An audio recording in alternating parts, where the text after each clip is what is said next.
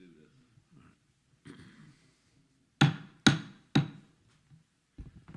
The meeting of the Wight County School Board is hereby called to order. Today is Wednesday, November 8th, 2023. This meeting is being held at Westside Elementary School, 800 West Main Street, Smithfield, Virginia. Wight County Schools is preparing students for college, career, and life. The clerk will take the roll call. Mrs. Tynes, Mr. Cunningham, Present. Mr. Wooster, Present.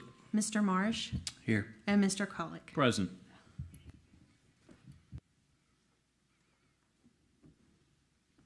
And next we have the approval of the agenda or amendments for the closed session.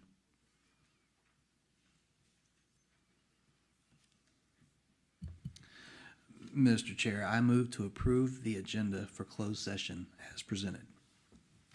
Second. We have a motion and a second. Is there any discussion?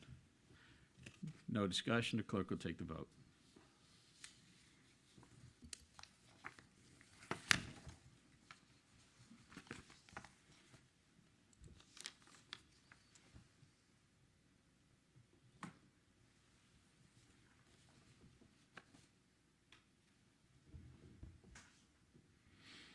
And they're all yeas. Next, we have the motion to go into closed session.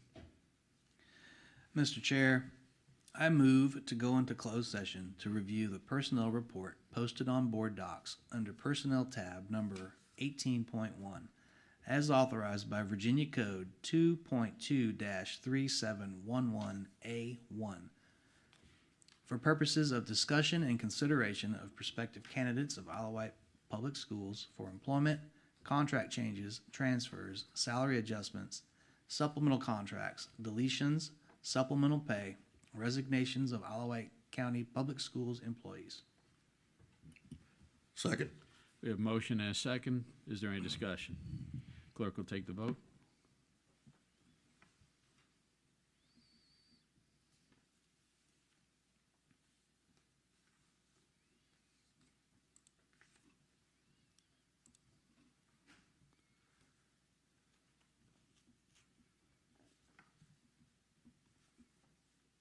And everyone has voted in the affirmative. Mrs. Whitlow, has anyone registered to speak in closed session? No, sir. Okay. The board will enter closed session at this time.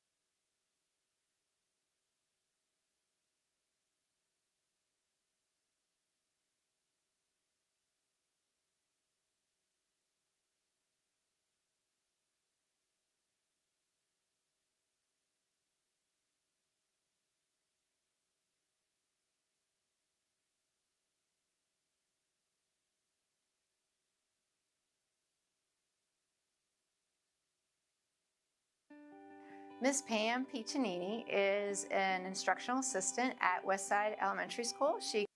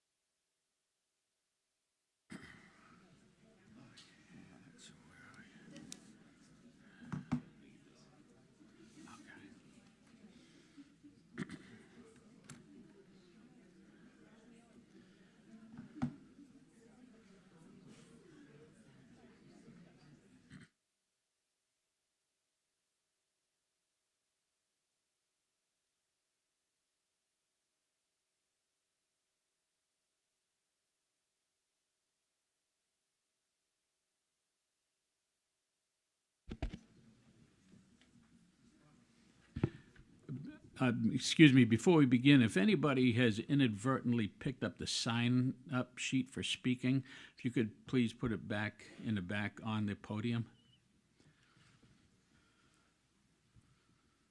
The meeting of the Wight County School Board is hereby reconvened in open session. We'll have the certification of the resolution of compliance.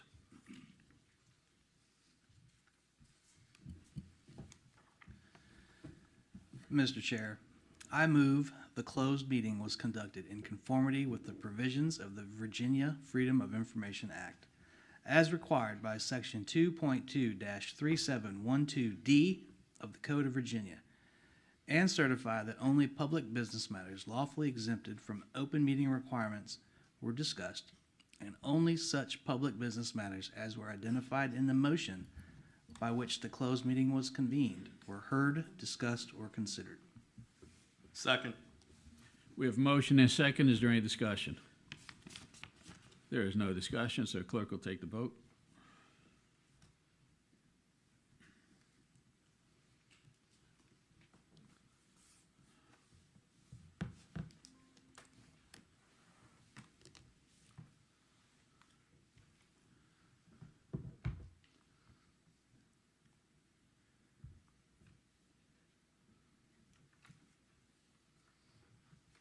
And everyone agrees, so next we will have a moment of silence followed by the Pledge of Allegiance.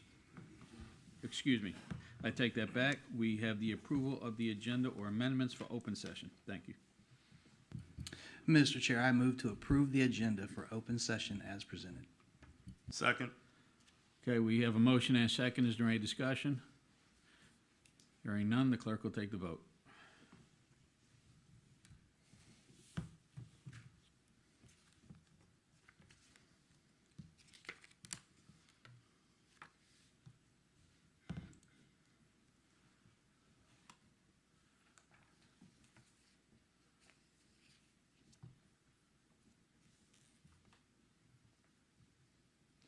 And that passes unanimously. Now we will have a moment of silence followed by the Pledge of Allegiance. Everybody, please rise.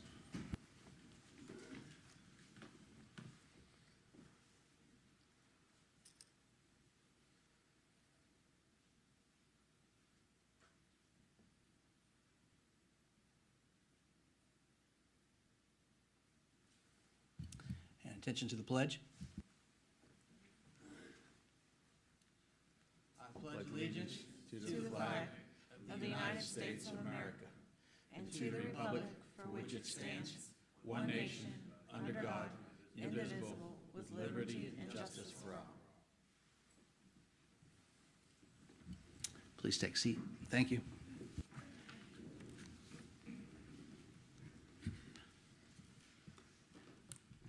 Good evening, everyone.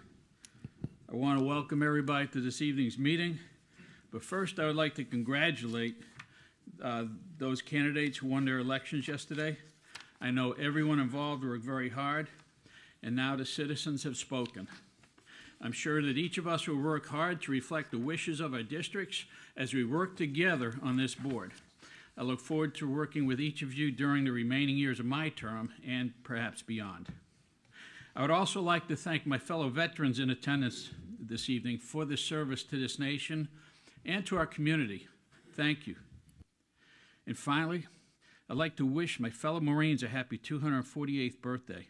If any Marine would like to celebrate with a few others, please join us this Friday at 5 p.m. at Smithfield Station.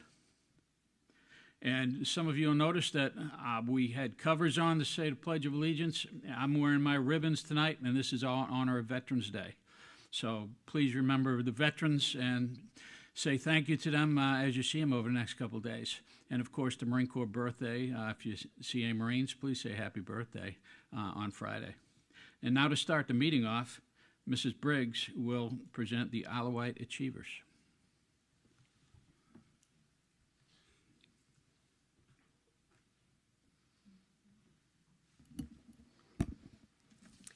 Good evening. The vision for Isle of Wight County Schools is to create a learning environment that will enable every child to discover his or her unique gifts and talents. The Isle of Wight Achievers section of our board meeting gives us an opportunity to recognize and celebrate our students and staff for their unique talents and gifts. First, from Windsor High School, we're going to be recognizing a special group. And just let me introduce them by giving this announcement. Jostens, the leading producer of yearbooks and student-created content, recently recognized Windsor High's yearbook with the Jostens 2023 National Yearbook Program of Excellence Award at the gold level. The National Yearbook Program of Excellence recognizes engaging yearbooks that reflect a broad representation of the student body while helping students develop 21st century skills such as communication, collaboration, and information and communication technologies literacy. The Windsor High School award-winning yearbook program is under the direction of Cassandra Presson, Windsor High School yearbook advisor. Mrs. Presson has been the advisor since 2008. Since then, Windsor has won multiple VHSL awards, including 3 trophy class rankings, which is the equivalent of the state championship. And I'm also excited to say that they won one of those trophy class rankings this year as well for the yearbook last year. So at this time, we'd like to recognize the current Dukes who were part of the yearbook staff last year. And those that are here, would you please come forward when I call your name? We're going to have you stand in front of the board down here on the floor, facing the board. Dr. Coleman has a certificate and a pin for you when you come up. We have Jasmine Lassiter, Jordan Baldwin, Shelby Burton, Aiden Cobb, Daniela Grabowicki Cardenas, Robert Gurin. Look at the top one. Robert Gurin. Open it up. Oh. There you go. Robert Gurin. There you go. Robert Gurin. Sorry about that, Robert. Emma Moore, Natalie Moore, Reese Mumford, Gianna Rich, Joseph Gray, Savannah McMillan, Jadalyn Miller,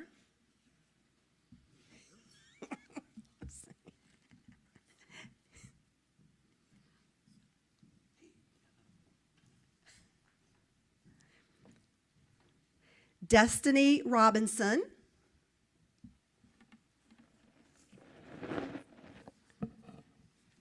Destiny's here, Fallon Sullivan, and Miss Cassandra Presson, the sponsor. Let's see if that's Miss Presson's. I think that might be. Yeah, there we go.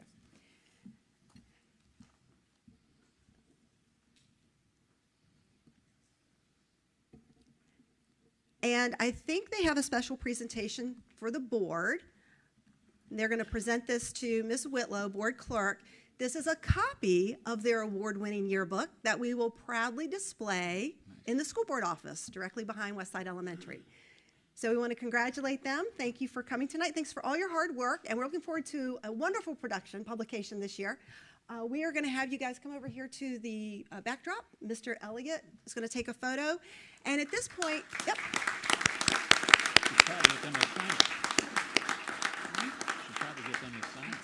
Any family members that would like to come up and take a photo as well, this is the perfect opportunity to do that.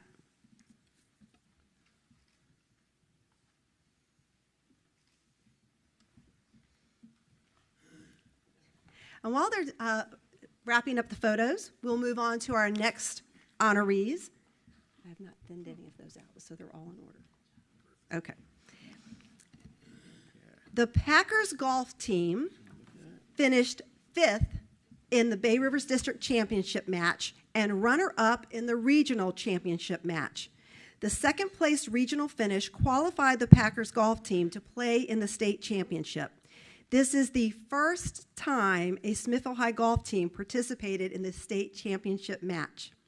Members of the 2023 Packer golf team are, and if you would please come forward when I call your name, sophomore James Johnson. James here? Yep, here we go. Oops, here comes James.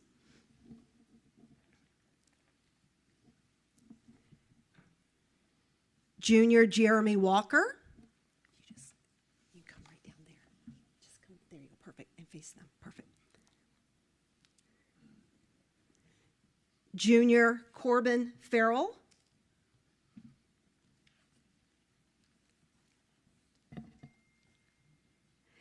Senior Liam Wilson.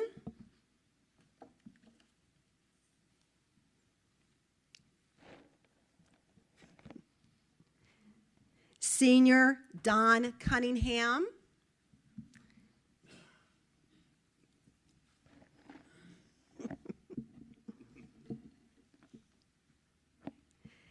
Senior Mason Farrell. And Mason placed 6th in the regional championship and made the all-region team. He is also captain of the team.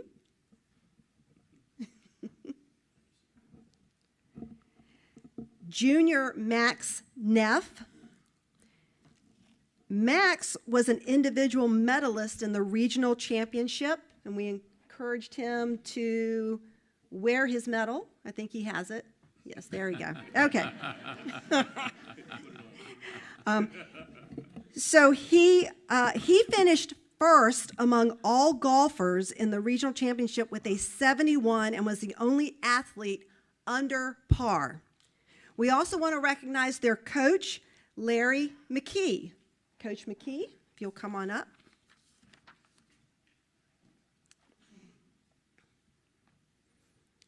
And before we take a group photo of them at the backdrop, my understanding is we may have some family members that want to take a group photo with them in front of the board. So we're going to ask all of our golf team members if you will just turn completely around, slide together. I'm going to move out of the way.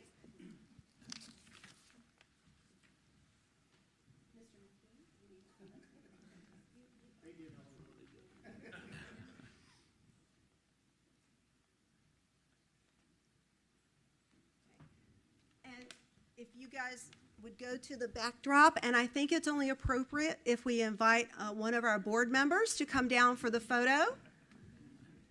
Mr. Cunningham.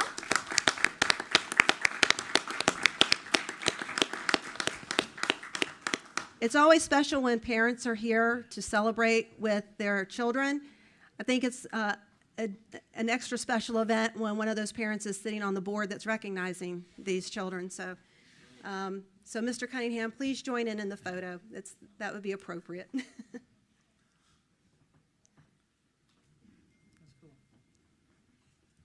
Mr. McKee, please. Just do what I say. It all works out well. There we go. Nice medal. Got the trophy. Very good. That is a fine-looking group.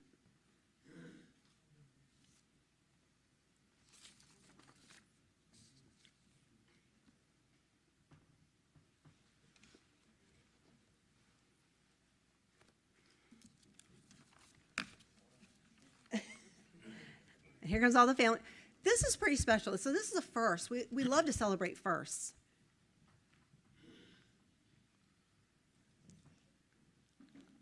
We get everybody? All right. Congratulations on an outstanding season.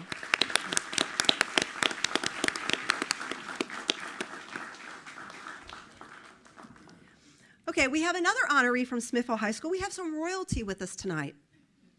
Miss Sunshine Huggins, appropriately named, and she's just a ray of light. So Miss Sunshine Huggins, a senior at Smithville High, and you can come on up, Miss Huggins, was recently crowned Miss Juneteenth USA. She is also the inaugural Miss Juneteenth Virginia Queen and was crowned in Williamsburg on June 19th, 2023. In addition, she also brought back trophies for Miss Congeniality, Miss Black Wall Street, and Talent. Her platform was music therapy. A self-taught harpist, Sunshine captured the crowd with her tribute rendition of Alicia Keys' If I Ain't Got You, on her way to winning the talent portion of the event.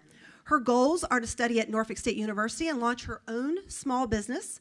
Sunshine's greatest ambition is to make her family and ancestors proud. And I think we can safely say She's accomplished that already. So we congratulate you, Sunshine. Thank you so much for being here tonight. I think we want to get a picture of her with the board behind her, and then we'll get one over here. And I'm going to move out the way.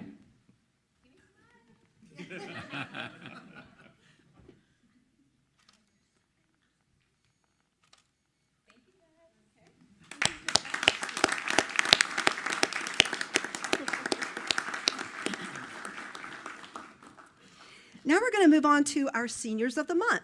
The Senior of the Month program recognizes seniors who have made a significant contribution or outstanding achievement in either their school or community. The Seniors of the Month are recognized by the board, and in addition, the seniors will participate in an end-of-year banquet where they will honor an educator who has impacted their life. Seniors will also be awarded a $500 scholarship to the post-secondary school or program they will attend to further their education. First, from Windsor High School, the Senior of the Month for November is Kiera Key Towns.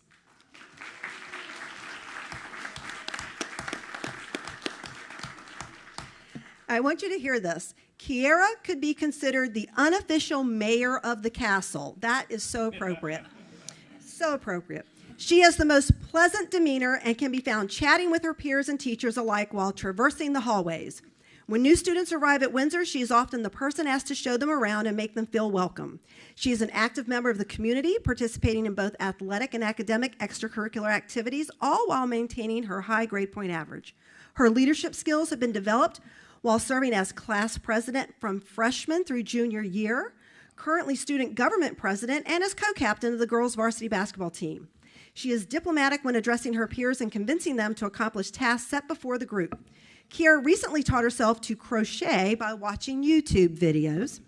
Throughout last year and thus far this year, she can be found filling her time making hats, purses, scarves, etc., that she willingly and happily donates to students, charities, and fundraiser events. And she was working on one back there before the meeting started. She volunteers her time after school as a mentor for new boys basketball players, teaching them skills, tips, and assets, and practicing with them to help build their court confidence and make them better players. Quote, Kiera demonstrates energy and determination with everything she does. She works hard in all her classes, whether they are honors, dual enrollment, or building a well-rounded mind. You can catch her keeping notes, creating school designs and extracurricular events organized on her tablet. She helps others in times of need, as well as mentors students to participate in SGA, sports, or just helping out others in the Windsor way. Whether she is volunteering her time with the football team, jumping hurdles, running the court, creating artistic yarn projects, or keeping us informed each morning, she is a true Duke, and we are proud of her. And that comes from Mrs. Davis, math teacher. Kiera plans on pursuing a degree in mechanical engineering at either North Carolina A&T or Virginia Tech. Congratulations so much, Kiera. We love you. How you go over there?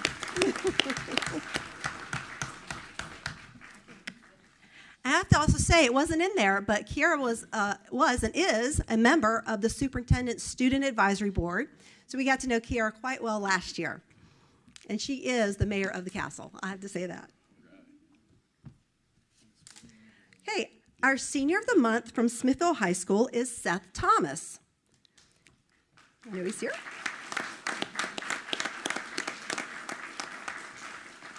Seth is a member of the Boy Scouts and an active member in his church. As a student in the Governor's School of Science and Technology, he's enrolled in rigorous courses and mentors other students in the J-Lab program. Seth is an extremely kind and patient young man. He has a positive attitude and...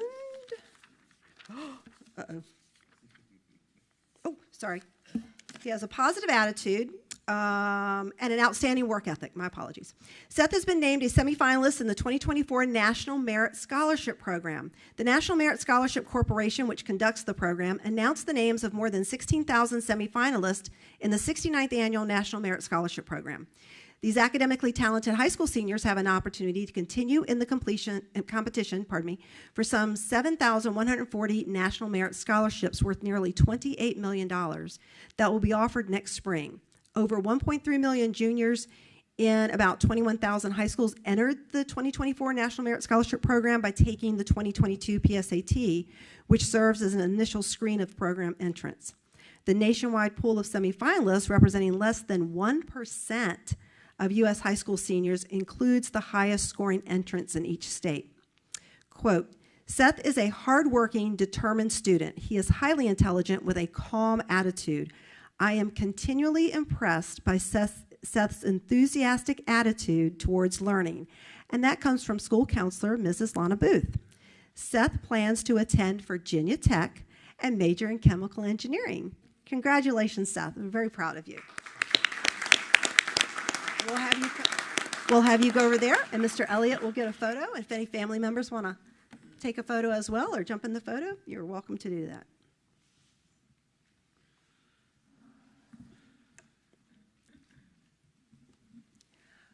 Miss Piccinini, I don't know if I see it. Our next honoree is from Westside Elementary, and I'm going to see if she's here. Is Miss Piccinini here?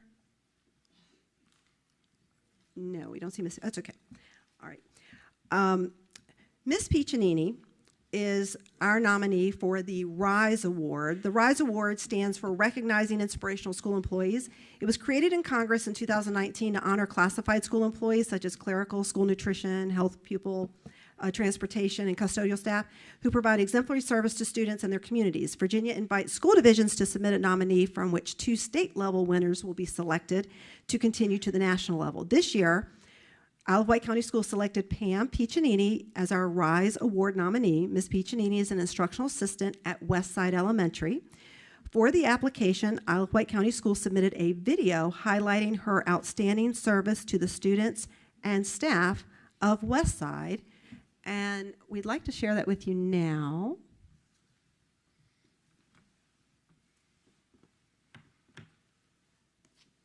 Here we go. Miss Pam Piccinini is an instructional assistant at Westside Elementary School. She currently works with grades 4, 5, and 6. She will do anything and everything to help teachers teach and to help students learn. We know her as Queen Peach, which is very fitting for her because she not only has an incredible sense of style and energy, but she just carries herself with a demeanor that is, in fact, royalty. She is phenomenal at what she does. She loves the kids. She is willing to always give her 100%. She always goes the extra mile and does anything you ask her. And she's just our peach. She's a hoot to work with. She's always laughing, and we always have a good time together. She just makes coming to Westside even more fun. If I had a crazy idea, rather than shutting it off and saying, no, it's a lot of work involved, her immediate answer was, well, do you think it's going to help the kids? Her whole passion in life is to see these kids not only succeed, but to do it in a memorable way that is positive. Peach's students always know that she's always there for them. She gets on the kids' level and always is willing to help them out with anything they need, and is always just that extra support for them. If you need help, she puts in effort and time to help you. Even if she can't get you right away, she'll also plan to meet you later. So just because she says, I can't help you now, she still puts in the effort to help you later. She always wave at you and say hi. Hey, Aiden, how you doing? Or whatever she say. She probably the nicest teacher in the school. She's like my grandma. She treats me like she's so sweet, and I trust her with everything. She helps me with all my stuff, and if I need work, she'll help me. That's why she's my favorite teacher. Thank you for making our days here at Westside Elementary School even more fun, even more enjoyable. Not only for what you did with the kids, but also for inspiring the teachers to be better teachers. You've taught us how to dream again, and then you gave us the assistance that we needed to make sure that our crazy ideas reached the highest heights so that they could be beneficial for the kids. She's very important to me, and I'm so grateful that she's a teacher in Westside here, and I'm so thankful. She's kind, caring, and she always has a smile on her face no matter what situation, and that's why I love Miss Peach. And we love Miss Peach too, and we were very excited to have her as our nominee for the RISE Award. So congratulations, Miss Peach, from Westside.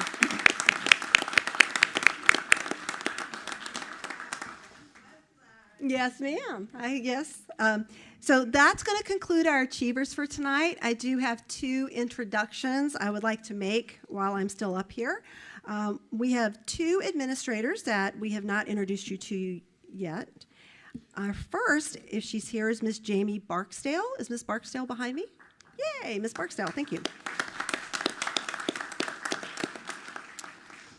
Ms. Barksdale was named assistant principal here at Westside Elementary in August. However, she was so busy hitting the ground running that we missed the opportunity to introduce her at the subsequent board meeting. Ms. Barksdale is a graduate of Regent University. She has served as a teacher, interventionist, and testing facilitator in both Suffolk and Norfolk Public Schools before joining Isle of Wight County Schools. So, Ms. Barksdale, a little belated welcome, but we are glad you're here with us. Thank you. Also joining us is Ms. Nelissa Vargas Perez. Ms. Vargas Perez was approved at October school board meeting as the child nutrition liaison. There she is. Yep, right behind me. Ms. Vargas Perez has extensive experience in this role, which she previously held with Franklin City Schools. Isle of Wight County Schools is lucky to have her knowledge and expertise in both child nutrition and finance of supporting our employees and students' access to food and nutrition. Welcome to Isle of Wight County Schools. Very good.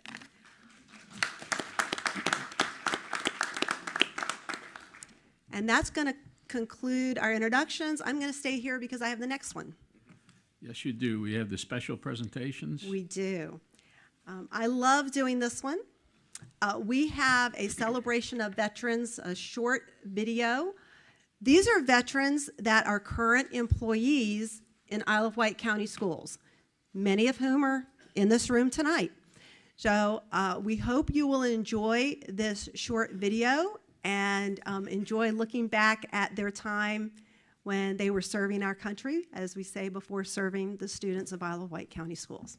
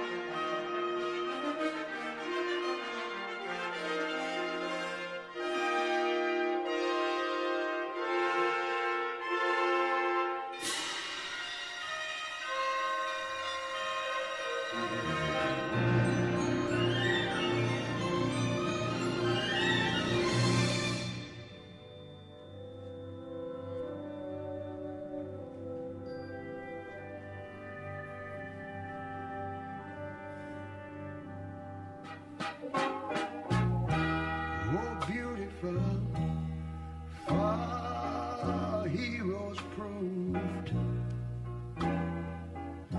in liberating strife.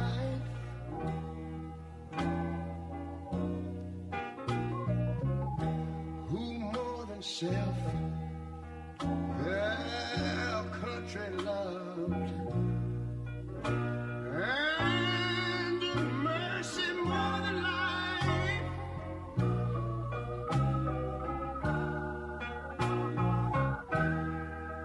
America, America, may God thy gold refine till all success be nobleness, and every gain divine. And you know, when I was in school, we used to sing it something like this. Listen here. Oh, beautiful, far spacious skies, far amber waves of grain,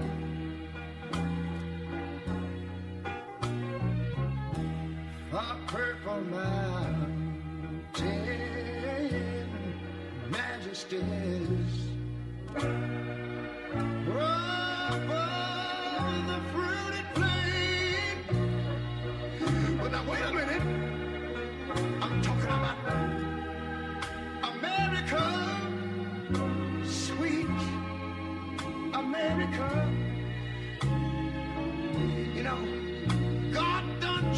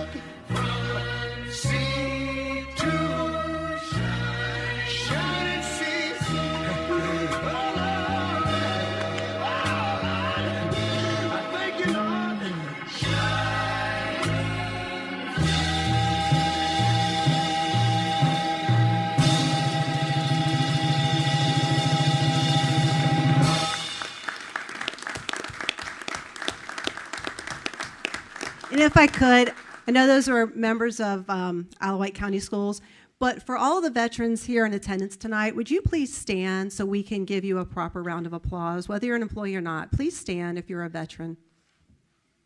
There we go. Thank y'all so much.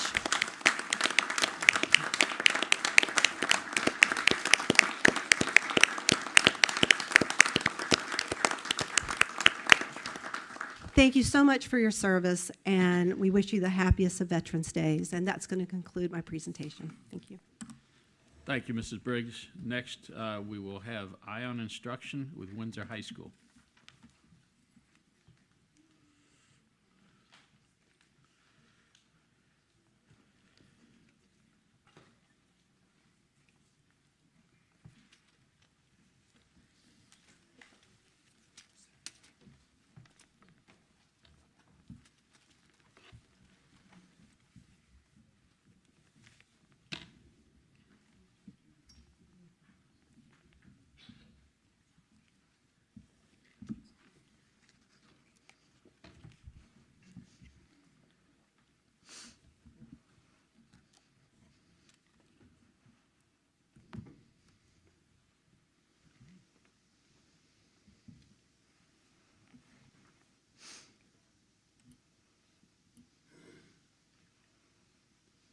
Good evening. Good evening. Thank you, Chair Collex, Dr. Kramer, and school board members. We are Engineering 3 class at Windsor High School. We have been working on a project modifying a drone aircraft.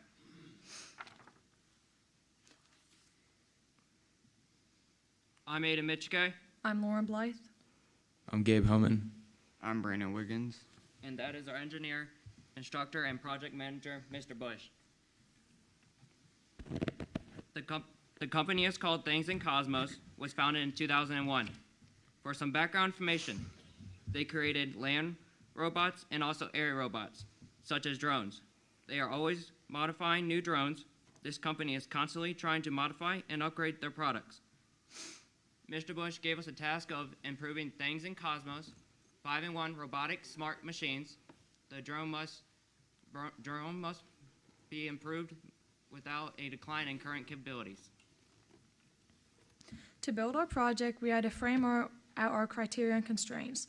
As a part of our criteria, we needed to improve at least one drone performance capability, and it should maintain continuity with the stock drone. Parts that are added must fit with the current parts, and it should not decline in any other performance capabilities. For our constraints, it must not decline in performance over 20%, and it must be completed within 30 days. And it should not cost more than $50 altogether for the additional parts. In order to frame our project, we needed to also determine our objectives and what we needed to deliver to our consumers. For our objectives, we needed to improve the drone performance in at least one way, and as possible, reduce the production price as we add the desirable features.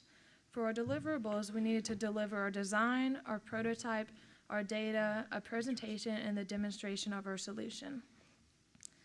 So we began our project with research, and the first thing we did was get the drone and build it from scratch, which is shown by Gabe in the picture on the left side. After the drone was built, we collected data on the drone's performances. After this, we conducted a time study to find velocity and acceleration in the vertical and horizontal directions, which are shown on the pictures on the right. This video is an example of us testing, and we created graphs like the one shown with the drone at 50% and 100% capacity. Is it not going to work? Should I do it? No video. Okay. Are you good? Aside from the data we collected, we also reverse engineered the drone to see what other features could be improved. We examined the app for flying and the camera. We reviewed the charger, and we reverse engineered the transmitter, microprocessor, and the battery, and also examined the propeller. Once we got all our ideas, we had to put it into a feasibility matrix to find out which ones were possible. Among about half of them were not. For example, the battery life, we wanted it to make the battery life longer as it only lasted for about 8 minutes, but it's not really possible since it only takes one kind of battery, and it would take too much time to find a different one that would have little effect on the drone itself. As for charge time, we definitely wanted to make it charge faster, as the charge time to the flight time was not a good number. And the problem was we don't have the knowledge or the time to acquire said knowledge to figure out how to improve it. And as for range, our idea was to increase the antenna strength or receiver strength. This is an earlier one. Oops.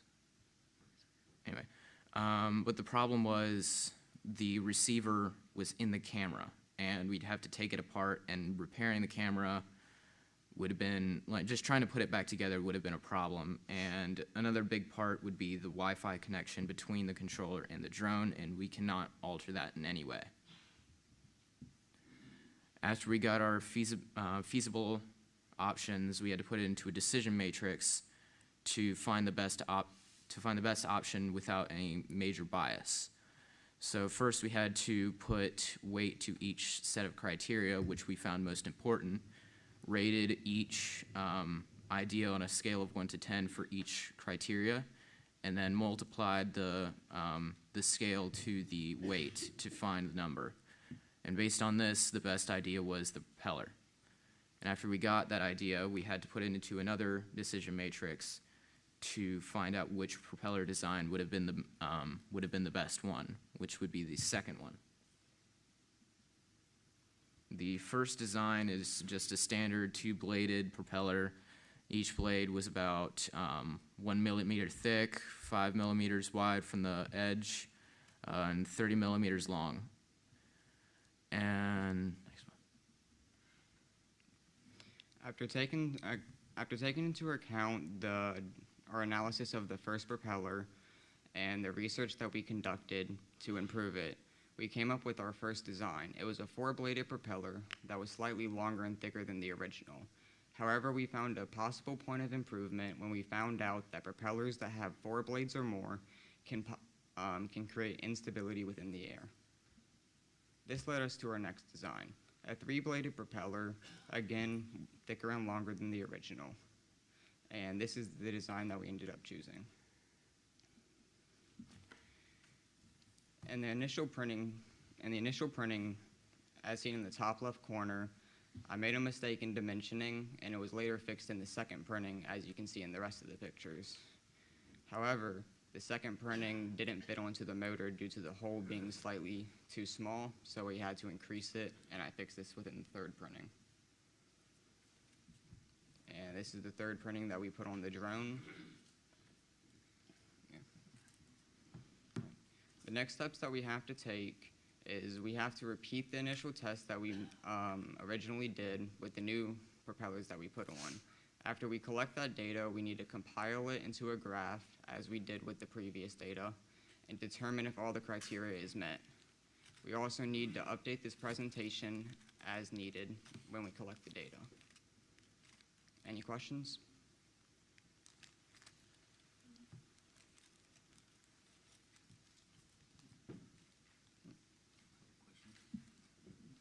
Go for it. I do have a question, and I will expose my ignorance when I ask. I was browsing through your engineering notebook. Is that a standard book that engineers use when they're doing this kind of stuff? Yes, sir. So an engineering notebook is actually a legal document that requires you to sign it and another person to co-sign it, and it actually acts as copyright to your ideas. So if you wanted to pursue a patent later on, that would be your source? Yes, sir. That's pretty cool. So is this your first group project?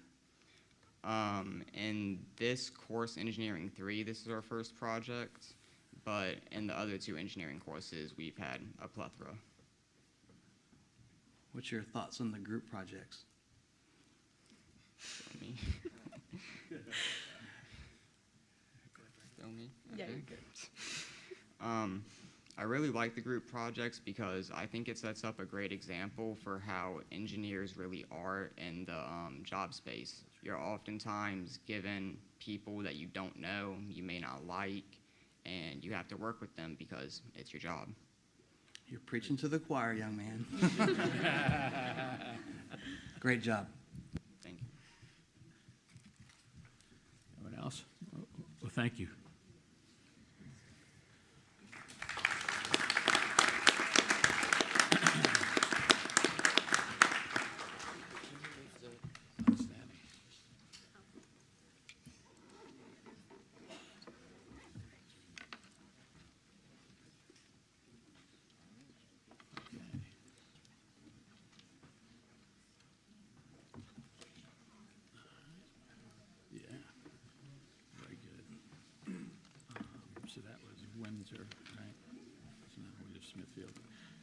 Okay, now we have Eye on Instruction from Smithfield High School.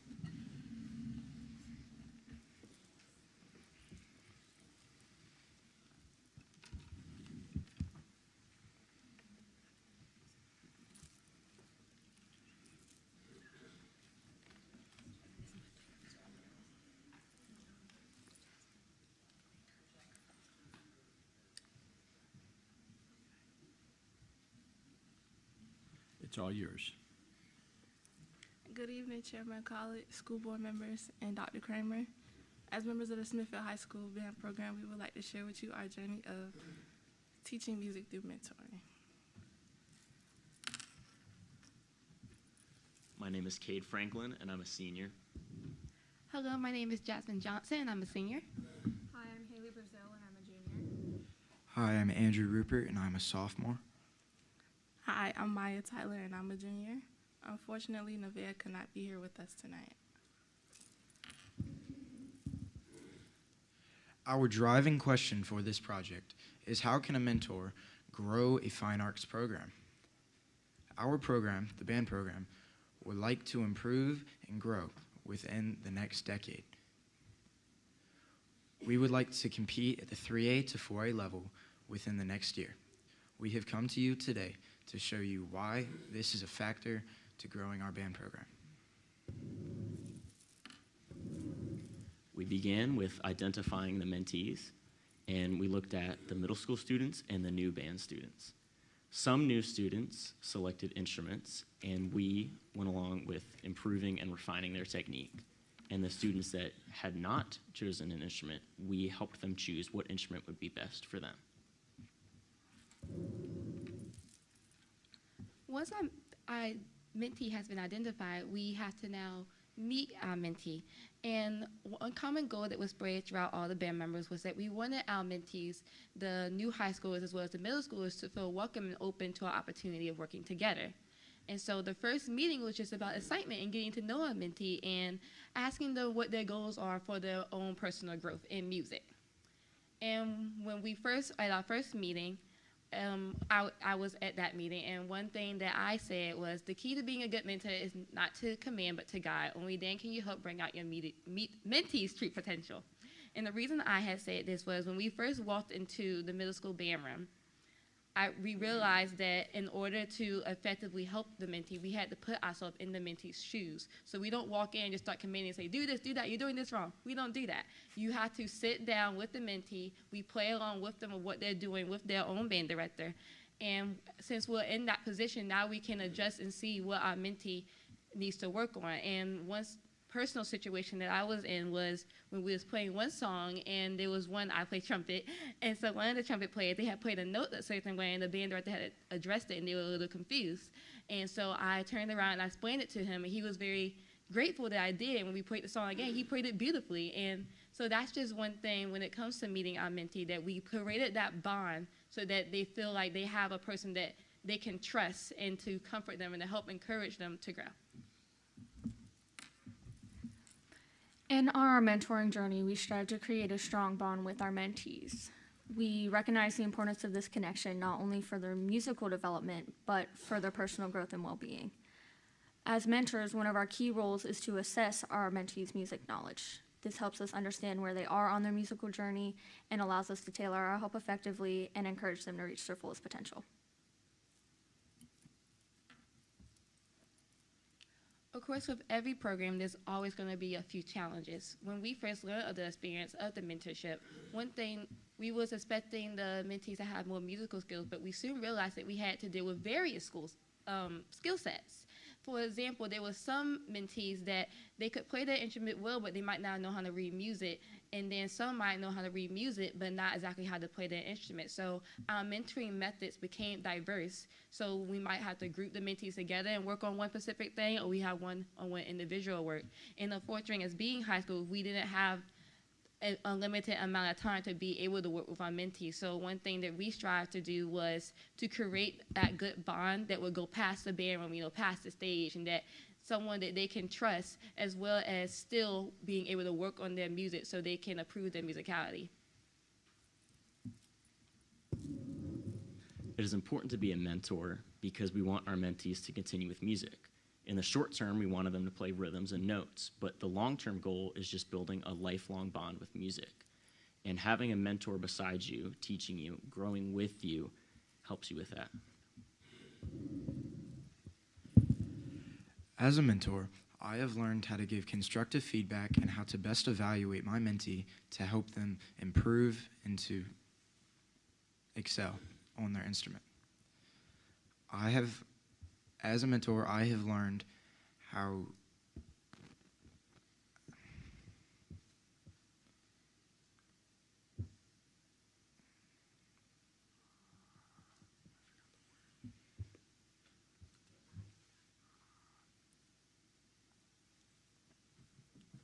No pressure, buddy. It's all right. Relax. Just relax. music through mentoring has the potential to create a rippling effect of positivity and growth. We can use this potential to grow our band program to help us get to that 3A to 4A level. We would like to do this within the next year to make our band well known over the state. One of the things I learned as a mentor is that it helped me develop my leadership and interpersonal skills. As a leader, I had to learn to make my mentee feel comfortable in the band environment and provide a friendly face for them to confide in. Furthermore, as one of our goals is to become a 3A, 4A status, motivational skills are also important to retain our new members. Thank you for letting us speak about our adventures of learning music through mentoring. We are now taking questions. Well, thank you. I think we learned a lot just from listening to you, how you're mentoring other students. And it sounds like each other and some of these younger students are mentoring you in your leadership skills. So very good. Does anybody have any questions?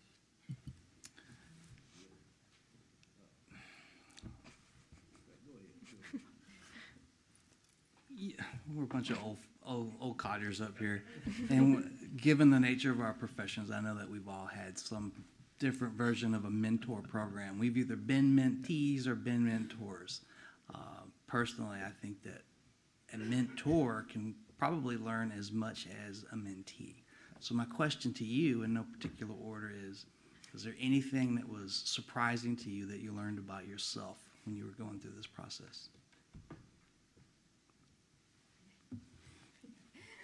All yours, Catherine. It's a thought-provoking question for the night.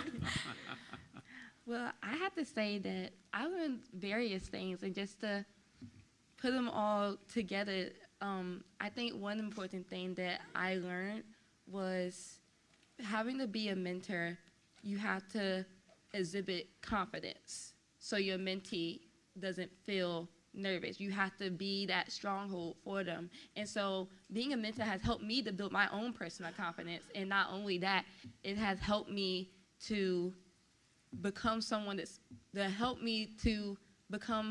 someone can depend on as well. And I think another thing has also helped me with my social skills, because when it comes to the mentees, it's someone that I don't know and they don't know me. And with me being the mentor, I have to take that initiative in introducing myself and creating that, friendly icebreaker so they can get to know me, and that I can help create that bond. And I'm helping myself to be able to create bonds with other people in the future, because now my social skills are being developed more. Okay. I have learned the virtue of patience. I have a younger middle schooler that is under me that I have been mentoring to teach him how to play the trombone, and he's a little bit of a slower learner. He doesn't come from the best background. I've tried to develop a connection with him to grow my friendship in order to help him and to teach him. So he has helped me to learn patience. Very good. I also think with patience comes trying to build a connection. I mean, it's not, I'm the leader, you're the follower. It's, yes, I'm mentoring you in this aspect. It's you can teach way better when you're a friend with that person, when you're on the same level. So I think connecting, making a friendship, having a good connection really helps with teaching and communicating and having fun, because it should be fun. Okay, so I know Cade and Jasmine, I've known y'all since you were small. And now both of you are taller than me, but anyway. How many, I know the two of y'all are seniors, but there are three, I don't know if y'all are, what, are y'all juniors, seniors, or what? I'm a junior. You're a junior? I'm a sophomore. Okay, great. So sophomores and juniors, you've got a big job because I know Mr. Fain is building the band. And the seniors, I know you're going to help as much as possible, but you've got about 7 months, something like that, and you're going to graduate. So the junior classmen, you've got a big job because Mr. Fain is an incredible band teacher, and he's expecting a lot out of each of you. And I'm expecting a lot out of each of you. I played in the band when I was in high school. So I know it's difficult, but it really builds you. It helps you with leadership. It's just everything. That the band made me what I became, to go to college, to go in the military, and things after that. I always remember my time in the marching band. So I'm looking for big things out of all of you. Jasmine and Cade, what schools are y'all going to? Or do you want to go to? Put it that way. Yes, I do want to go to college. Right now, I'm looking towards Old Dominion and William & Mary. Okay. Cade? I'm planning, kind of hoping to attend the University of South Carolina Honors College. Great. Any plans? You should start planning as a sophomore on what you're going to do after high school. My parents told me I was going to college. You don't have a choice. So I like to see everybody. I know college is not for everyone, but I like seeing people plan on, have a plan and work the plan. That's going to help you in life. So I don't have any other questions. Do you have any questions of us? All right. Thank you. Outstanding. All right, thank you. Thank you.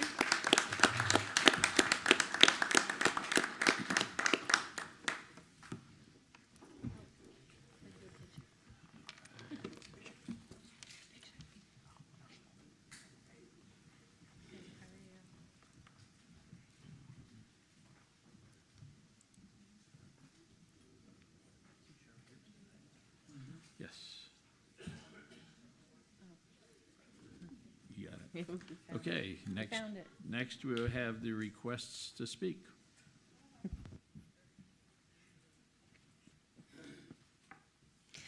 Before we begin with citizen comments, we just wanted to make everyone aware of a new system we have to better help speakers and audience members. The device here and up on the wall where they're getting their pictures taken, that is going to be for to help the audience and the speakers to track their time for comments. They do have a timer on them. The one at the podium and the one up here, once it reaches your 3-minute mark, is going to turn yellow. And once your 4 minutes is completely up, it will turn red, and there will be a beeping sound that you will hear. That's just to indicate that your 4 minutes is up. I will also still be giving the 1 minute left warning. So.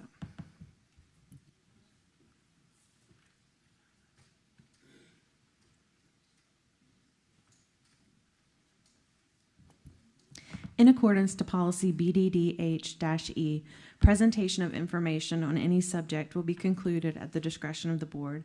No person will be recognized to speak more than once. Citizens scheduled on the agenda to speak will be permitted 4 minutes maximum time for their presentation.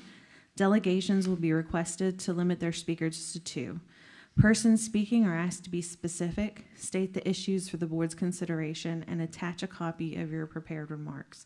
If you have prepared remarks, they should be given to the board clerk. Please do not approach the board members. Any matter relating to specific students will be heard by the school board only in a closed meeting. First, we have Mr. Herb DeGroft.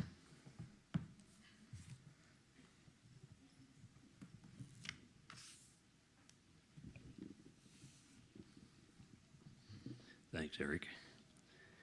Mr. Chairman, board members, congratulations to Mark and to Jason for the re-election.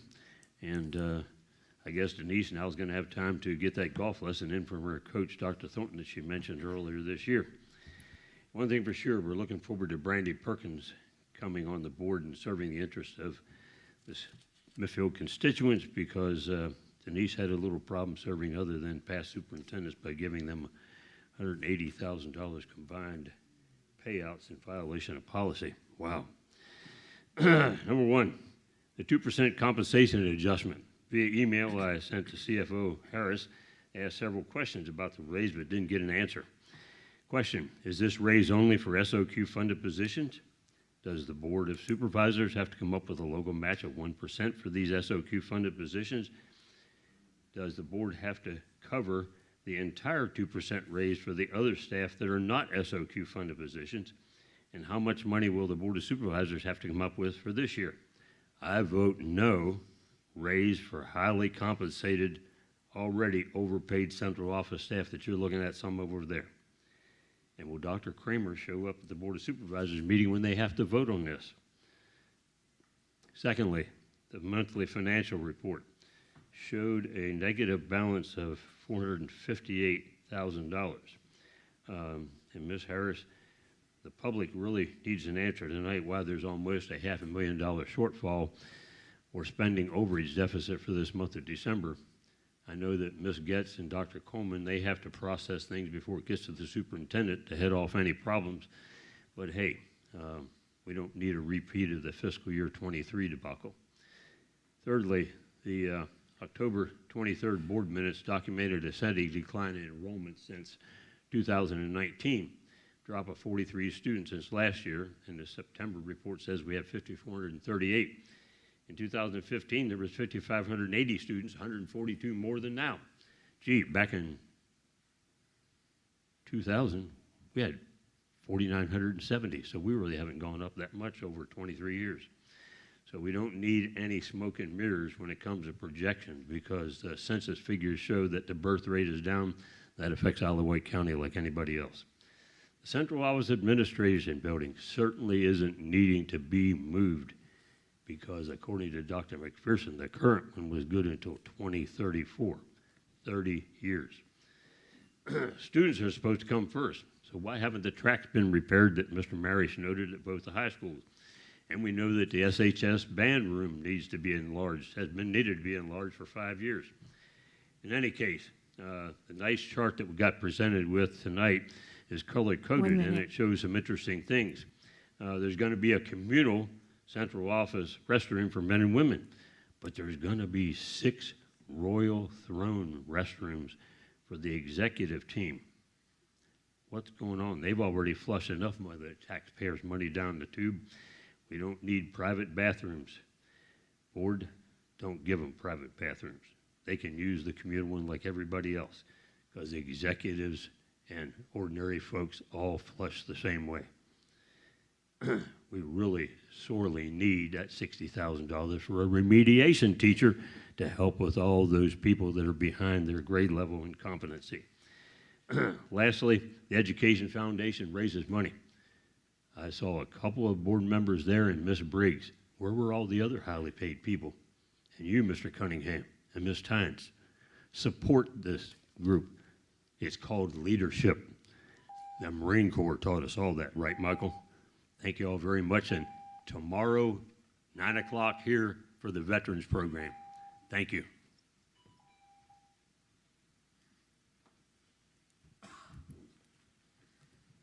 Stephanie Russell.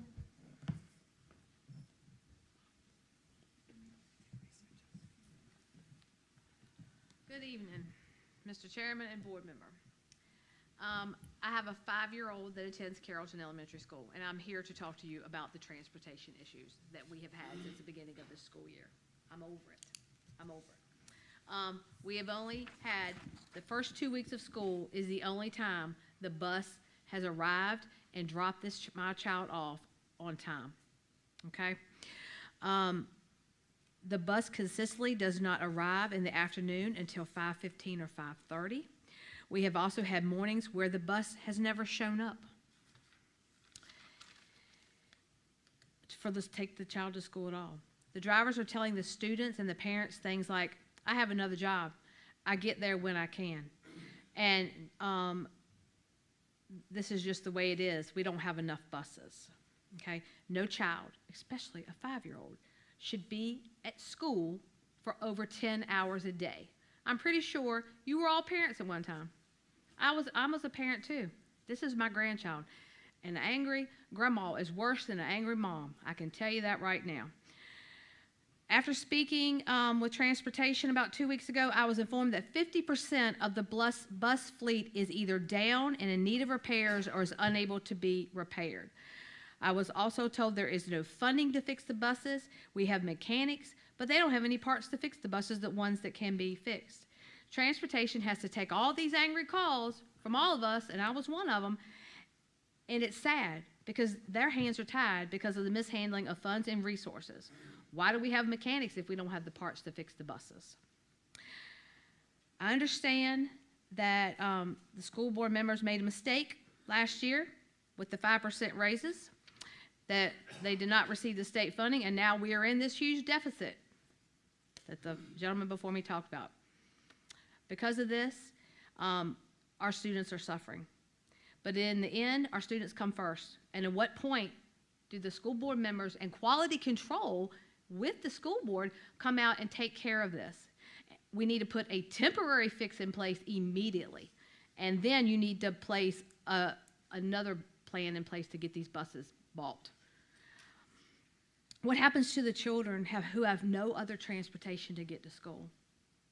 No other transportation. They're a one-vehicle family. So those kids don't get to go to school. They don't get to go to school. It's pure mismanagement. Tonight we've heard about all these student achievers in Isle of Wight schools.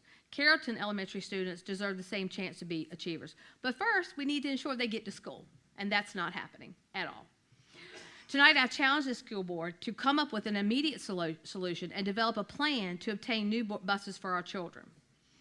Thank you all for your time and commitment to our children in the elected positions that you have been given. Thank you. Any questions from me?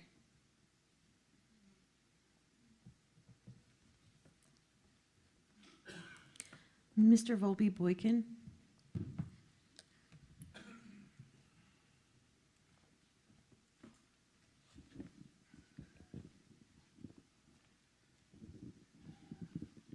Well, I'm very happy to be here tonight. Good evening, Board. Volpe Boykin, Walters Highway District 5.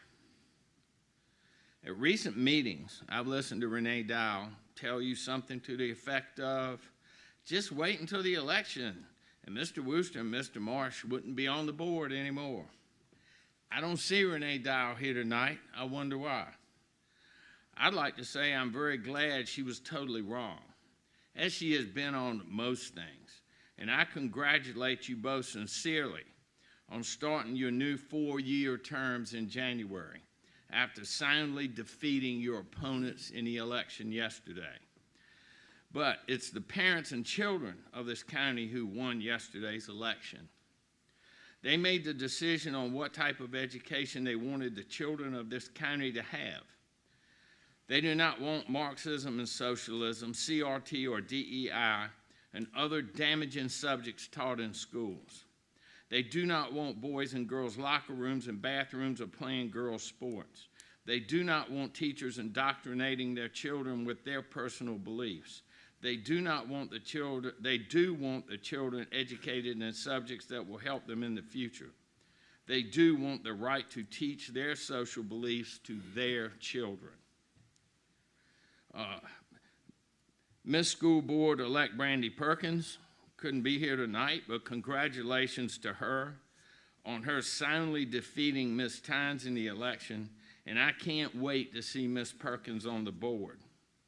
To Miss Tynes, who's not present, not surprising to me, thank you for your service, but I can confidently say that many are not sad to see you go at all. It took about 2.5 years and 3 elections, along with lots of efforts by many, many people.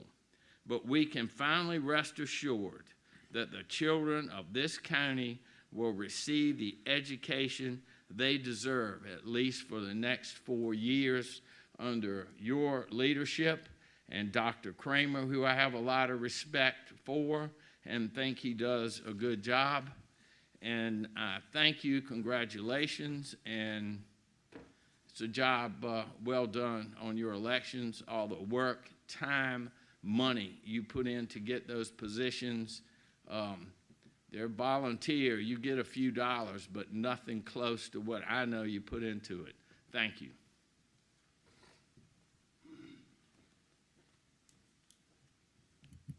Mr. Lewis Edmonds.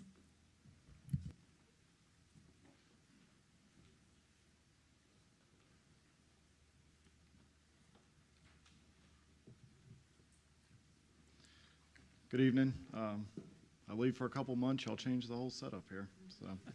So, Lewis Edmonds, Windsor, 4th District.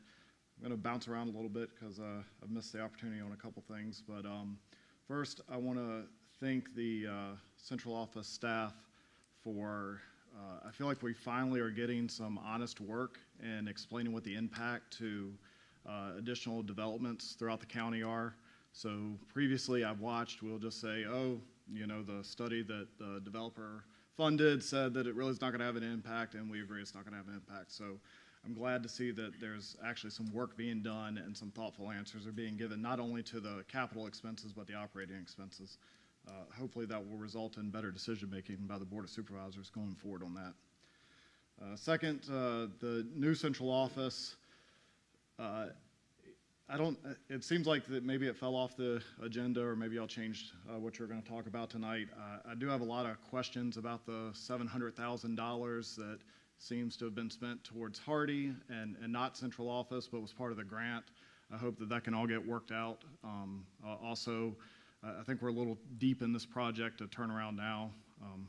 I'll give her some credit. Maybe we don't need 6 individual bathrooms. I'll let y'all figure that piece out, but in general, I think we should keep forward with that. On the 2022-2023 budget, I'm going to ask for a moral victory here. So please go back to the final approved budget and please change the version. It still says proposed budget on it. It's embarrassing. I think that's a pretty easy one to fix. I do have one question. You know, I've looked at this a lot. Frankly, I'm still very confused on it. There's one item that I can't really figure out, and I don't know why. In the superintendent's proposed budget on 21 February, under transportation, it was $4,382,374. When Mrs. Harris gave her presentation in September, she used very careful words, and she said that $3,481,673 were put into the financial system for the transportation fund.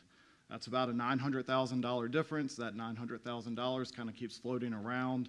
I would like some better explanation than what we've got on why there's a delta there. So, because at least up till February, you know, in the budget that was presented, it said that it was over $4 million put in there. And then quickly, I want to address Dr. Thornton's letter to the Times back in September, and this idea of inviting him to come do some, you know, audit or whatever. I would equate that to inviting the arsonist to come back and do the fire investigation. I don't think it's a very good idea. You know, Dr. Thornton is the primary root cause of this, because Dr. Thornton is the one that abandoned the county. He's the one that twisted the board's arm to make sure that there wasn't a 30-day public review of his contract change. On the way out the door, Mr. Lombardo leaves, Dr. Thornton leaves, Kepnes is pushed out, and then Dr. Coleman is thrown in the fire. Two people above him are taken out, his CFO is taken out, and shockingly, we had a mess that ensued afterwards. So, and his accusations and criminal investigations for Dr. Kramer are absolutely obnoxious. I think he protested a little too much, so that's kind of interesting. And I think he thinks that we're going to forget that he got up here and also got in front of the Board of Supervisors, had Mrs. Briggs sending out letters when the Board of Supervisors wanted to withhold a couple of funds, and lied to the public about what the impact would be in having to fire teachers. So thank you for your time.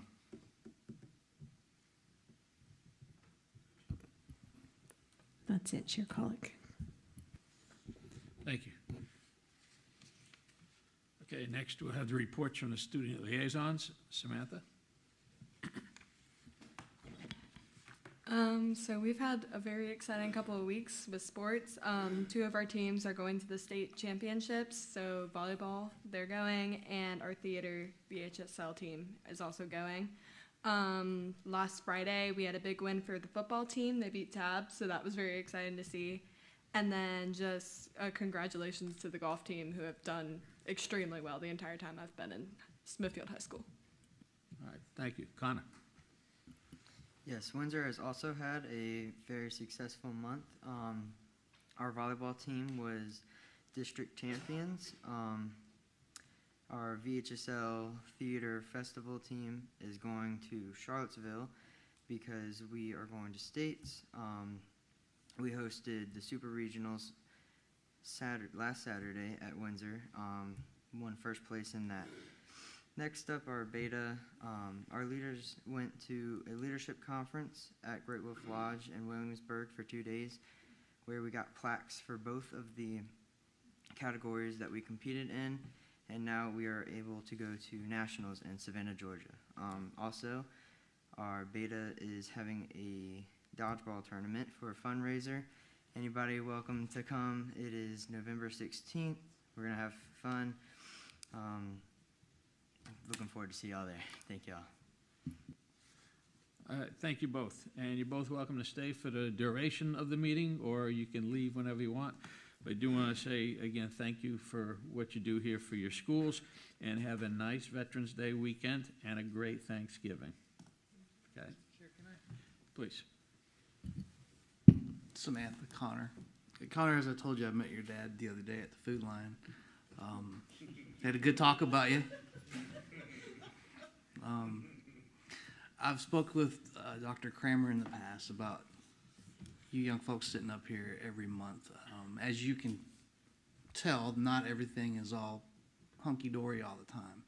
So my ask, and I don't need an answer today, but just put some thought in it between now and next month, is in addition to your reports, which are generally positive, if you can think of anything, it's a head herder, something that needs to be addressed. And I know that you liaise with Dr. Kramer, so probably appropriate to bounce that through him, get some guidance on what you throw out here. But if there's anything that you'd like to bring to the board's attention, you have the floor once a month. So I would like to hear not just the good, but the bad. So, and I'll let that rest. And I yield. All right, thank you. And next, we will go on to presentations by the superintendent's staff. And next is the transportation presentation, Mr. Fike and Mr. Sullivan.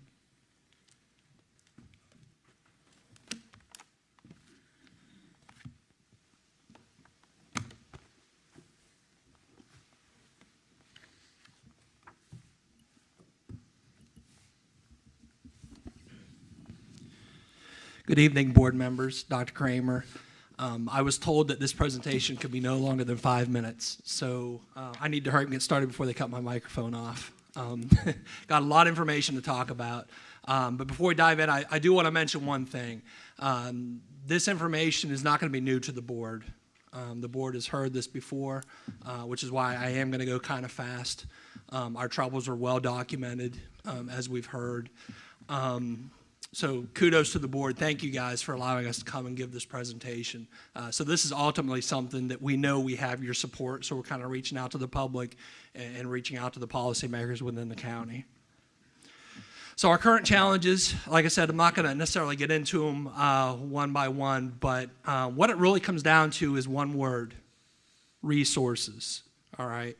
So you can see our current challenges, those are ranked in order. Number 1 is our greatest challenge. Number 2 is not far behind. And then number 3.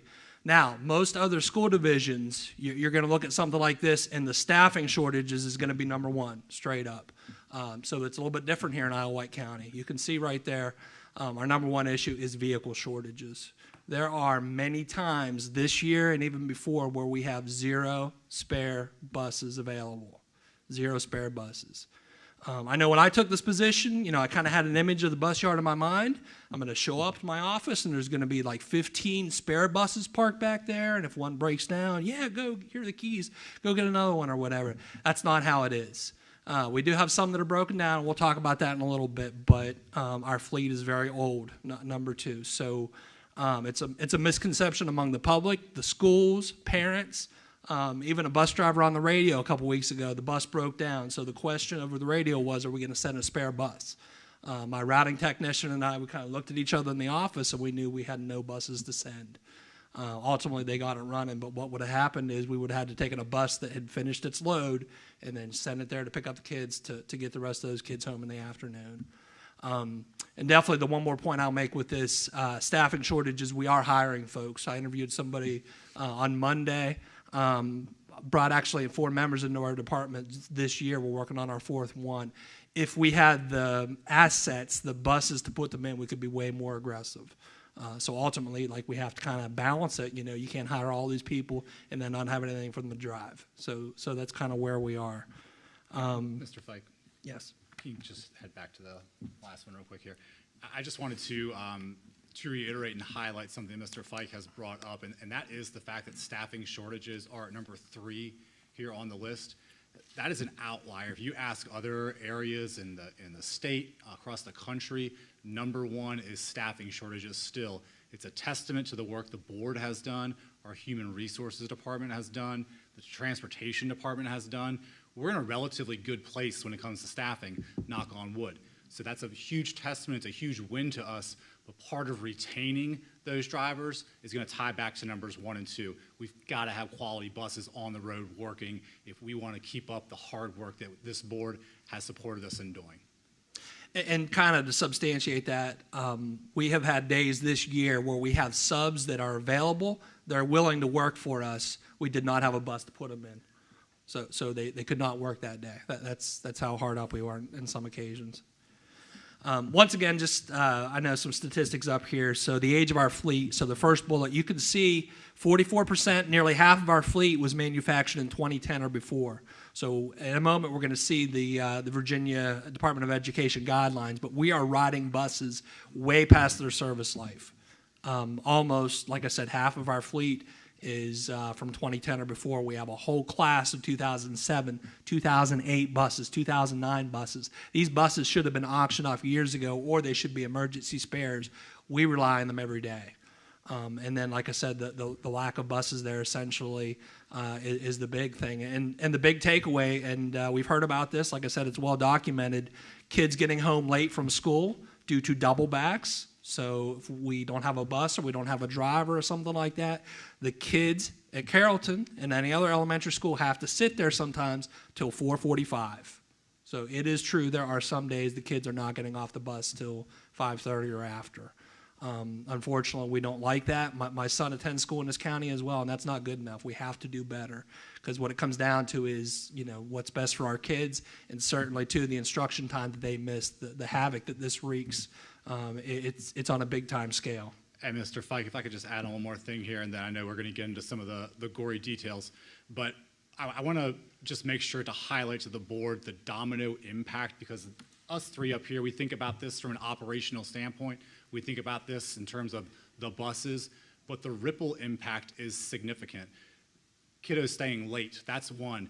Getting to school late. We heard from a community member here tonight, and she's not the only one. There is a direct instructional impact. These children are getting late to school. They're losing quality instruction time. That's an impact direct to instruction. It goes well beyond operations. There's also an impact to staff. Mr. Fike knows from working in a school, and so do I. When those buses run late, staff has to cover and monitor those students. That's planning that staff member should be doing. That's something else that staff member should be doing. They're not able to do that. That's an impact directly on the morale of our staff. So this goes well beyond just the buses and their capabilities. It is a domino impact that touches every department within this district. So real quick, if you look here at the screen, there's several photos. So this is a bus we rely on every morning this school year. This is a 2005 bus, and I'll show you a couple other photographs too. Like I said earlier, this should have probably been auctioned off long ago, or it should be like a super duper emergency spare. This thing is really good to us. It cuts on every morning, no matter what the temperature is. Like I said, we're actually lucky in some aspects because we have equipment like this that's getting ready to turn 20. Literally, it's going on 19 years old here in a couple weeks, and we rely on it heavily. And they come through for us, but there are some times when they don't. There it is from the side. The odometer there, 311,000 miles.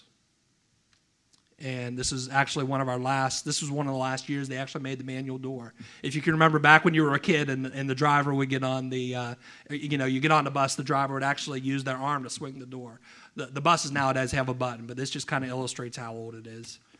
I'm going to turn it over to Mr. Sullivan real quick to talk about the VDOE guidance.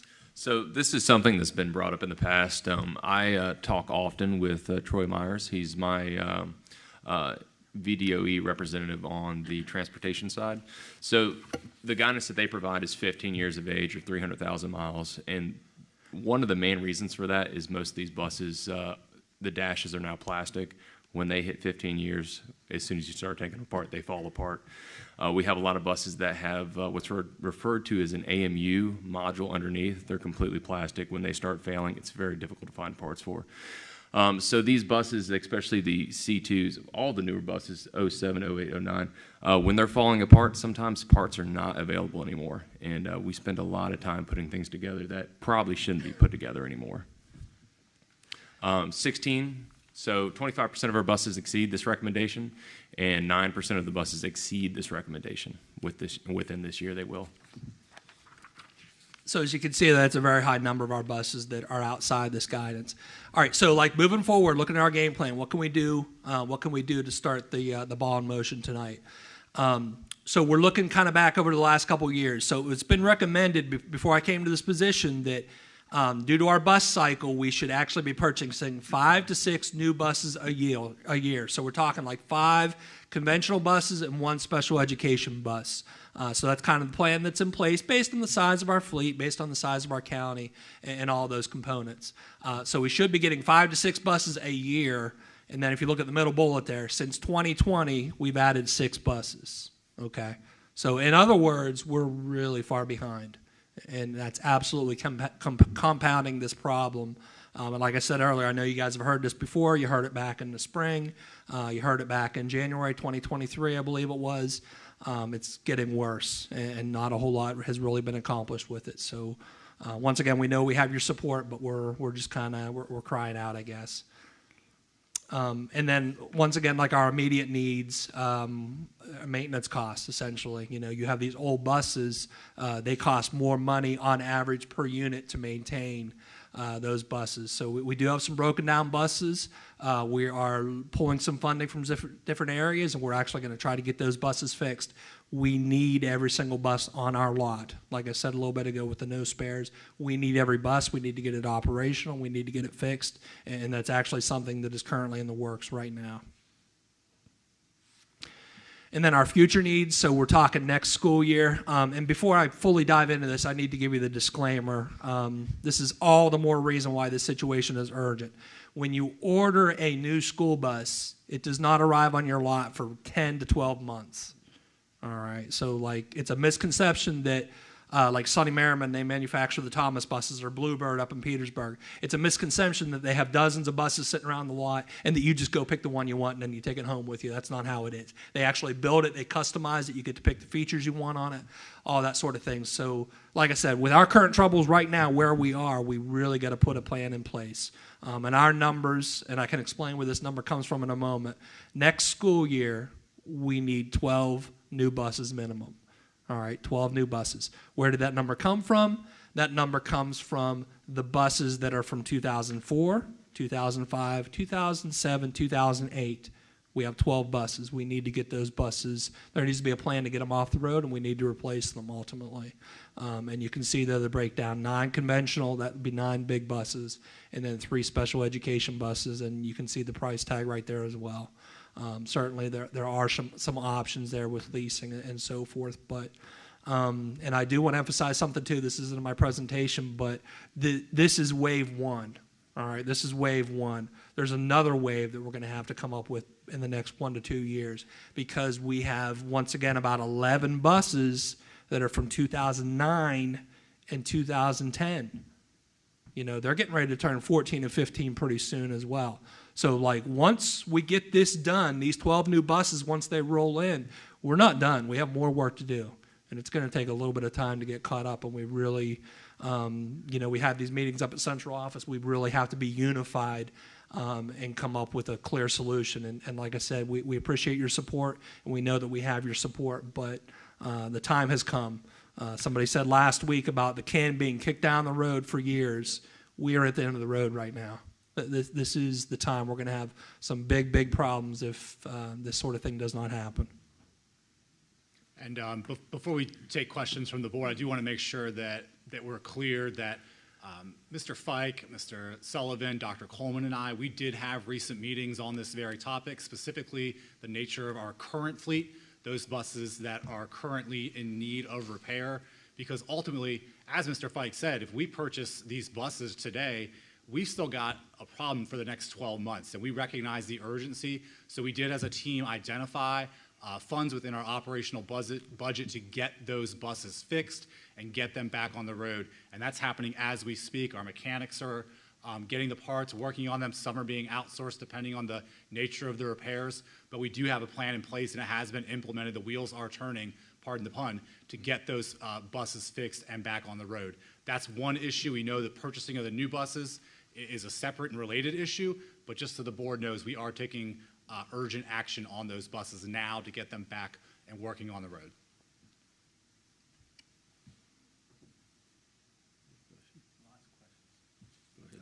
Go ahead, start.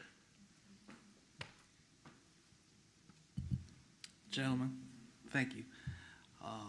For the listening audience, and Mr. Wooster and Mr. Cunningham, and I wish Mrs. Tynes was here. So last week, Thursday, we already had this conversation. So for the folks watching and listening, a lot of these questions have already been fielded. So there shouldn't be any surprises. There might be 1 or 2 I throw at you and catch you off guard.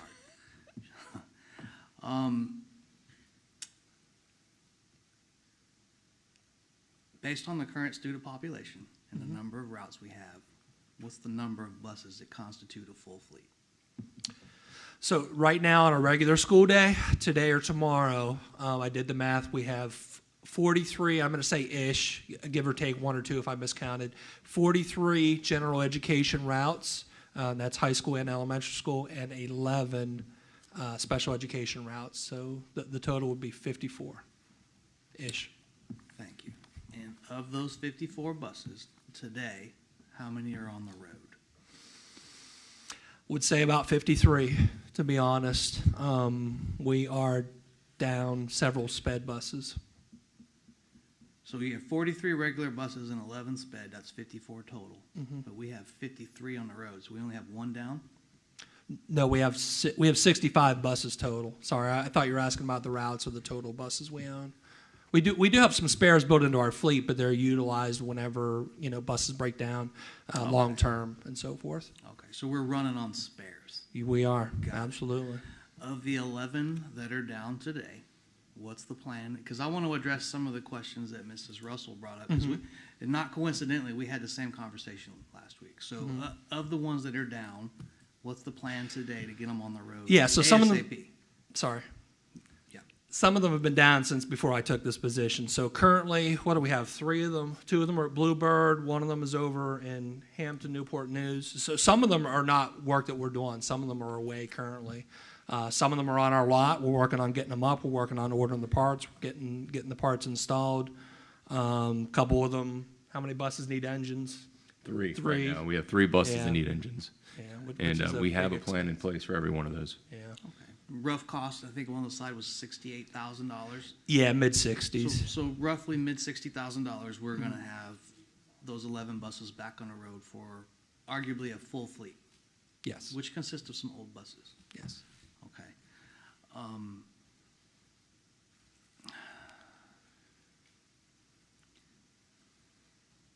Historically, and this is, I don't see Dr. Coleman, did he step out? Historically, how did Wight County Schools fund bus purchases?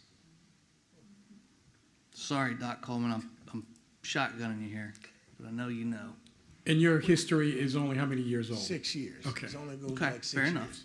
enough. Historically, what we did was the ESSER funds helped us tremendously. Before then, it was leasing. It was leasing funds. Now, if you ask me the exact years of what we leased in, we can look it up, but it was leasing. Leased vehicles, 5 vehicles per year, and I think once the breakdown occurred, and that was years ago when we took the same issue to the Board of Supervisors, I think we talked then. It was, the leasing option was $80,000 more than the actual buyout option, and that's when, I guess the conversation still made it at that time. And we had this conversation January, February-ish this year. What was the plan then? The plan then was the presentation from the board, from this board, go to the Board of Supervisors and request that we start funding the 5 to 6 buses per year. And that was the plan. So that plan was never funded. It was told to everyone and it was explained, but it was never funded. I think at the time we were requested to bring a plan to the Board of Supervisors, and that's where that actually came from. And was that applied to the capital improvement plan or the operational budget? What was the intent? The intent was to apply it to the operational budget for every single year. From then on, June 1, 5 to 6 buses will be ordered. And that did not happen? That did not happen. So this board did not approve that? Didn't happen. We cut it, bottom line. What I'm trying to say is we kicked the can down the road. Okay, yes. That's what I'm trying to make my Yes, point. let's keep down the road. When was the last time we bought a bus? In the spring, I don't know the exact date, I think it was about April, we did order 2 buses. They have not yet come. They should be here in February, hopefully. How do we fund those? So I've been told that was COVID money. Okay. ESSER funds. It was ESSER money. It was ESSER Oh. funds. Okay.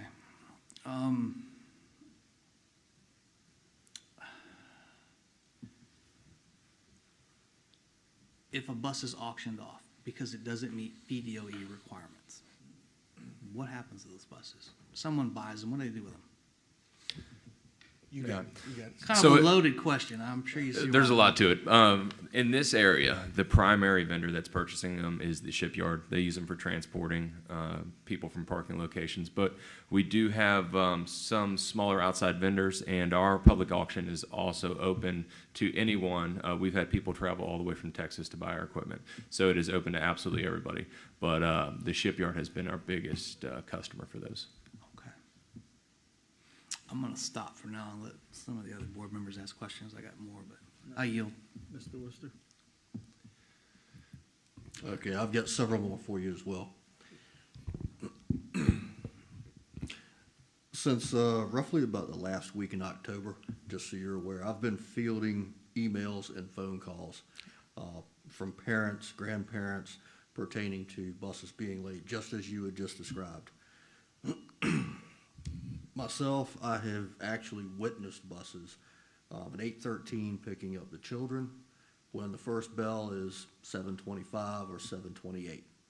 So obviously you've got late arrivals, and I forget which one of you gentlemen mentioned it, the instructional classroom time that's missing. Why am I getting feedback? It's close, too close. Too close to it. All right, can you hear me better now? There's still feedback. So anyway,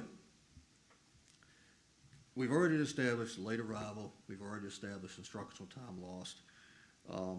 Parents, you know, they've got jobs, they've got schedules, activities, family time. Everything is being disrupted by this. Now, my questions for you. You mentioned a staff shortage. Can you be more specific on that? Is that bus drivers? Is it substitutes? Is it mechanics? What are we looking at as far as staff shortages? So we have lost a couple full-time contracted drivers this year. Like I said, we are working to replace them. We brought some new individuals in. One of them has a DMV test pending. Another one we're getting ready to bring them aboard as well.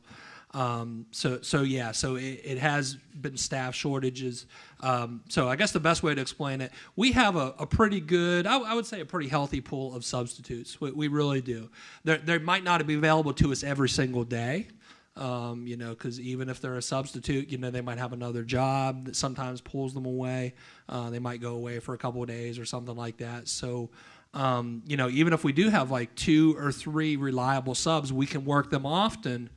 There are many, well, I don't know if I'd use the word many. There are some days where we have more than 2 or 3 call-outs, I guess, is the best way to explain it. And, you know, with the numbers alone, certainly you can't cover all that. We do our absolute best to combine routes. There's the one Carrollton route where we put 2 routes on the same bus. We've been doing that often because that eliminates the need for a double back. So yeah, there are, like I said, make no mistake, we do have staffing challenges, and certainly we're still looking to recruit and hire the best that we can. But you know, combine the staff shortages with the vehicle shortages we have, it's a tough recipe. How many days per month, if you can give me just an estimate, Mm-hmm. how many days per month are you winding up being short drivers, which is resulting in either buses not being driven at all or arriving late? So you're talking about days in which our drivers that are out surpasses the subs we have available, is that correct? Pretty much. I mean, the buses I've been referring to, Sure. Bus 6, Bus 9, Bus 10, and Bus 26. That's right, yeah. All of which are in the Carrollton area, That's right. the Eagle Harbor, Smith Neck area. I'm trying to get to the root cause Sure. of this. Yeah. You know, if you're having drivers that are repeatedly calling out, resulting in delays, maybe we should get more drivers or replace the ones that are continually calling out. That would help, absolutely. So there's probably, I'd say, between 5 and 8 days out of the month where we might not have enough subs to fit our needs.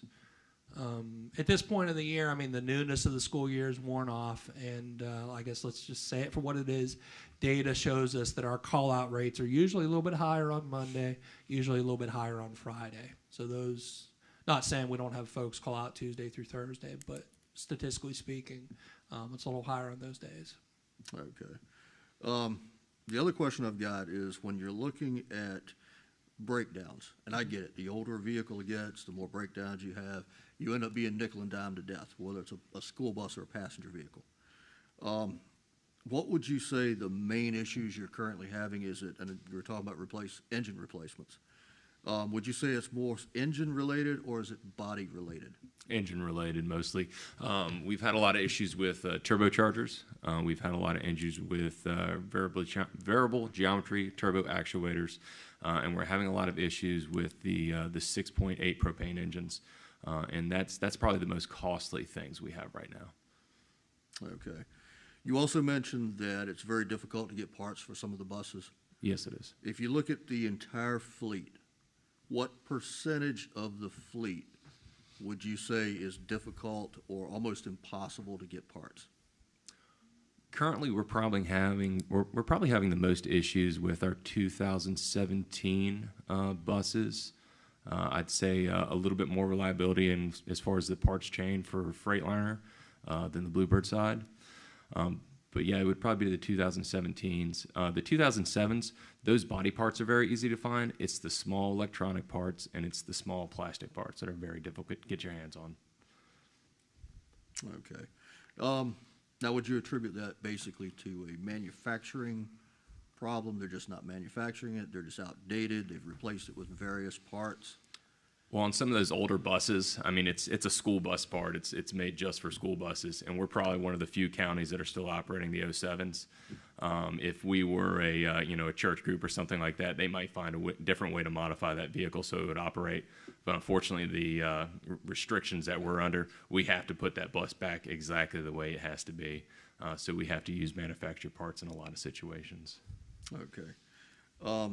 Also, and I'm not trying to take up everybody's time, but, and I don't know who this would be directed to, which one of you gentlemen, but as far as, let's say a bus breaks down, the bus is replaced by a different bus number, how is parental notification of bus changes made? So parents are aware of what bus their child is getting on or what bus is picking them up. Yeah, I'll speak to that one. That's my department. So essentially, we have a process. I'll kind of summarize it for you. So in the morning, our department, our router, Miss Robinson, gets there very early. She gets there at 5 a.m. So essentially, we get the call-outs. We get the buses that you described in the scenario. The bus broke down, so they're going to be on a sub-bus today. All that information is communicated with families through Connect 5. They get the phone calls. They know they're coming. They expect them. We keep the language consistent. It's pretty much the same because, of course, some of those families get that call every single day based on changes. We also share that information via email to the schools. So this is before the morning run. It goes out. The emails to the high school, middle schools go out probably 6:15, 6:30. The elementary schools, we have that information to them by 7:15. Now in the afternoon, things change quickly. Certainly with his department, buses, we don't know if he's going to have this bus ready for me. So many times I go to him all the time and like, hey, you have this bus ready for me today? And like, you think you're going to have it ready and then something else is found wrong and all this stuff. So stuff changes very quickly in the afternoon.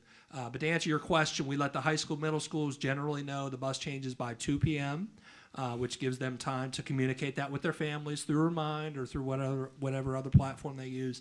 In the elementary, we get it to them around 3. There are some outliers. I mean, we have some time frames where we get super busy and something comes up, so maybe we don't send an email till like 3:15, 3:20 or something like that. But the schools generally are on board with our changes. It's not a change that's made from scratch every day. A lot of the changes we used are changes that we've used in the past, and the school takes a look at it and they immediately kind of recognize what it is. Or if we have a bus that breaks down for like 3 weeks or so, the kids know they're going to be on sub bus 29, and that just kind of continues. And then after a little while, that change doesn't mean a whole lot to them because they recognize that bus as being theirs until it goes back to the normal one. Okay. The reason I ask is I've had parents, again, speaking with me, that, they did not know that their child was on a different bus.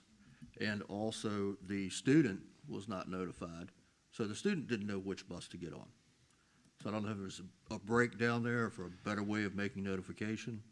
Yeah, so I know, I'll talk about our biggest school, which is Smithfield High School, Smithfield Middle School. There's 28 conventional buses, so I'm over there often. I was over there this afternoon. And I haven't seen it actually in a little while, but for a long time, though, they had a big whiteboard. They wrote the changes on there, and the kids would come out and they would look at it.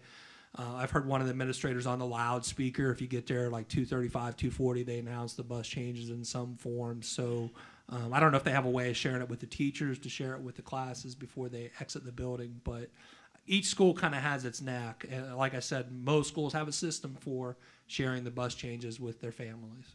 Right.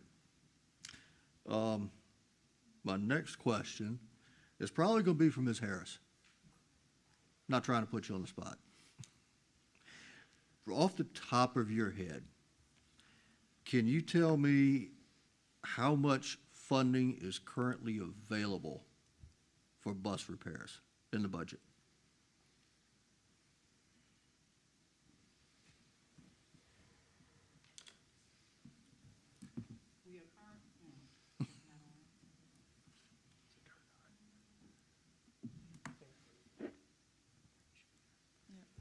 Testing. Okay. Good evening. Good evening. I don't have exact number for you at this point.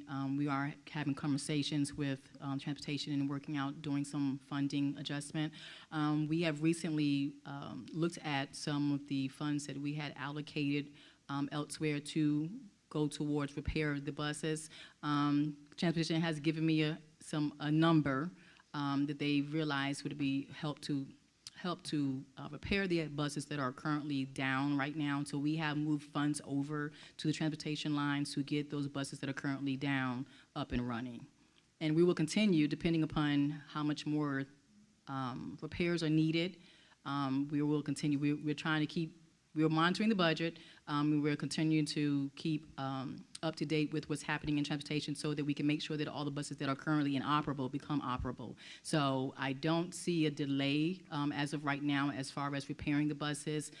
We know we initially had put in the budget for purchasing tune buses. And so now we're looking at revisiting whether we need to purchase them now or waiting a little later, because there is a timing on that 10 to 12 months to receive a bus. It's more wiser to actually repair the buses that's already within our possession than to wait for buses that won't be here till next fiscal year. So we've allocated portion of that funding to go towards the repairs of the buses that are inoperable at this time. So we do have funding for the repairs, correct? That is correct. Okay. Given the repairs needed, how long do you anticipate these buses being down starting from today? They're all going to have a different timeline, sir. So I have just a rough estimate. Every single one that is down right now. When will the last one be up? Correct. Depending on how quickly we can install the last diesel engine, it could be approximately 4 to 5 weeks. And that's also depending on the availability of the engine. And I am actually sourcing quotes from multiple vendors with multiple engine options. So it could be several weeks for the last one to get repaired. Okay, because I think we can all agree that even if we decided to purchase buses right now, you're not going to see them for 10 months to a year possibly. So what I'm looking at is the most immediate fix to this solution. So I'm trying to get some sort of a time frame here. It's not what parents want to hear, but they need to be aware that this may continue for X amount of days or X amount of weeks until it's resolved. So that's what I'm looking for right there. Now, I do have a suggestion, and Ms. Harris, this is going to come back to you. I don't even know if we can do it, because I'm not sure where the funding came from initially. I do have a suggestion which is not going to be appealing to most, but the Hardy renovation that we voted on, I know there's X amount of money set aside for that, and I don't remember if it came from grants, and I don't even know if it can be moved. But I would recommend putting a hold on that and diverting those funds for the repair of buses if we need it in that category. Because what I'm looking at is the needs of the students come first. Okay, so those funds for New Hardy comes out the school's construction grant, so that wouldn't be able to be applicable. Okay, so that's not even an option? No. Okay, I couldn't remember where they came from. That's all I needed. Okay. Mr. Wooster, may I respond to your last question? Certainly. I think it's important to note, though, and Mrs. Harris stated this, we do have the resources. We've reallocated funds within the transportation budget to get the buses repaired. So that's going to happen. As you stated, as she stated, as Vice Chair Marsh stated, if we were to purchase a new bus at approximately, what, $140,000? Yes. Instead of purchasing a bus, and you stated it well, that's going to take another 10 to 12 months. Instead of doing that, we are going to use those funds to immediately repair the buses. So the funds are available. We've made the funds available. We found the funds to get the buses back up and running now. So that's taken care of. Okay. $1 million question. When do you think this will be resolved? I mean, not all the buses repaired, but enough buses so we're not having this issue. I'll go first. So we're loaded question, right? It is. We're definitely taking steps in the right direction. So, and I was thinking this earlier. So of the buses that are down, like I said, 3 of them are away. One of them has been at Bluebird since February. Okay, it's been there since February. We think we're getting it back possibly tomorrow. So certainly every single bus counts. Like, this is literally, we're heading in the right direction. Some of the parts that we're allocating the money are going to be coming in. Some of them are quick fixes. Other ones, like installing an engine, how long does that take you? It can, so Yeah. some of these repairs also take a lot more time because of the space required. I only have one stall that's actually large enough to perform some of these repairs. Right. And some of these repairs, I'm most likely going to have to borrow equipment from possibly the farm lab or maybe even the county to get them done. So there's a lot of logistics, especially when we start doing some of this heavy work. But we're definitely up to it. But so timeline of how long this is all going to be done, and we're going to have a perfect fleet, certainly before we retire. Right? So it's going to take some time. So we need to get on a good rotation, and the good rotation is going to be that 5 to 7 buses per year. We have to get over this first purchase initial wave, and that might last a couple years to get us back to a stabilized fleet. And after that first couple years, then we can start looking at that good rotation of that 5 to 7 purchases per year. But the main focus here is just get us to the point where we have enough vehicles to operate. We know that 2 large purchases one year, the next year, if we did something like that, we know that's a surge purchase. We know that 15 years down the line, we're going to have to come back and buy a lot of buses again at one point in time. But in the situation we're at, it's kind of what we have to do to get past it. So when do you anticipate the delays not necessarily coming to an end completely, but at least slowing down? So it's going to improve. Like I said, the bus is coming back. Before Christmas comes, I hope to have 2 more CDL drivers driving school buses that are not currently driving today. That kind of ties back to the hiring piece I was speaking about. So it's going to help. It's going to make a difference. So basically about a month and a half. Yeah, definitely. We're hoping. A month and a half, 2 months. Yeah. That's what I'm looking for as a time frame. Sure. Yes. And I know it's difficult to commit to that. Yeah, that's right. I'm not going to hold you to it, but trust me, I was a mechanic for years. What I'm trying to do is get something that the parents can look forward to here. Mm-hmm. So how much more time are they going to be dealing with the delays? That's all I'm looking for. So a month and a half to 2 months. If things continue on this path, I think we'll be in a much better position, hopefully by January. Like the repairs we mentioned, maybe half of them or so are up. And of course, part of it is fate as well. We do have breakdowns that come up. I can't necessarily predict that. We've had some days where we've had like 4 breakdowns in 24 hours. Knock on wood, we've been really good for a little while. We're just trying to maintain that. But like I said, we're definitely heading in the right direction. Like you're asking for some relief for your constituents. I absolutely understand that. And like I said, the hiring piece, we're trying to get a couple more drivers behind the wheel. We're trying to get some more wheels for them to drive. So we're definitely heading in the right direction. Okay, I yield. Okay, I do have a couple questions. So when we're talking about buses that are 17, 18, almost 20 years old, get them fixed. Like when we had cars when we were younger, we put a lot of money into them. We fix them, and they break down with something else. So the conversation is going sounds like, okay, we get it fixed, we're good. We've got this bus for a few more years. So we fix these buses that are 15, 17, 20 years old. What's the likelihood of them breaking down with something different? How long do you think we'll keep them before we have to put even more money in? The older they are, the more they're going to cost. A good example is you don't see a lot of 1990 Camaros on the road, but you see a lot of 1969. It's just a different quality of material going into those vehicles. The older that vehicle gets, the less reliable it gets, and that's just kind of the nature of the industry. So at what point are we losing the battle on some of these buses is ultimately my question. And, that's more of a rhetorical question than anything else. I'd like to see us get the new buses that we need, but also the buses that we can hold on to for a few more years by putting money into them without going broke. I think that's important as well. I do have a question. We did talk a little bit about kids coming home late and a few kids that do arrive at school late on occasion. I haven't had anybody, contact me about their kids getting home late, but I have had a couple, not many, contact me about kids getting to school late. And generally, it was after first period. And one of the concerns I have, especially for some of the kids who rely on breakfast at school, what are we doing for them when they get there versus going to class? So I can speak as a former principal. We had situations like that. The students who came in late, doesn't matter how late it is, we go to the cafeteria. If they are wanting breakfast, we get them breakfast. It doesn't matter how late they are.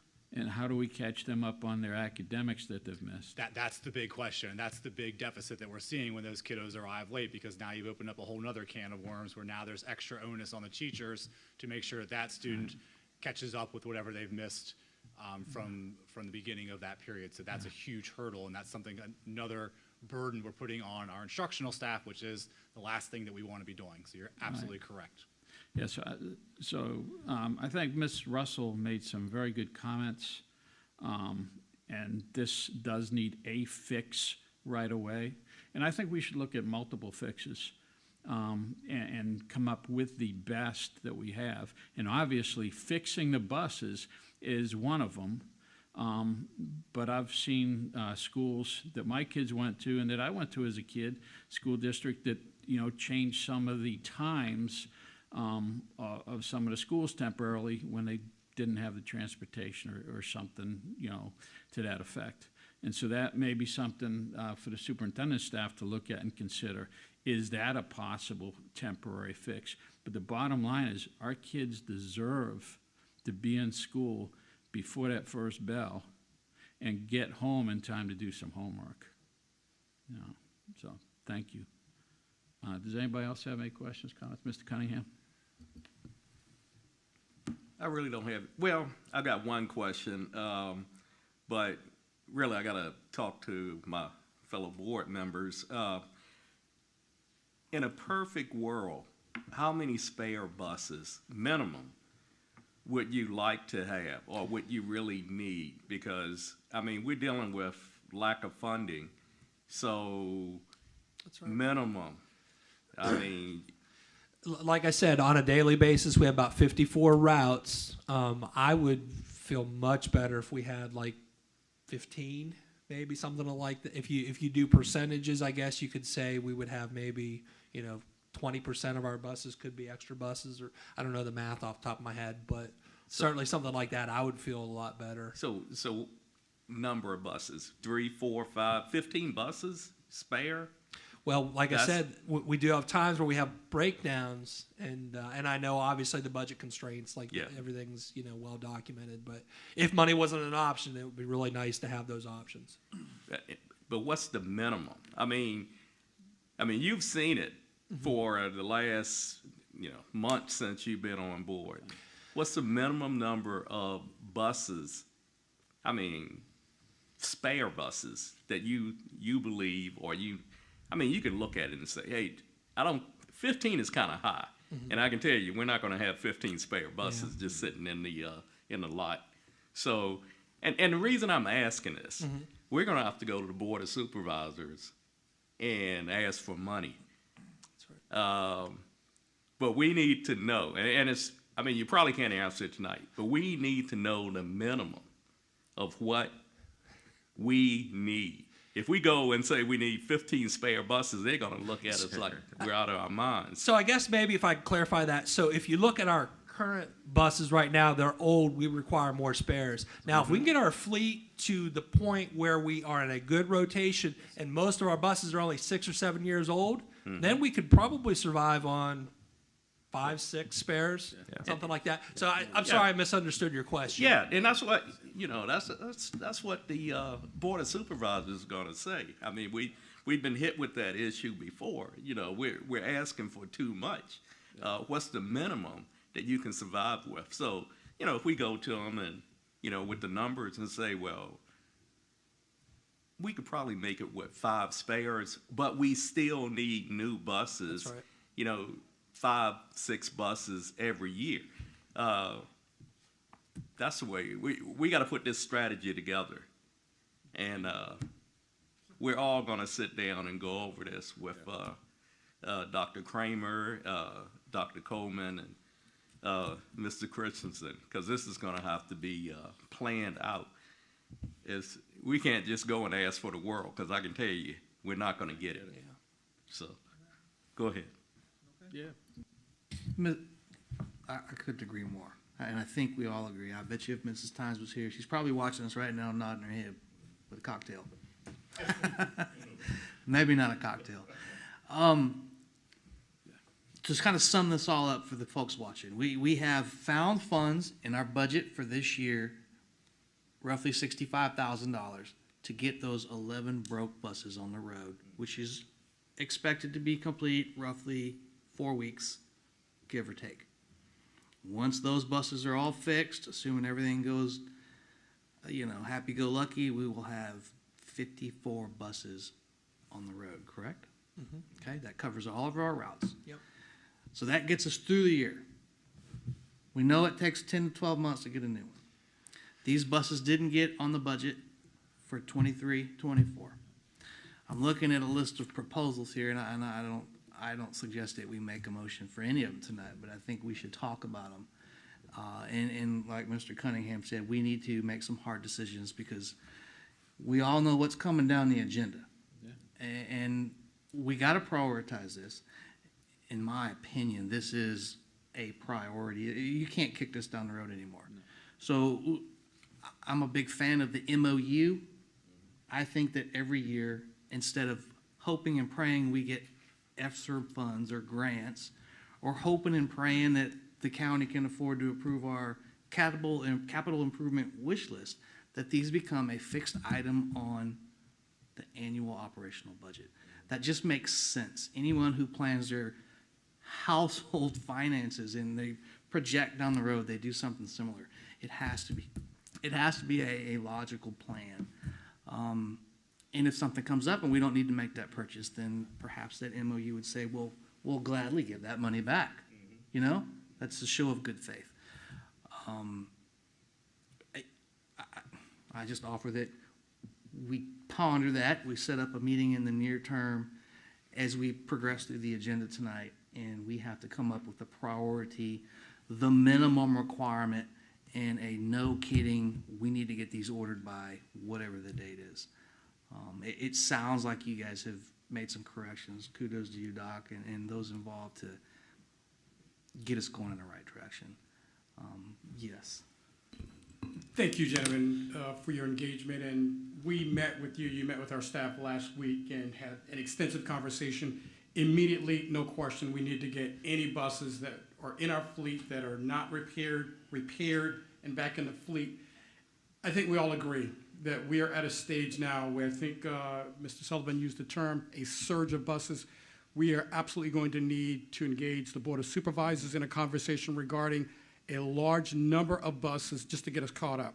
When I hear spares, we're actually running spares. We don't have any spares. So we need our essential fleet to be updated. And I think we saw something in the neighborhood of 12 buses. We're going to need some one-time money this year and maybe some one-time money the next year before we get back on a rotation. But if we do not do that, we are not going to be able to fix the problems that we have our families, our parents complaining about students who are getting to school late. The term was used, kicking a can down the road. I think we've done that. We are in a place where that can't be the case anymore. And you gentlemen know with Mrs. Harris, we are in the discussion now regarding the development of the 25 budget, and the buses will absolutely have to be an essential component of that. So immediately for the community, the public listening, we are repairing the buses, and we are trying to expedite that process to get as many buses back into the fleet as we can, albeit older buses. But long-term, the fix is going to have to be we need new buses in the fleet. So thank you, gentlemen, and certainly we'll be having numerous conversations with you all and with the Board of Supervisors to make certain that we correct this concern. One more alibi, Mr. Chair. It sounds like, and Mr. Sully, you may not want me to say this, but it sounds like we're not fully equipped to start pulling and replacing engines on school buses. Is that a fair assumption? You can make it happen, but when you do that, I'm going to assume that you've pulled yourself off of your routine maintenance and you've basically occupied yourself for some time. Exactly. If we stop our 45-day schedule, one mechanic would have to be pulled off of 45-day inspections, and his primary job for approximately 3 to 4 days is going to be just in our largest stall, doing that one big repair. And during that period of time, there may be other big repairs that are going to have to come in, and that's another bus that's going to have to be down until that one can be pushed out. Because your stall's occupied. Right. Okay, I just wanted to get that out there. I yield. Okay, so what I'm hearing is we probably want to have, is this on? Yeah, we probably want to have some type of special meeting to talk about this so we can dig a little bit more in depth, probably for a little bit more time than we were spent here so far tonight. And I'm looking at the agenda. There's probably a couple other things on there that we're going to want to do the same thing. So we'll go ahead and continue running through the agenda, and then at the appropriate time, I will stop and get the consensus if we do want to have a special meeting. If so, then I'll make a note of that, and we'll set a time for that a little bit later outside of this meeting. Okay? Do you have anything else, gentlemen? Thank you for your time. Thank you. Thank you. I'd like to take a 10-minute recess now that it's just a couple minutes after 8 o'clock to use the restrooms and do whatever you need to do.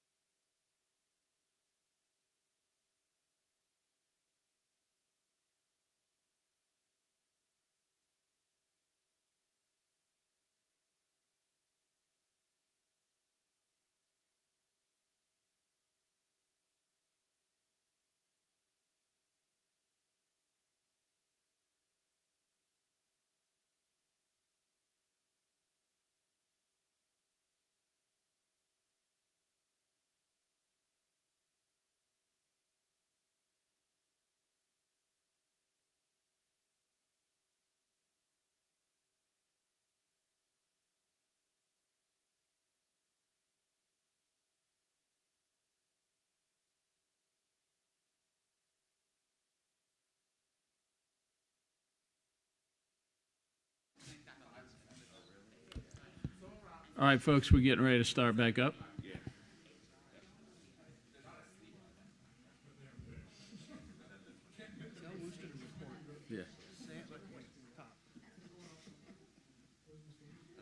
He's coming.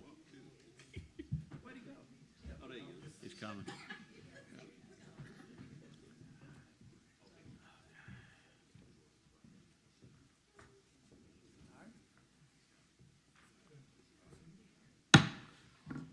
Okay, school board is reconvened in open session. We will go to the next presentation by the superintendent staff, the RRMM presentation on the Carrollton HVAC system.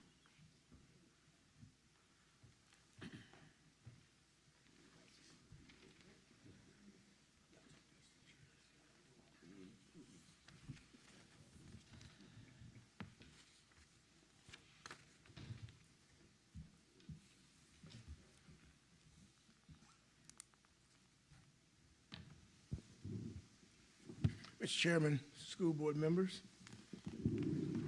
at this time, we want to talk to you concerning this will be the RRM presentation of the Carrollton HVAC system.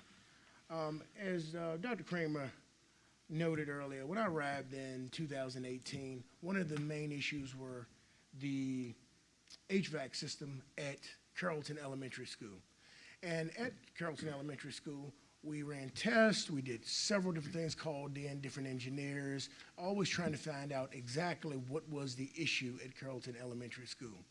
Last year, right near the end of school, I believe it was near the June timeframe, we started asking RRMM to come in and do sketches and find out from Thompson Engineering exactly what's going on at Carrollton Elementary School, how did it get to this point, and then how can we fix it? What do we need to do and go further? At that time, the board asked me to make sure that I got the experts to come in and to be able to explain to you and to the public exactly what's going on with Carrollton Elementary School and how to proceed. At this time, I'd like to introduce Mr. Gossett, who is the associate principal for RRMM, and also Mr. Rogers, who is the associate principal of Thompson Engineering.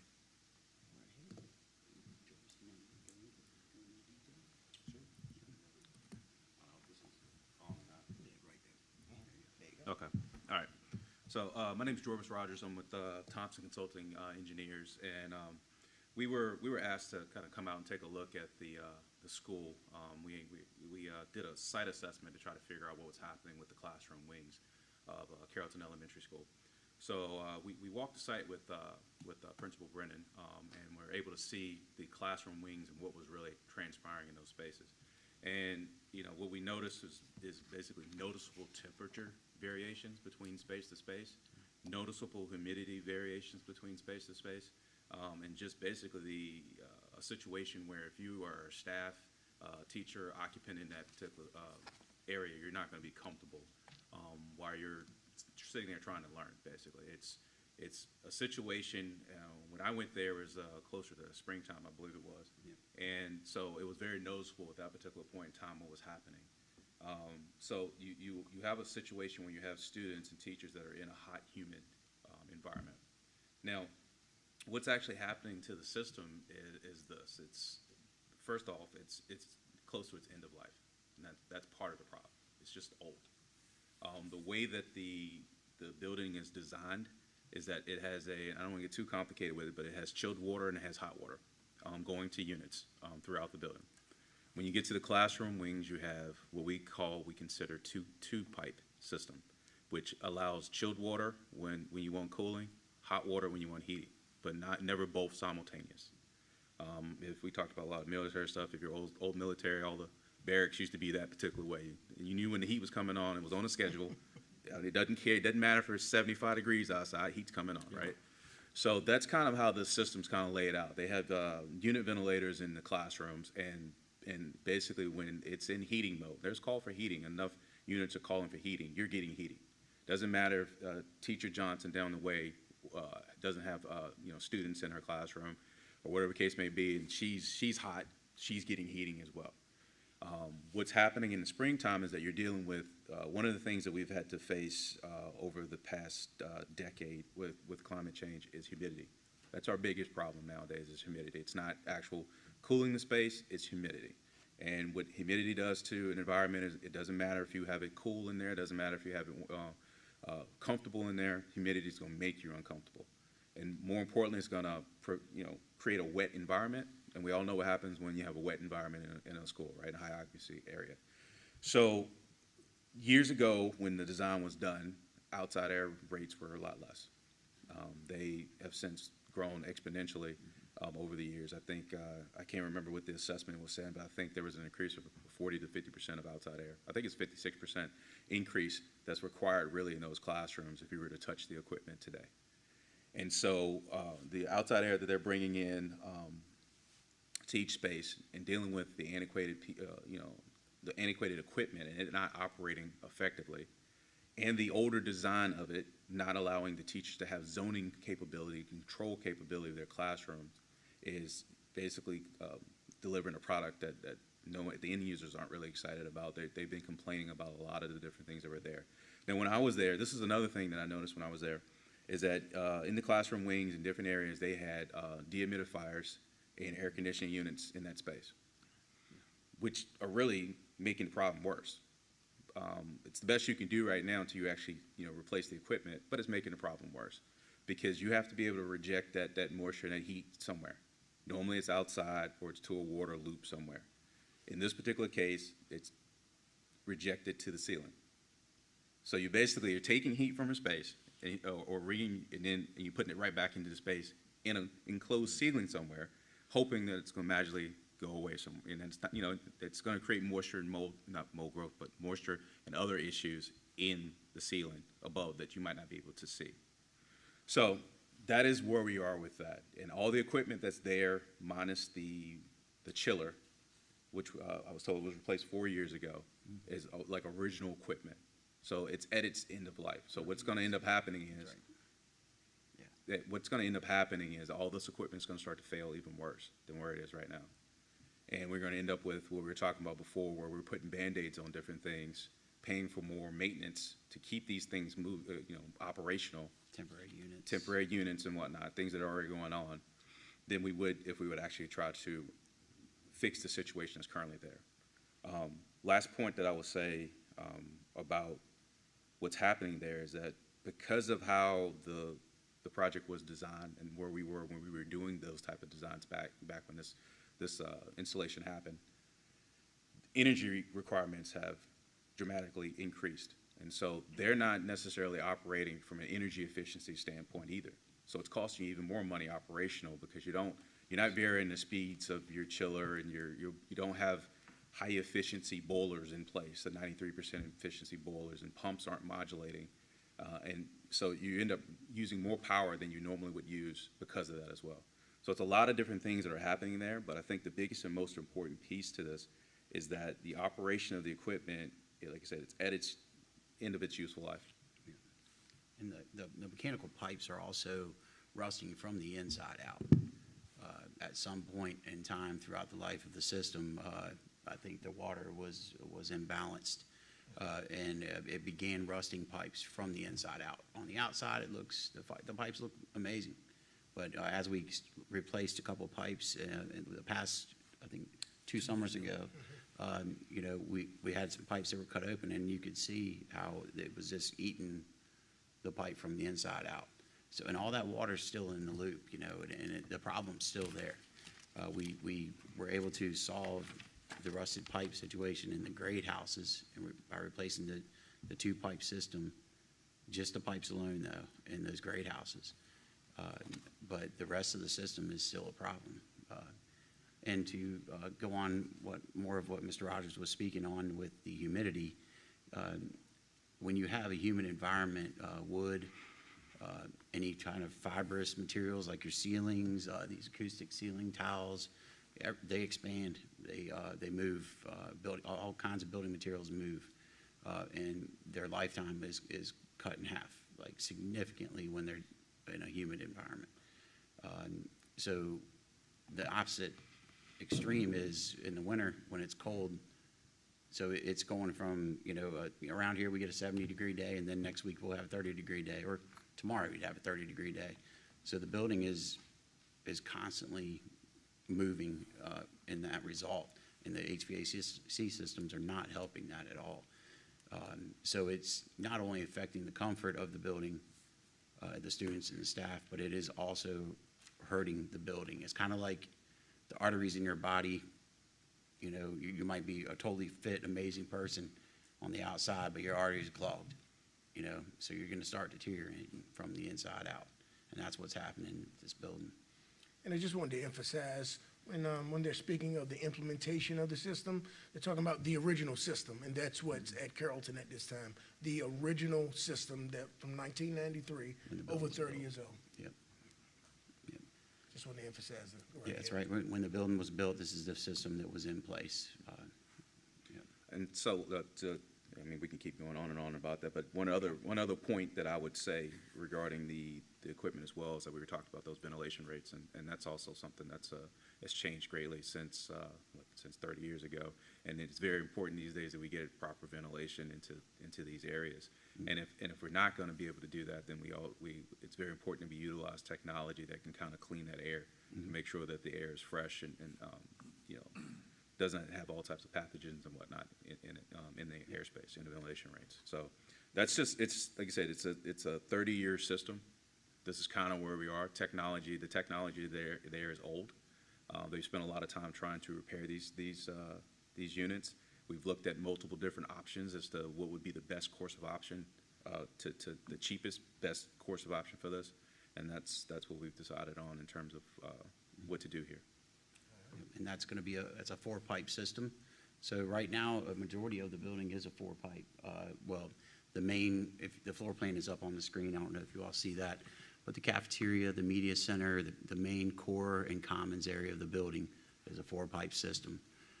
It branches out into 2 pipes to go to VAV boxes, which supply air to different spaces.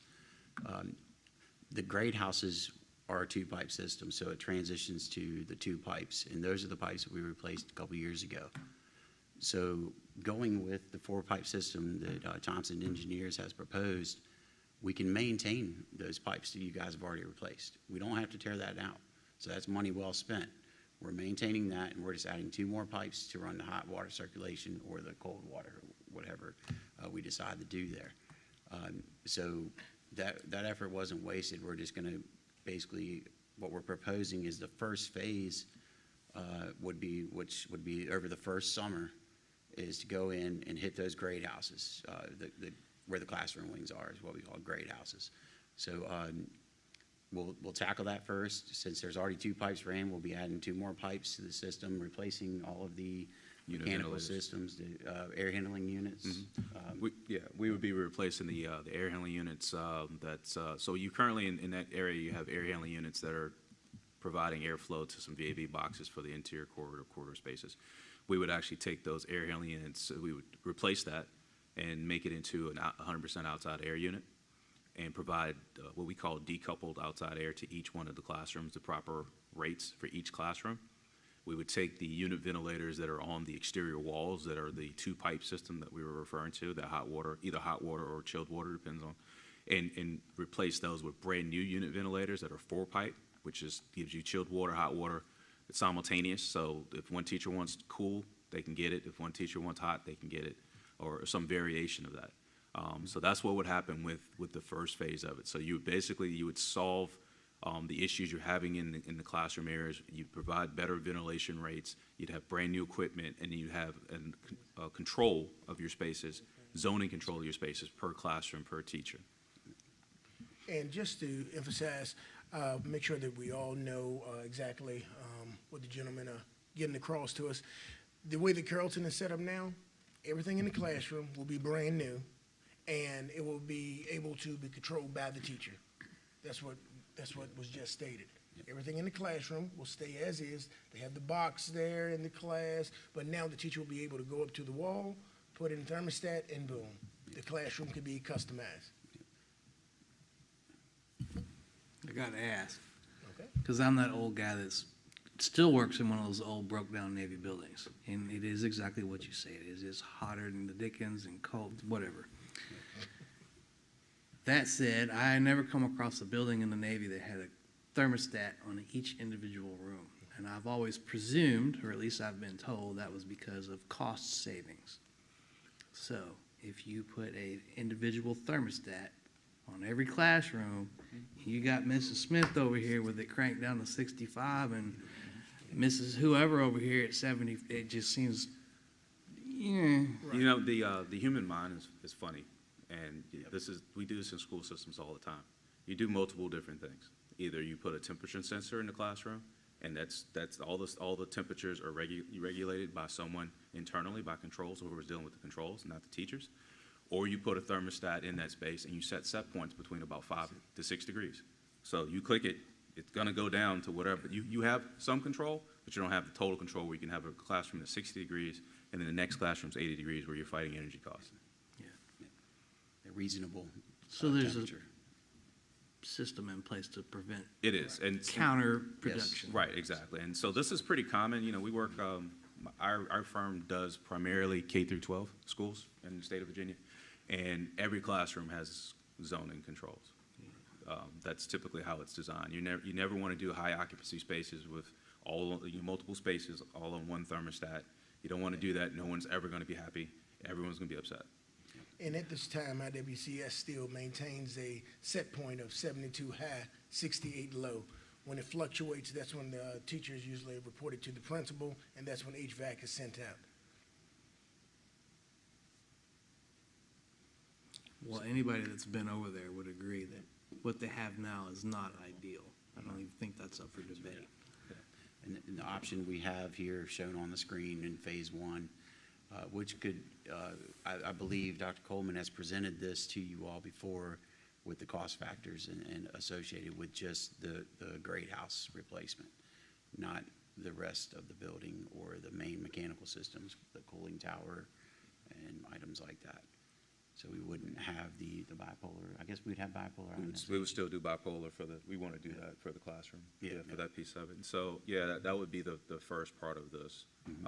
Like we were saying here, it doesn't take care of the rest of the equipment that's, past its useful life. My concern is, and I've seen this too many different times, my concern is, in terms of not replacing the rest of the stuff as well, is that you end up doing emergency replacements for equipment. You end up paying more money for that. You end up putting, for instance, I'll give you an example of the classroom wing. Units go down. We need to have these classrooms. Let's go ahead and buy these new units, put them back. And I would say to you, those aren't the right units to be putting back there, but you didn't have enough time to do the design because it was an emergency. So you put light back in that is antiquated equipment. We see this all the time. I see it in Norfolk schools. They just buy equipment, set it there.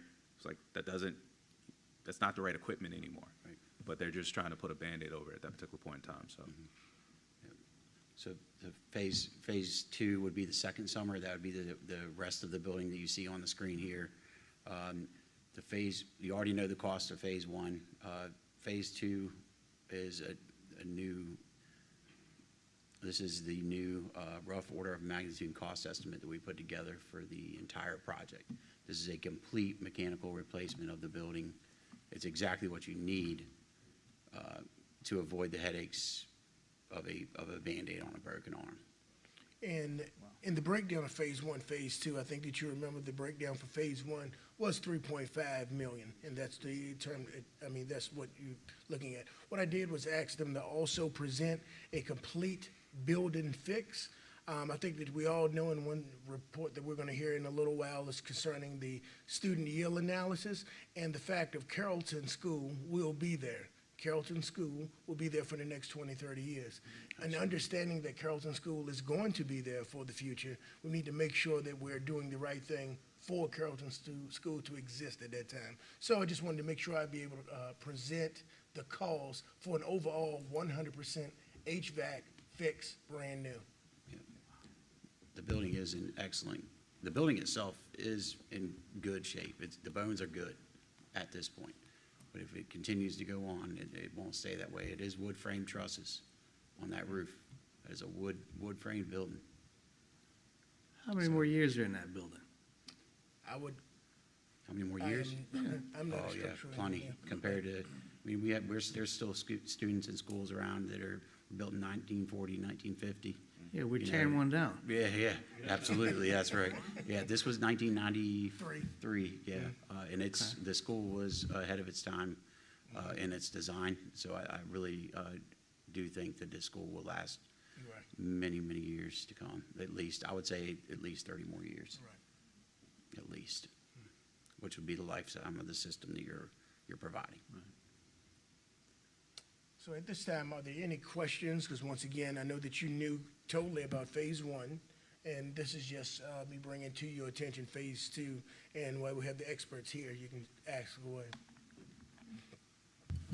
So we had this talk, Dr. Coleman, just for the listening audience. What have we done today to make the rooms acceptable? Well, in the summertime, in the wintertime, let's use winter for example. Now let's use summer first of all. For the interior rooms, and that's the 300 hall, all the teachers would know that what we did was bought AC units, portable AC units, and we placed them in the classrooms, and we buy more if needed. These are bigger AC units, and they can maintain temperature to a certain degree, but it still doesn't maintain temperature perfectly. And at the same time, they're a little noisy for a teacher to try to teach over that unit. But you're blowing the humidity up into the overhead. Right, just what the gentleman just stated. But that's what we're doing during the summers. During the winters, we're buying individualized, once again, for the 300 hall and for other teachers, if need be, heaters for every single classroom. These are smaller heaters that can, they're child efficient, but at the same time can bring the temperature down in one of the rooms if need be. I mean, take the temperature up if need be. So give me a ballpark. What do we got vested in the portable AC units and portable heaters? Oh, I believe Ballpark it. I believe they cost $3,000, or maybe, how much did it cost each time? Okay, I would say for the, we purchased them 2 years ago, and we have about maybe 12 of them, approximately like $2,500 each. 12 is between maybe about $25,000, $30,000 into those portable units. We've had them for the last 2 years, maybe almost 2.5 years, and we're still using them. We pull them in and we pull them out, pull them in and pull them out, store the AC units during the winter and pull out the heaters if need be. So 25, 30 grand on portable AC and heaters? Yes, portable for AC. the heaters that we do have. We have a lot more portable AC units than we do heater units, but that is on call and we will purchase them as needed.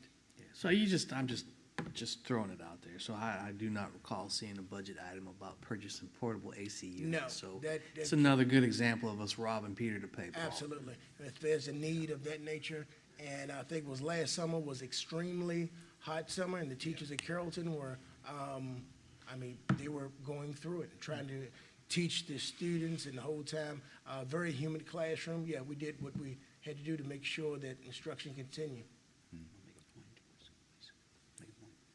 About the ventilation? Yes.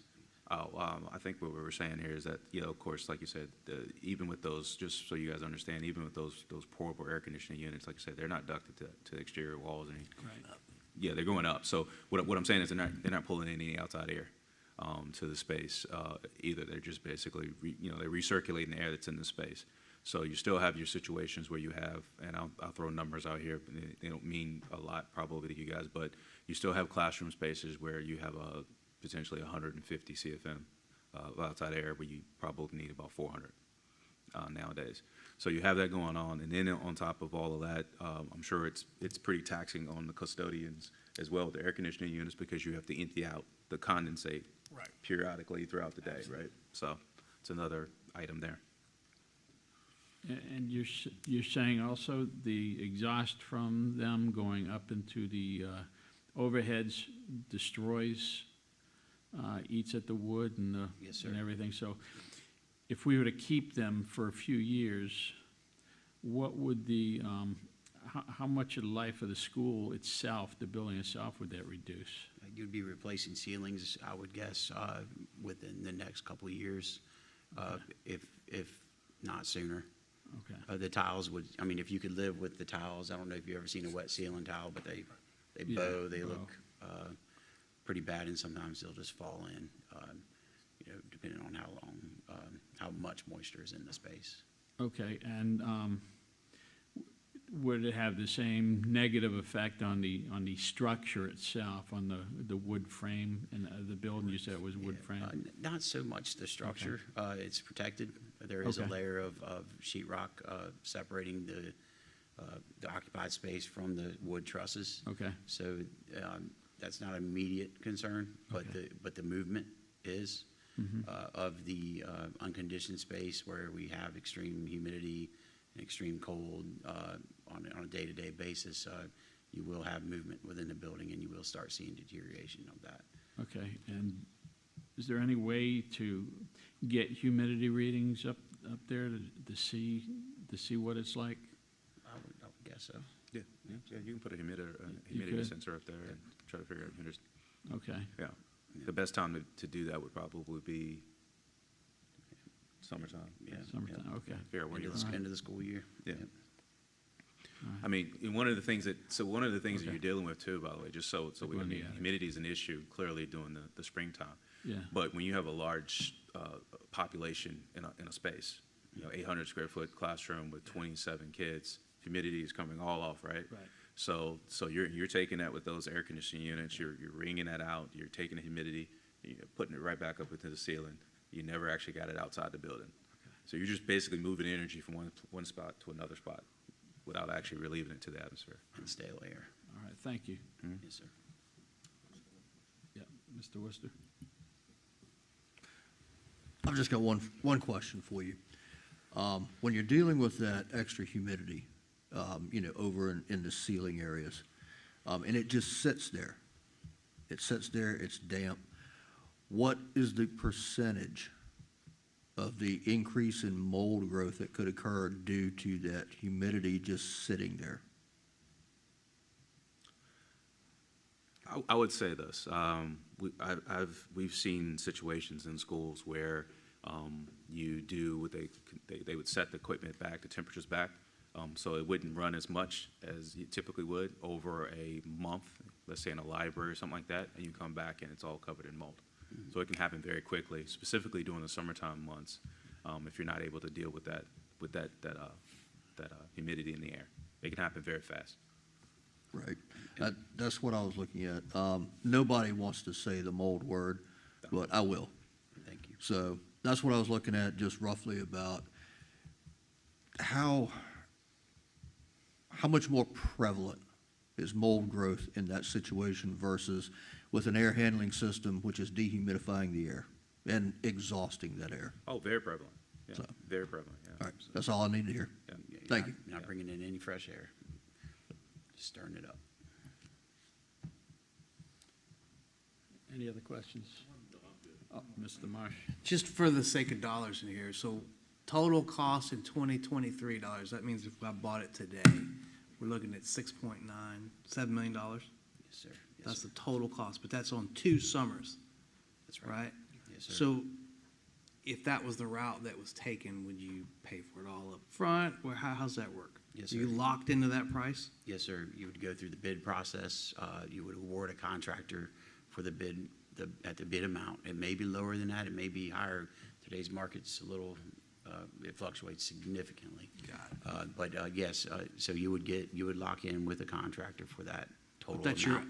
as an architect, that's your estimated cost? Yes, sir. Got it. Thank you. Yes, sir. I would say this too, just to throw it in there, because he did put in the escalation prices in there as well. But one of the things that you have to think about as well, typical, similar to what we were talking about with the bus scenario, there's a lead time with equipment as well. So we've seen equipment up to 40 weeks now. So if you decide to pull the trigger on a project in 2025, it might not actually happen for a year or two. So that's something to think about as well. That's right. If we started the design, say, if you all were able to get approval and we began design close to around summertime, that might be in time. Yeah. It might even be too late. Because we would like to bid it and award it in May, April, maybe in April. Yeah. April of the year before that, so when the students leave that summer, contractor can get in there and start doing work immediately. with the short lead time items. You know, the cooling tower. The VAV boxes. Yeah, those things. Some of those unit ventilators, you can get those knocked out very quickly as well. Some of the items that are going to, like you said, can take 40 weeks, which is almost a year. So that's where we push to that second summer, phase 2. Those would be the big items, you know, the big purchase items that obviously you're kind of having your contractor on board the year before. They can get that ordered and have it ready in time for the second summer, right when the students are out, shut the systems down and start rolling. All right, thank you. All right, thank you. Thank you all. All right. Thank you.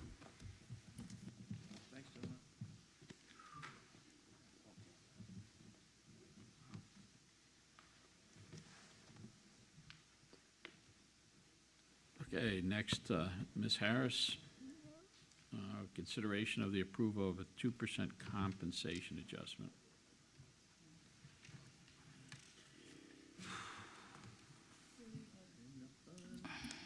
Good evening, Chairman Collick and Vice Chair Marsh and Dr. Kramer and members of the school board.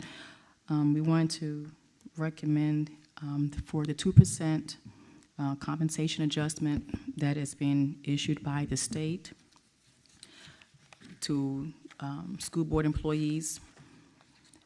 The total amount of state-provided funds is going to be $312,221. It's going to require a total amount, a local match of $485,616. We know the 5% salary increase was approved by the school board and appropriated by the Board of Supervisors for the FY 23-24 year. And so we're now requesting, making a recommendation for additional 2% salary increase to be approved by the school board and appropriated by the Board of Supervisors for the 23-24 year, which means in conclusion that overall that our employees will have a total of 7% increase for FY 23-24. And I will entertain any questions you may have at this time. Mr. Marsh. I'm sorry, Ms. Harris, could you shoot those numbers off again? Repeat that again? The two numbers, the state and the local match. Yes, the state provided is going to be $312,221. And keep in mind, that's for the SOQ positions, funded positions. The local match that we will need will be $485,616 in order to be able to compensate all of our employees.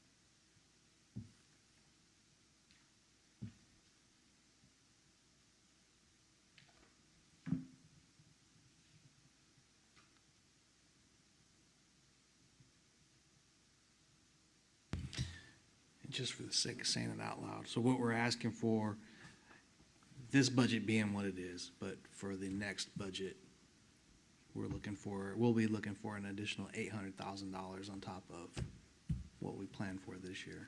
That is correct.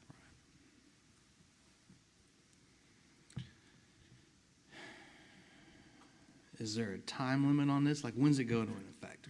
When are the state funds available? Are there any specific guidelines on implementing this? Yes, and so we had to certify that we will offer those funds, the additional 2% to our employees. The deadline was the end of October. We did go ahead and submit the request. We can always retract it. I'd rather go ahead and submit it, and then, of course, if the boards decided not to, then we would have to inform the state of such action. But as of right now, we have certified that we would put in for the additional 2%.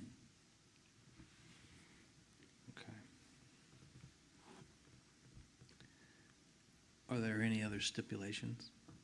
No, these funds will be available. It's effective January 1st of 2024. Just so you'll know. Say that again? This effective date is January the 1st of 2024. So by January 1st, we have to provide the increase to the employees. Or we lose it. Yes, so we have to use it by then. And if I may add, this is the state offering this to all school divisions. That is correct. Right, so this is, just wanted to state that, obviously you know this, I just wanted to state that for the general public. And this is ongoing, so next fiscal year, the state will continue to provide that 2%. Yes or no? Next year, we don't know what the state will provide. This 2% is in addition to the 5% that was approved as of July 1st, 2023, this current year, for 23-24 school year. So we would have to ensure that once we approve this 2% here, that we will continue to move forward with this 2%. I guess, and I'll just try to speak plainly because I don't want to get myself confused, which is likely. Next fiscal year, so you're saying that it's possible that the state won't provide the total 7% for the next fiscal year. Is that right? Would you repeat your question? I want to make sure I'm It doesn't seem plausible that the state would decrease the salary for an employee, for an SOQ funded. Once you implement an increase or a raise, it's ongoing. Right. It's not so gonna now, go back. yeah, it's not going to. So we can't retract it back after this fiscal year, if that's what you're asking. Okay. In other words, I can still count on that $312,000 next year at minimum from the state. I wouldn't put a dollar amount on it, but yes, we would still need to. The state would honor their portion of that. Their share. Yes. Right. Got it. Okay. So, Mr. Chair, I say that we've got another one. We're definitely got to talk about that. Ms. Harris, we don't have the ability in our budget to absorb any of this right now, correct? That is correct. Okay. So that's another one, gentlemen, like Mr. Marsh just said, that we have to talk through. And if we were to approve it, it would be with the assistance of the Board of Supervisors. Yes, because the Board of Supervisors is the appropriating authority. Right. They have to approve it. Right. We approve it. And they appropriate. Okay. And this discussion, Mr. Chair, thanks for the question, is consistent in every school division. Everyone is having this discussion now. Just for the sake of saying it, I mean, it's kind of unfortunate. It's a positive thing to give the teachers a raise at any time, but to throw it on any school division mid-year in a fiscal year is, it's just inconvenient. How's that? And we were actually having this discussion that could have occurred sooner. This could have occurred as soon as this summer, and it was delayed until now. But if I'm understanding you correctly, Ms. Saris, no matter when we get something like this from the state, if we vote, it always has to go to the Board of Supervisors. That is correct. Because they have a local match share. Okay. So they have a portion. If there's any funds in which the state is requiring that the local appropriating authority has to match, we have to go to the Board of Supervisors. We have no choice. Okay, then it's, my feeling that I think if we wanted to approve it, we could, because it's going to go to the Board of Supervisors anyhow. Okay, it's not something that we have to worry about discussing and him and hawing about. So I, I'd be willing to take a motion on this at any time whenever gentlemen are finished asking questions. Mr. Worcester. There's different terminology I'm hearing. This coming from the state, the 2%, is this a required mandatory increase or just a recommended increase? It's up to the appropriating authority, yes. The issue, of course, as we know, there's a shortage in keeping and recruiting and retaining staff in the educational system. So the governor wants to assist by rewarding as well as retaining our current employees, because of course we know that all school systems are having a shortage in keeping teachers on the road, which is why our substitute services are continuing to increase, because we don't have personnel. And so one of the initiatives is to try to help the school system as well as other divisions within the Commonwealth. And so we, by choice, so to speak, they give us the option to accept it or not. Of course, I would advise that we do, because we will be in alignment with all of the other localities and school systems in this area, and we want to continue to retain the employees that we have, and we don't want them leaving to go elsewhere because it's more advantageous. And so we do have to certify that we will be giving this increase to our employees. We have to submit that information that is signed off by the superintendent, submitted to the state in order to receive the funds. So they do verify that we have certified the funds, and then we also have to certify that we will also do the local match share. Okay. Right. If I may, the backstory, I think, is probably what's missing. And if you guys recall, back in January, February-ish, there was word coming down from the VDOE and the governor's office that there was a 5 to 7% pay increase on the table for schools across the board, and we weren't quite sure. So when we were going through that whole budgeting process, we finally got word. It was at the last minute. We found out it was 5%. And as I understand the inner workings of the Commonwealth up at that level, in the very recent past, they finally found the money and said, here's that other 2%. So that's why they're throwing it at us halfway through the fiscal year. So I yield. I just want to give the backstory. So you're Thank you saying for this that. is That's right. basically part 2 of a 7% increase? Yes. Okay. So I get that. I understand giving the raise increase, but the bottom line is, where's the funding coming from? That's what I'm getting at. The Board of Supervisors. Me personally, I don't want to be the teenager constantly running back to the parents to get money every time I need it. Well, unfortunately, because we are not our own, we don't have our own appropriating authority, we have to, the Board of Supervisors is the governing authority for this school system, so we have to go to them to get it appropriated. I fully understand that, but with everything else that we have to look at funding as well, we just heard the presentation on the HVAC system. We're looking at bus situations. I am not against raises, so don't take it that way. I'm just trying to figure out how we're going to fund it. Because we're constantly going back to the Board of Supervisors. Eventually, it's going to be done. Well, I think, Mr. Worcester, that was, I think, the genesis of my question. No matter when this comes up, we have to go to the Board of Supervisors. We have no authority to take this out of the budget we currently have. And it seems to me that when we met with the Board of Supervisors at the beginning of the year, at least one of the supervisors did ask that question: is our pay comparable with the surrounding areas, and what can we do to make sure we keep our teachers? This is part of that answer. And Mr. Chair, if I may interject, I think that's the critical question.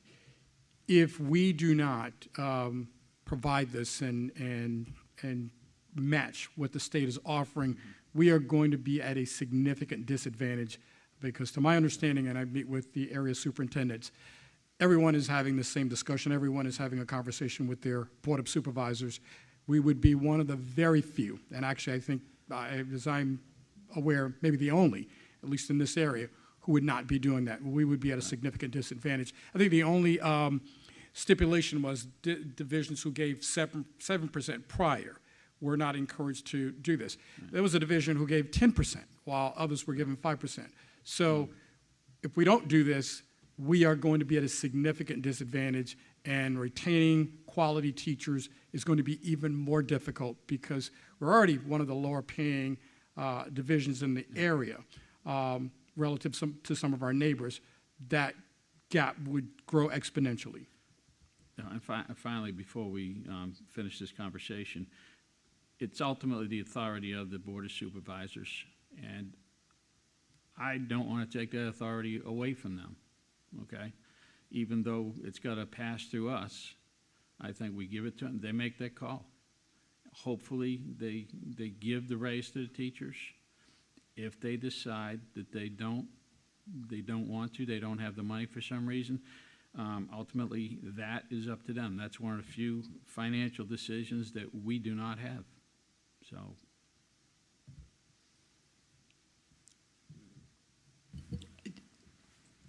just the reality of the situation is it's our purpose is to decide what the priority is and whether or not we recommend it.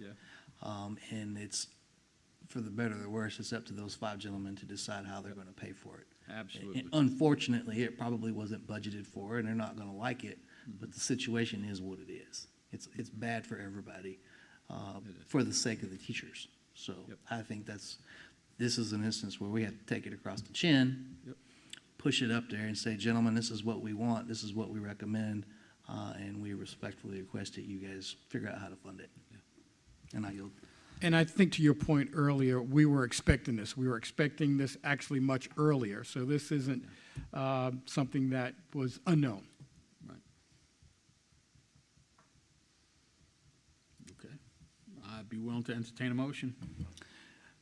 Mr. Chair, I move to approve a 2% compensation adjustment as recommended by the administration. Second. Okay, we have a motion and a second. Is there any further discussion? Hearing none, the clerk will take the vote.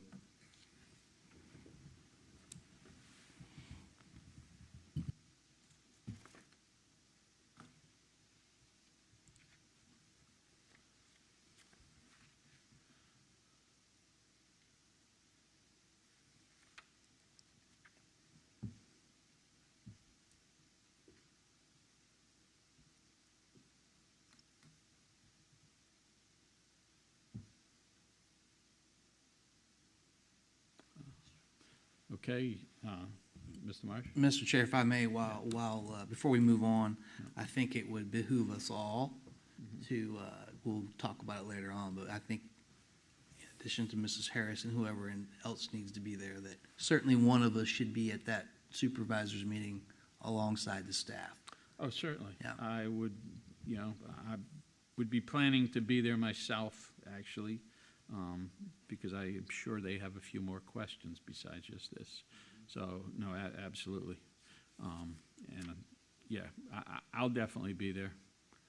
So, but that was unanimous, so we're sending that recommendation up to the Board of Supervisors. Okay, next we have the consider rescinding resolution requesting an increase in the FY 23-24 textbook fund. Yes, before you, we have a resolution to rescind the fiscal year 23-24 resolution that required an increase to the textbook fund in the amount of $213,466. This was submitted back on the September 14th board meeting. And so we're proposing to rescind that above resolution that was held on September the 14th.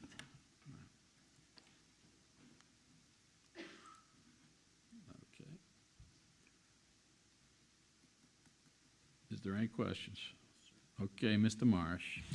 I hate to be that guy all the time, but I'm that guy, so bear with me, people. So this is, for the listening audience, we, as everyone has figured out by now, we have a standing deficit of $438,506 that we're trying to make up, right? From the 22-23 budget. Yes, we do have a deficit. Yes, that is correct. But if I can just say, we have an audit that is occurring, so the auditors will determine what that final number is. They just don't want to lock in on it. Okay, so full disclosure, that number could be plus or minus, pending audit results. That's correct. For the sake of conversation here, let's just say we have a deficit of $438,000. We're going to take this fund of $171,000 and some change from the textbook fund and use that to offset some of our deficit. That is correct. Okay. And that is a follow-up resolution in 15.5 that further disclose that Getting ahead of information. us, getting ahead of us. I just want to make sure everybody knows what we're doing here. So if we take the 438 and we pull out 171, what's that leave us with? And keep in mind that what you're calculating is just an estimate until the audit is completely final. I'm not holding nobody to the fire on this. So we're looking at, we'll still have roughly 260 some odd $1,000 of a deficit to recoup somewhere. That is possible, yes. That is possible. Well, I think you're saying the answer is yes. The number is certainly not going to be accurate because we don't know what the auditor's final number, but that should be in the ballpark. Would that be correct, Ms. Harris? That is correct. All right. Point being, this is a good chunk of our existing deficit, and we're going to use textbook funds as an option to offset some of that. Yes, because it's in the same category because the Board of Supervisors appropriate based on lump sum. We can actually shift it over. We just had to make this as an internal approval from the school board. This portion does not require Board of Supervisors approval, just within our school board. Right. So normally, we wouldn't pull funds from one textbook fund to the general fund willy-nilly without the board's approval. That is correct. Okay. Just want to get that out there. And Mr. Vice Chair, as you're doing this, I just want to go along with you. Just to be clear, these are not textbook funds for the current fiscal 24 budget. These are textbook funds that were left over from the 23 budget. It's important. Right. That's important. Yeah. I just want to get that out there. I'll yield. Okay. Any more questions? Okay, I can entertain a motion. Mr. Chair, I move to rescind the school board resolution requesting an increase in the FY 23-24 textbook fund in the amount of $171,572. Second. Okay, we have motion and a second. Any further discussion? Hearing none, the clerk will take the vote.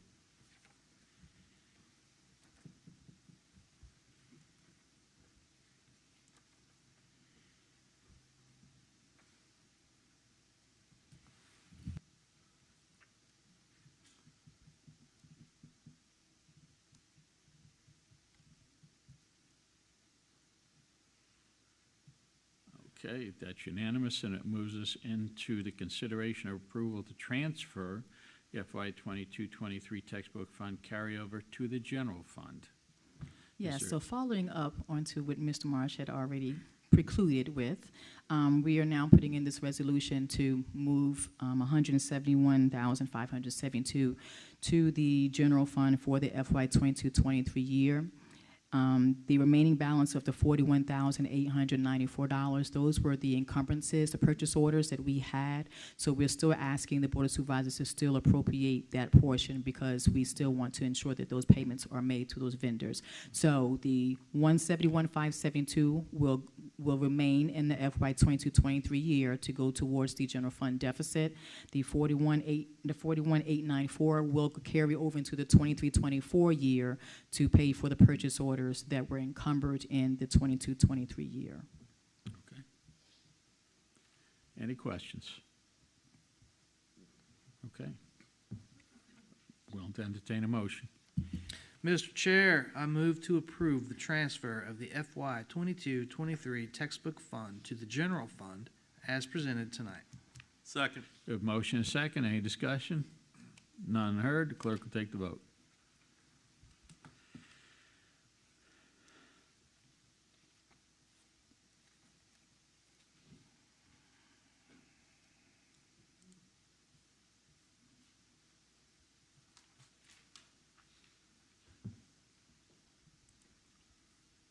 Okay, that's unanimous, and that takes us to the next section, reports from the superintendent's staff, and we will start with the financial monthly reports. Yeah, so before you, we have the October monthly financial reports, the check register, the financial reports, the facility usage, as well as the large ticket items. I would like to interject there on the financials. You will see for the general fund that yes, the revenue, the expenditures are over the revenues in the amount of let me put my glasses on. $458,000. And this is due to timing of revenue as well as expenses that came in that are not on a regular basis. What I mean by that, we have some expenses that come in that may be on a quarterly basis or semi-annual. Case in point, part of the variance was the tuition for SPED. So the payment went out for that in October, as well as a capital lease payment, that good old Amoresco, that's paid twice a year. And so those are kind of your anomalies for October. So that is why, between that as well as timing of revenue, that's why the expenditures have exceeded the revenue for this current period. I just wanted to point that out because it was mentioned earlier, so I want to clarify.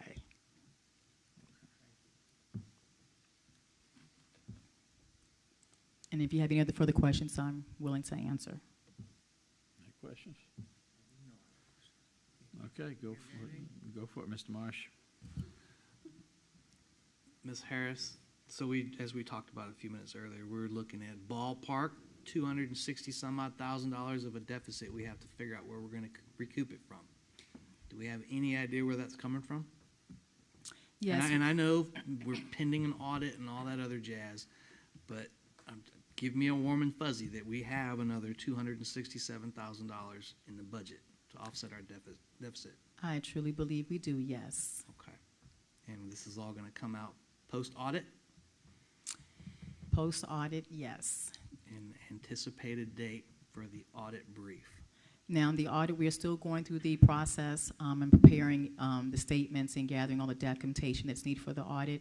And speaking with the auditor that was on site last week, they have a December 15th date in which they try to have everything completed. So there's a possibility they may not have everything finalized before our school board date. However, if they do, they are willing to be able to present for our December 14th date. If not, they will come in January to present. Okay.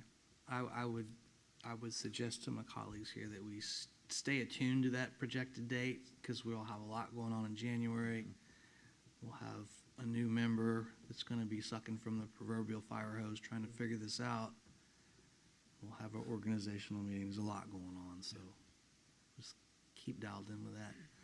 And if I can, that's actually not within our purview. We are hoping that they are prepared for December 14th, but if the auditors come back and tell us they're not ready and aren't going to be available until later, then the January, whatever the January board meeting is that the 11th, would be the date. But they basically are letting us know when they're prepared to present their findings. Is that correct? Yes. Understood, and that's important. I know that there's people out there watching and listening, and as are we. Ms. Harris, with respect to the reports themselves, $228,000 on a large ticket item for Amoresco. Real quick, what's Amoresco? That is for an equipment lease that was done back in 2014. I believe that was a energy upgrade.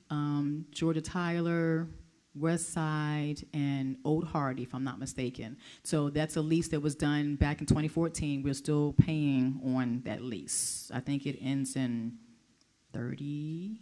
I have to double check. But yes, we're still paying on that lease. So that's what that portion is for. So in essence, that's a loan that was taken out 2014, almost 10 years ago, 9 years ago, and we're still paying on that now. So that's an obligation that we don't have any choice but to pay.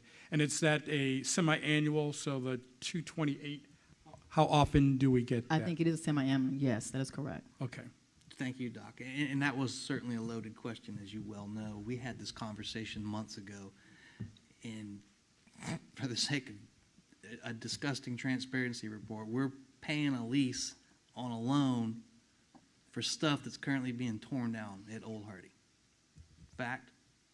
Partially, at least we're saving some of it. Okay. Okay, I had to get that off my chest. Hindsight is what it is. That was from 2014. For my own edification, on the check register, page 7, we paid the U.S. Treasury $18,000 plus. What's that? Yes, so that is for the claim for a refund, a request for abatement. from the IRS. So our employer taxes, the 941s, they were submitted a few days late. The reason for the submission being late was because it was the end of the year. Of course, we have one payroll person, and they were trying to manually input over 3,000 lines for benefits, and so it takes time, unfortunately. So we were late, and so we have submitted a request to IRS, to the U.S. Treasury, to ask for a refund on the penalty for filing late, because we've never been late before. We've done the same thing with the state. The state has already refunded us the penalties and interest, so now we're just waiting on the IRS. We do believe that we will, if not get full amount back, that we'll get part of the funds back, the penalties back. Fair enough. Page 10, had an individual that got mileage reimbursement for $2,500. Yes, so this individual, they transport their child back and forth. We talked about this back in, I think, in August, for their mileage for the trip. Yeah, forgive me, I forgot. Yes, We've heard it's that okay. before. Thank you, I yield. Any other questions? Okay, we're good there. Next, we'll go to support services.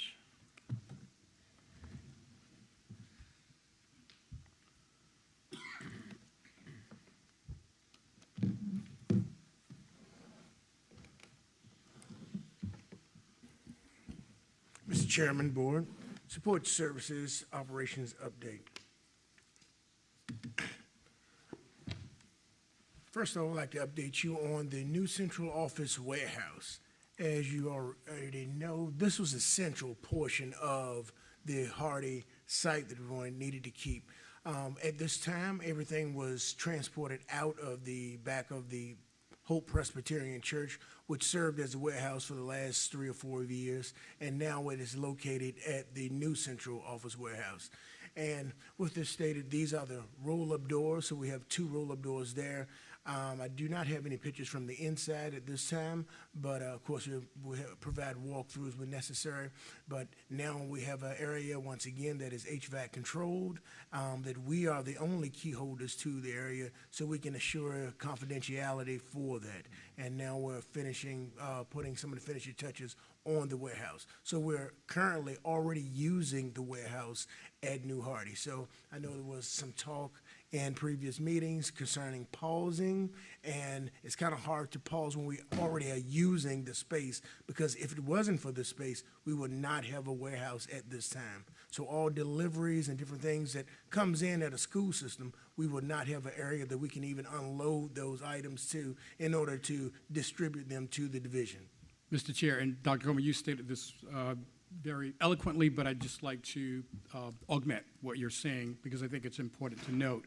One of the recommendations in the request to retain Old Hardy for central office wasn't just for central office, it was also for a warehouse. Yes. And we would have needed a warehouse for our school division, and in the past couple of years, we've been using Hope Presbyterian. Hope Presbyterian Church, and we've been paying for that monthly, and we've had personnel files and other things in there that should have been, in my view, with the school division.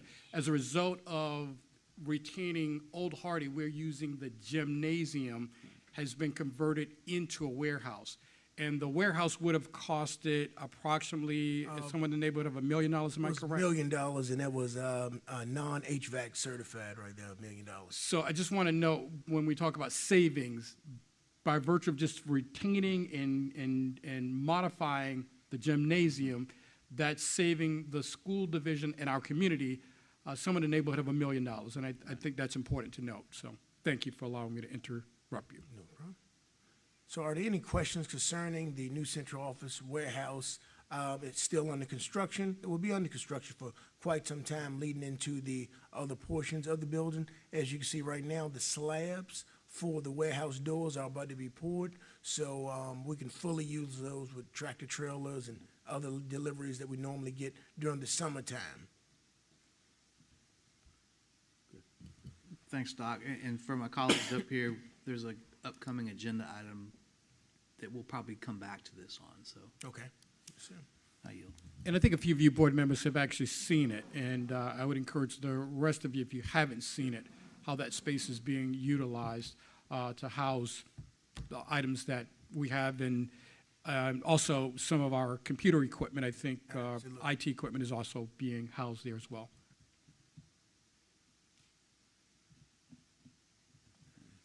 Any more questions? Okay.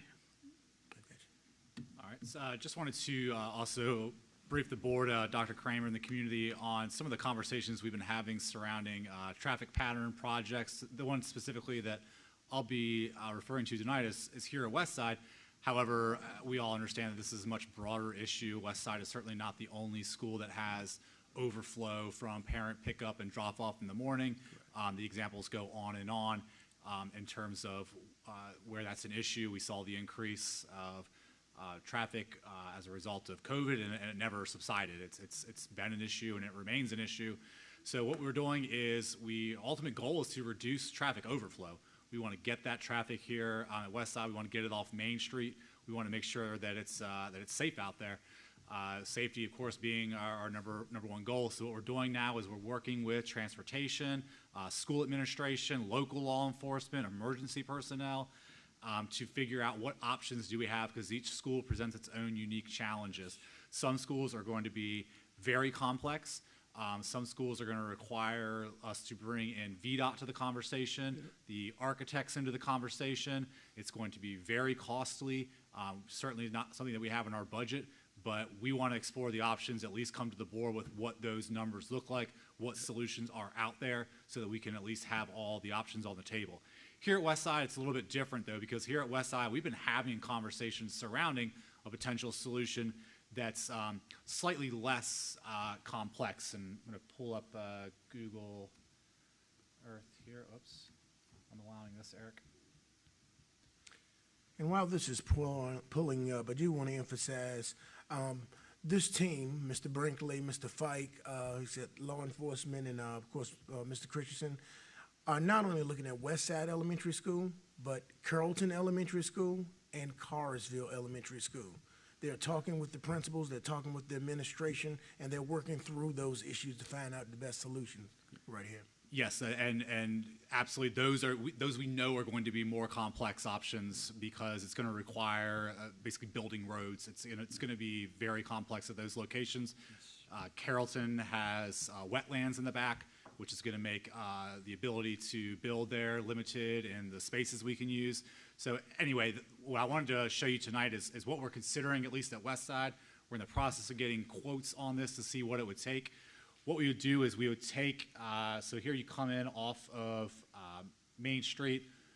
The loop goes around the back. Right now, this is where the buses go each morning, each afternoon. What they do is they loop around here and circle all the way back out. So the idea is to take this space right here and build a road and connect to the existing loop. And so what that would allow us to do is you would then move the cars in the morning and the afternoon, and instead of them, because right now the cars are coming here, the cars loop around and they stop.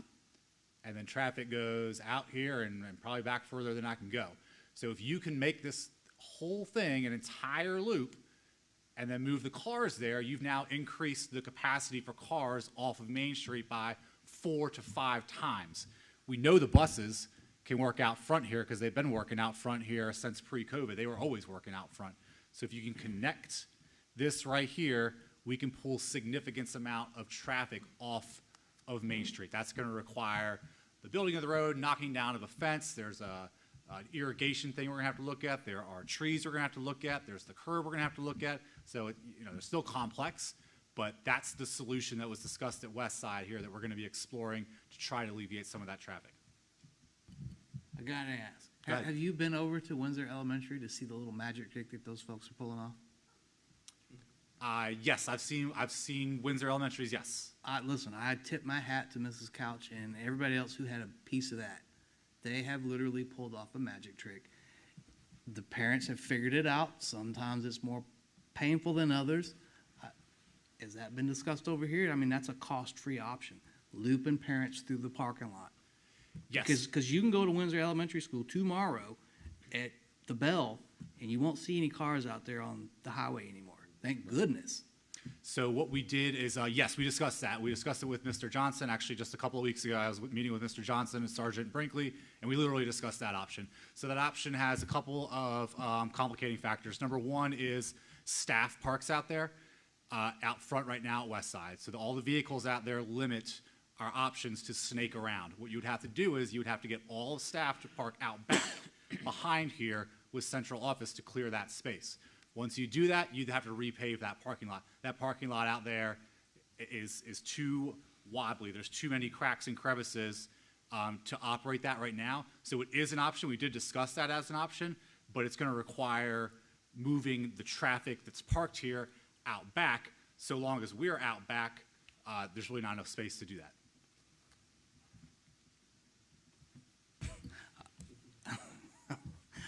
I'm not calling you a liar, but the staff parks in front of the Windsor Elementary School just the same.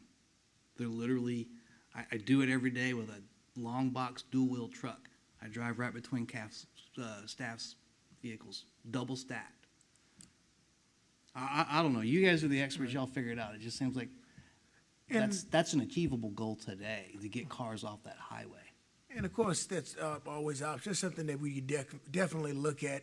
I know that what Mr. Christensen is referring to with the parking lot, how should I say it? If you've been over here to Westside, you know the parking lot is completely uneven. So if we're going to start using that in the way that we're talking about that Windsor Elementary School use it, we might have to make some other adjustments. I'm not saying that it's impossible at all, but we just have to look at the square footage that we're using at Windsor Elementary School and how we can actually duplicate that plan if it's feasible. I'll leave it at this. I just hate to invest a whole lot of time and energy reconfiguring a school that's on the short list to go away anyways. We certainly had that It's worth conversation as considering. well. Pouring money into a building that we're trying to replace. Yes, sir. We don't like it either. We also don't like the traffic out on Main Street. Right. So we're trying to figure out the least bad option, and we know it's going to cost money and time and resources that, frankly, we do not want to be putting into a building that we're trying to replace. But we also don't like the safety concern that's being poured out into Main Street right now, and we know the community does not either.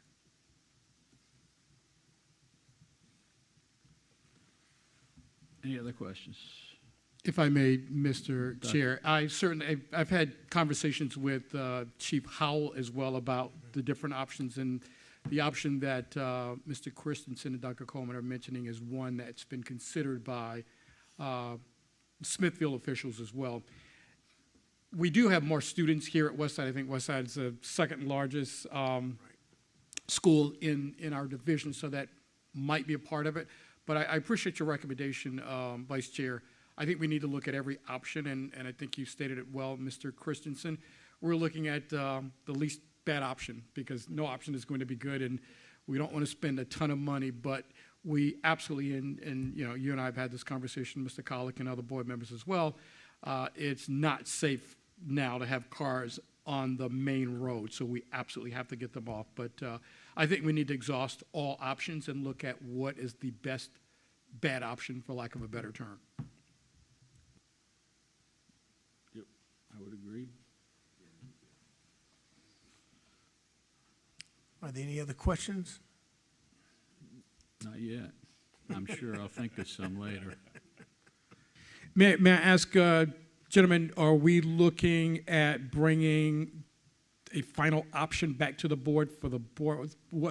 Share with me what you're thinking around that. It'll probably be cost dependent. If the contractors can come out and quote us something that's realistic and we feel like is safe and is going to meet our needs, and we can work it into our operational budget, then that's great. Realistically, it may be something that exceeds what we have. It's not something we budgeted for. And if that's the case, then yes, we'll have to come back to the board, let you all know what our options are, and see how we'd like to proceed.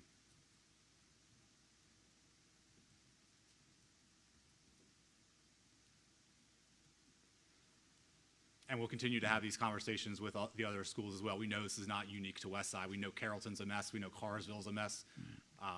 We're going to look at every single school. We're going to work with Sergeant Brinkley, local law enforcement, to figure out how can we snake through, how can we loop around, what can we do to get the vehicles off the road, because it's not safe. It's not.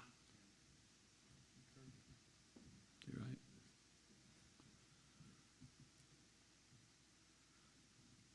Okay. Yes, sir. Appreciate that. Thank you, Mr. Christian. Is there anything else? No, there's nothing else. That's all. I do have a support services related question, if I may. Okay, sure. Yes, sir.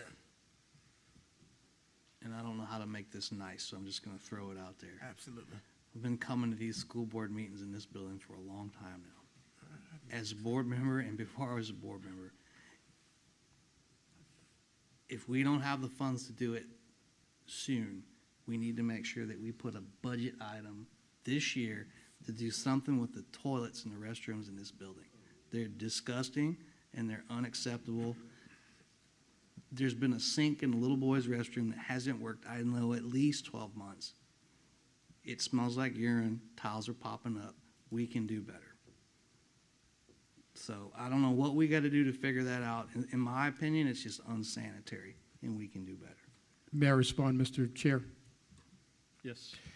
I totally agree with you. 100% agree with you. I've had conversations with community members, but we shouldn't need to have conversations with community members or you, the board, to take action. Dr. Coleman and I have had this discussion. I've met with the staff here. They've actually literally taken me around to see classrooms where tile is coming up. And we have shared with our new contractor, ABM, that this is a priority. So I'm 100% in agreement with you.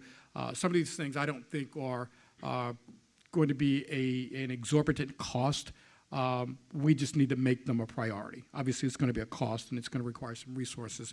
But Dr. Coleman and I have had this conversation as late as early this week about making some of those improvements a priority. So thank you for noting that. Thank you, sir. Thank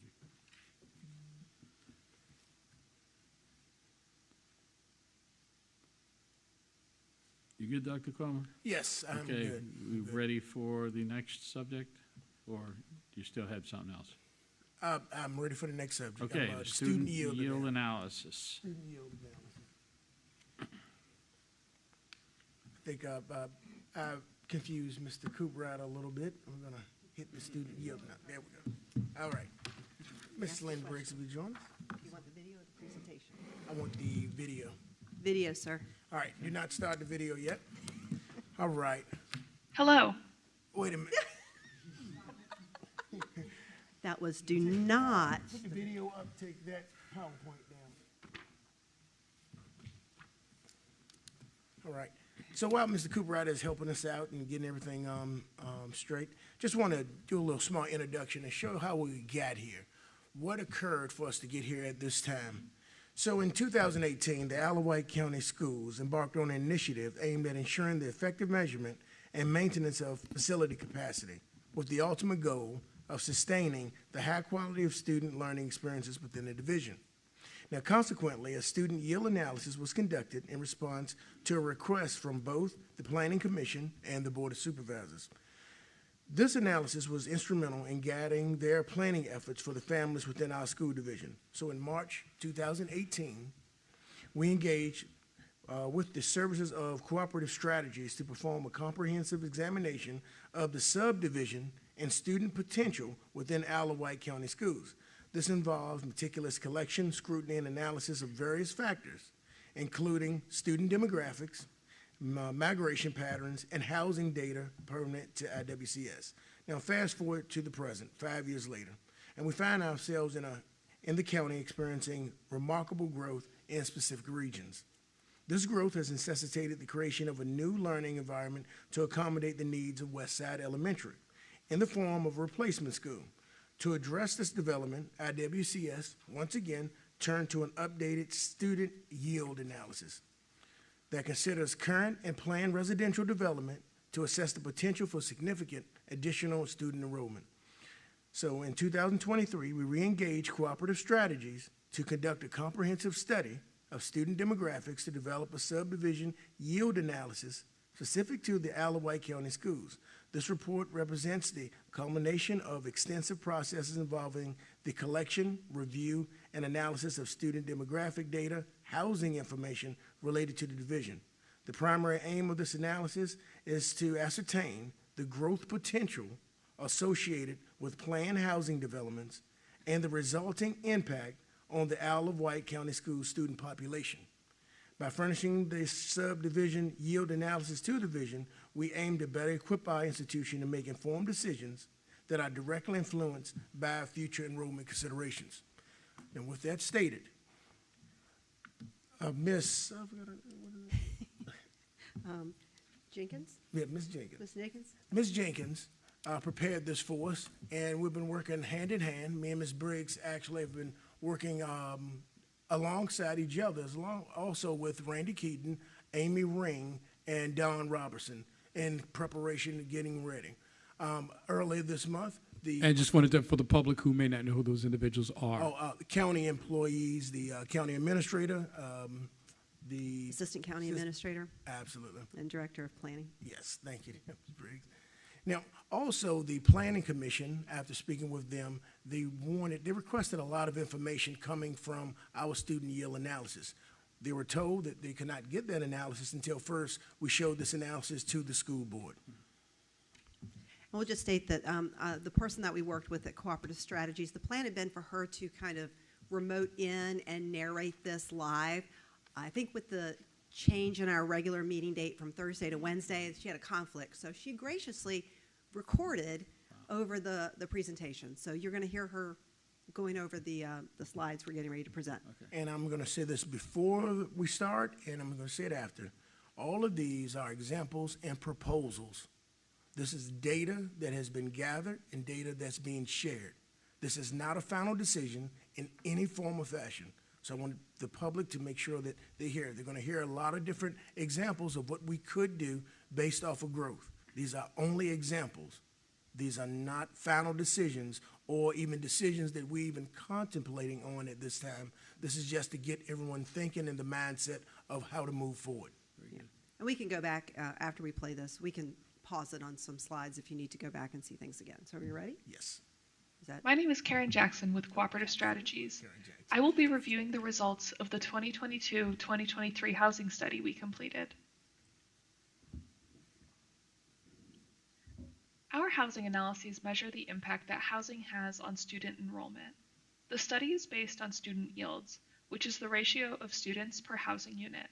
For example, in the housing image on this slide, we have 10 homes and 5 students that reside within these homes. In this example, this gives us a student yield of 0.5 students per housing unit. This student yield can then be applied to the housing developments within the division to predict the number of students that each development will produce. This map shows the subdivisions and complexes within the county. Apartments are shown in red, manufactured or mobile home parks in blue, single-family subdivisions in green, and townhomes in orange. The chart on the right shows the students compared to the number of units. In 2022-23, the apartment yield was 0.338, the manufactured home yield was 0.364, the subdivided single-family homes were yielding 0.345 students per unit, and the townhome yield was 0.298. These yields are very similar to the other counties within the state that we've worked with. On this slide detail the student yields by boundary by grade configuration. For example, the Carrollton Westside boundary in the top left is yielding 0.09 K through 3 students per apartment unit within its boundary, 0.12 K through 3 students per mobile home within the boundary, 0.13 K through 3 students per single-family home within the boundary, and 0.09 students per townhome within the boundary. The student yields are conditionally formatted to show relatively higher student yields in red and relatively lower yields in blue. These maps show a closer view of the subdivisions within certain areas. This is the same information shown on the map a few slides ago, where green areas show single-family subdivisions, red shows apartment complexes, blue is showing the mobile home parks, and yellow is showing townhomes. On the left, We have the subdivisions and complexes in the Smithfield area, and on the right, this is the Carrollton area.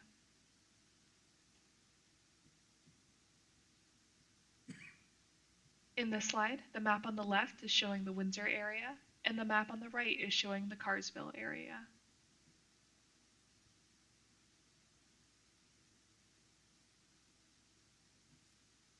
These maps show the student density, or students per square mile, within the division. No color to the blue colors show fewer students per square mile, and reds to yellows indicate more students per square mile. The northeast corridor of the division is experiencing the highest student density. These maps are identical. The map on the right just shows a closer view of that northeast corridor. This table details the housing developments that were proposed, planned, and actively under construction during the time of our report. When we apply our student yields to these developments, we get an additional 255 K through 3rd graders, 69 4th graders, 120 5th and 6th graders, 144 7th and 8th graders, and 278 additional high schoolers from active and planned developments. From our proposed developments, we get an additional 57 K through 3rd graders, 15 4th graders, 26 5th and 6th graders, 32 7th and 8th graders, and 61 high schoolers. The map on the left shows the locations of these housing developments. As you can see, the developments are concentrated in the northern Carrollton boundary, which is the pink area in the map, and the south to mid-Hardy boundary, which is shown in yellow. All the developments are outlined in red. The chart on the right shows the student potential for these active, planned, and proposed developments by boundary. The most heavily impacted schools, should the boundaries remain exactly the same, will be Carrollton Elementary, Hardy Elementary, Westside 4th through 6th, Smithfield Middle, and Smithfield High School. This chart details the current and future utilizations at the schools. The first column shows the 23-24 enrollment at each building, and the capacity column shows the number of students each school can hold. The utilization shows the enrollment divided by the capacity. The plus development column shows the number of students expected to be produced by the housing developments within each boundary, and the future utilization shows the resulting utilization of each facility once the developments are built out. As you can see, once the developments are constructed and occupied, we're expecting to be overutilized at Carrollton Elementary, Westside Elementary, Smithfield Middle, and Smithfield High School. My firm does quite a bit of facilities planning work, and we typically do not like to operate buildings above 90%, as it offers very little flexibility for especially large cohorts, pull-out resource spaces, and special education programming needs. The sweet spot for utilization that also maximizes operational efficiency is typically anywhere between 80 and 85%. Using your existing capacities, I've put together a few facilities ideas that would create consistent grade bands across the district while utilizing your existing space. All of these options would require redrawing attendance boundaries to better balance enrollments among buildings. My first idea was to create a PK6, 7, 8, 9, 12 configuration. Carrollton, Carsville, Hardy, Windsor, and Westside would be PK6 buildings. Georgie Tyler and Smithfield Middle would be 7-8 buildings, and the high schools would remain as is. In the short term, the overall utilization at the PK6 schools would be 82%, the 7-8 middle schools would be 72%, and the high schools would be utilized at 75%. Once the housing developments are completed and occupied, we would expect to see an overall utilization of 97% at the elementary schools, which would likely warrant additions or a new elementary school somewhere in the division. The middle schools would be utilized at 87% and the high schools at 89%. Westside Elementary is highlighted in each of these options due to its age and current plans for replacement. The next option is a K5, 6, 8, 9, 12 configuration. In this option, Carrollton, Carsville, Hardy, and Windsor would all be PK5 elementary schools. Westside, Georgie Tyler, and Smithfield would be 6 through 8 middle schools, and the high schools would continue to house grades 9 through 12. In this option, the overall future utilization at the PK5 elementary level would be 110% upon development completion. If this were to move forward, consideration should be given to constructing a new elementary school on the north side of town to relieve that overutilization.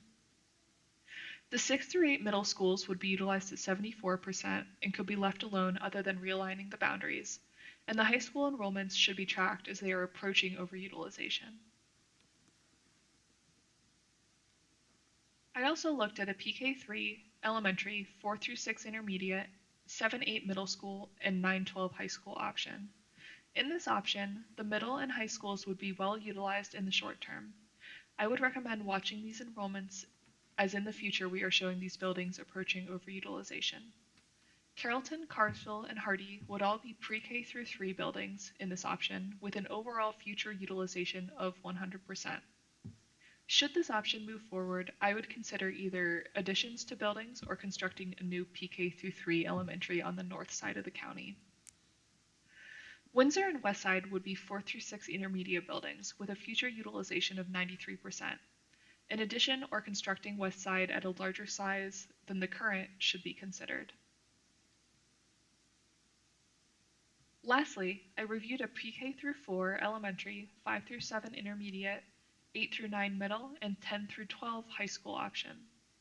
Carrollton, Carsville, and Hardy would be pre-K through 4 schools. Windsor and Westside would be 5 through 7 intermediate schools. Georgie Tyler and Smithfield would be 8th and 9th grade middle schools, and Smithfield and Windsor high schools would house grades 10 through 12. At the elementary level, with an overall expected utilization of 125%, including developments, it is recommended to construct a new elementary school. Looking at the intermediate schools, an addition or constructing Westside at a larger capacity should be considered. 1 or more additions should be considered for the 8-9 middle school, and the high schools are expected to be utilized at 64% in the future, which wouldn't warrant any building projects. Thank you very much for your time this evening. We appreciate the opportunity to continue to work with the Isle of Wight County Public Schools. And as Mr. Cooperrider is pulling up slide number 7, I just wanted you to get an understanding of the full capacity of all of the data when we're trying to put together a schematic of that housing complexes that are coming online, the housing complexes that are proposed, the ones that are active and planned. Slide 7, and you will get a copy of it. This will be available. And just slide 7 off of the PowerPoint. Slide 7 really pinpoints the active and planned subdivisions. The Parkett Battery, Mallory Point, Timber Preserve, Ben's Grant, St. Luke's Village, Brewer Station, so on and so on. And literally has the number of students based off of the looking at the student generation index, determining how many, because that's based on, the county currently has a student generation index that determines the number of students that are going to be coming at the elementary, middle, and high school level. It's a different index based on level. And also it's based on the type of structure. So they have one for apartments, they have another index they apply for single family attached, single family detached, and then mobile home units. So with that said, you see the amount of students that are active and planned because those homes and townhouses are coming online. And then, of course, they propose the Grange at 10 Main, Sweetgrass, Kemp's Village East, and Carrollton. Those are proposed avenues there. Yeah, now a couple things, if I can interject. Some of the things that have already been, it says active and planned. You'll see some things up there. The status might be approved, and it's just sitting there. Those are some things that a lot of times the county will consider dormant. I compare them to locusts. You just never know when they're going to come online, but they've been approved. The Parkett Battery right now is not active, but it was recently approved. Mallory Point, it says under design, construction is really underway. If you've gone down Battery Park Road, you'll see that. Timber Preserve was approved probably 20 years ago, and it's just been sitting. Ben's Grand Apartments, as you're well aware, is under construction. St. Luke's Village has been approved, but actually St. Luke's Village is coming back with an amendment that would take the units from 179 to like 315. So they're proposing an amendment that would increase the number of units to 315. Brewer Station's under construction. So Archer's Mead is kind of quiet right at the moment. In addition, we know there are others out there that have not made it onto this chart because they have come before the county and they're going before the Planning Commission for consideration, but they haven't made it that far yet. And you could probably guess where they all fall. Yeah. So, but this is, I think, critical to show you that based on what has been approved, you see the number of projected students coming in at 866. That's already approved. And I want to go show one more slide, and then we'll take questions. It'll be slide 9. And slide 9, this is another takeaway. Slide 7 and slide 9 are the takeaways. Utilization, where we stand at right now. Where are we at right now? The capacity of the school and the student enrollment based off of the October 31 enrollment date. Housing development, the number of students that's supposed to arrive, and the future utilization rate based off of the housing development that's already been approved. That's where we stand at right now. And as you can see, Smithfield Middle School is at 95% utilization. And Westside Elementary School, 87, and Smithfield High School, 84. If everything stayed as is, we did nothing. We changed nothing at all. Just kept moving forward. Future utilization, Carrollton Elementary School would be at 107%, Westside Elementary School, 110%, Smithfield Middle School, 123%, Smithfield High School, 105%. In the 2018 student yield analysis, there was a discovery that we would not go beyond 85% in any school. That was one of the standards that we're putting in for the school division, that we'll seek to, every time we get to 85%, that we have to do another student yield analysis, and we move forward with the planning for new areas of growth. Yeah, they were called triggers, and at 95% in any school would trigger planning for a new school. So you can see, even though Smithfield Middle doesn't get a lot of conversation regarding capacity, they are sitting at 95% right now. I think some of the conversations that's been held before always talks about individuals and housing that already exists. But one thing that we're not taking in consideration is the housing developments and the students that are coming here based off of the new housing developments that's here, not what's already existing. So we just have to keep that in consideration, and I think that everyone knows the last thing we can do is wait till the last second and then start planning. When you already know New Hardy took 2 years or 18 months to 2 years to build. Yeah. And if I could interject one other thing, I know a lot of times people will look at maybe the past 5 years, past 6 years, and say, well, you haven't seen a significant amount of growth. When you're looking at schools, you've got to go back decades, because you're building schools for decades. Right. And I want to say it was in 1993, around that time, Smithfield High School had about 800 kids. And they moved 8th grade. It used to have 8th grade. They moved 8th grade to the middle school, and it was 9 through 12, and that dropped the enrollment down to about 800. Today, they're about 1,500. So they've almost doubled in size in that amount of time. So I do think you have to look long range at the growth that's happening. You just can't look 5 years and say it's fairly flat. That's it. Any questions at this time? Yes, sir. Well, there'll be a few questions, but comments more than anything, really. So I don't know if I mentioned it to you, Dr. Kramer. I think I told Mr. Collick. For you guys down here, I have had the ear of a couple members of our planning commission. They actually reached out to me, and it's no coincidence that this pops up. So this is all goodness. from my perspective, you guys do this for a living. Y'all have done this. You've done this for years, right? So projecting growth and whatnot.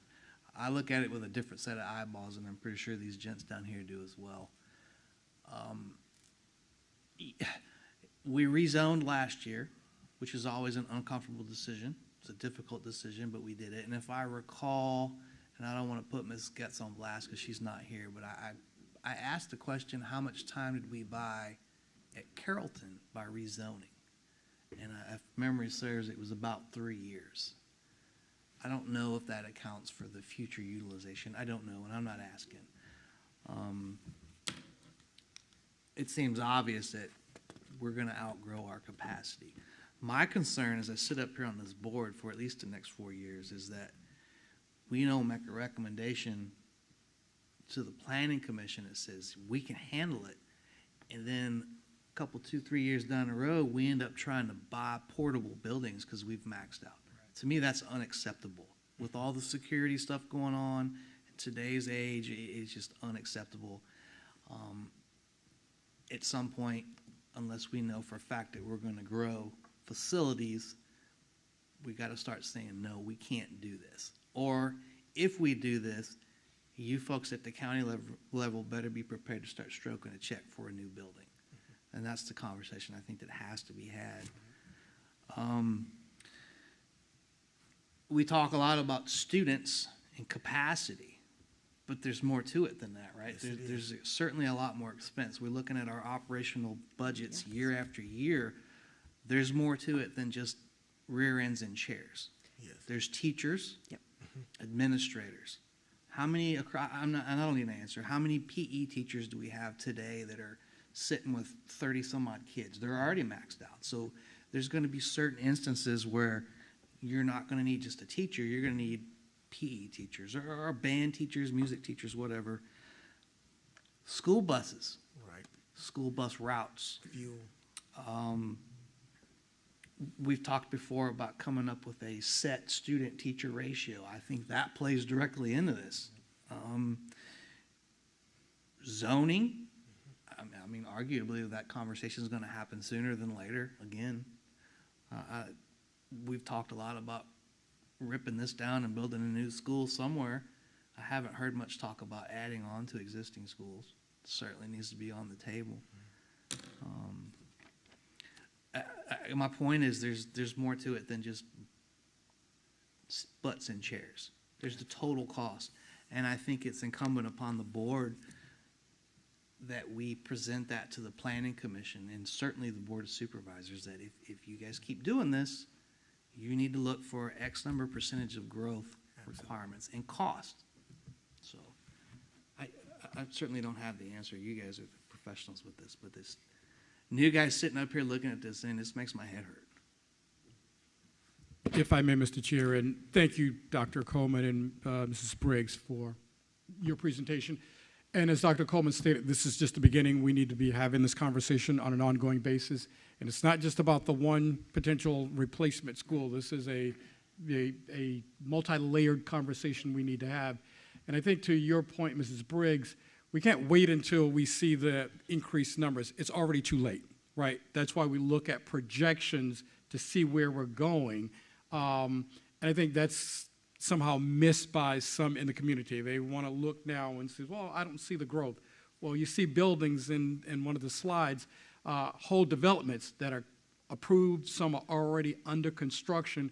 Remember, we are, I think it was the 7th or 8th fastest growing, seventh in the state. And Virginia is a large state.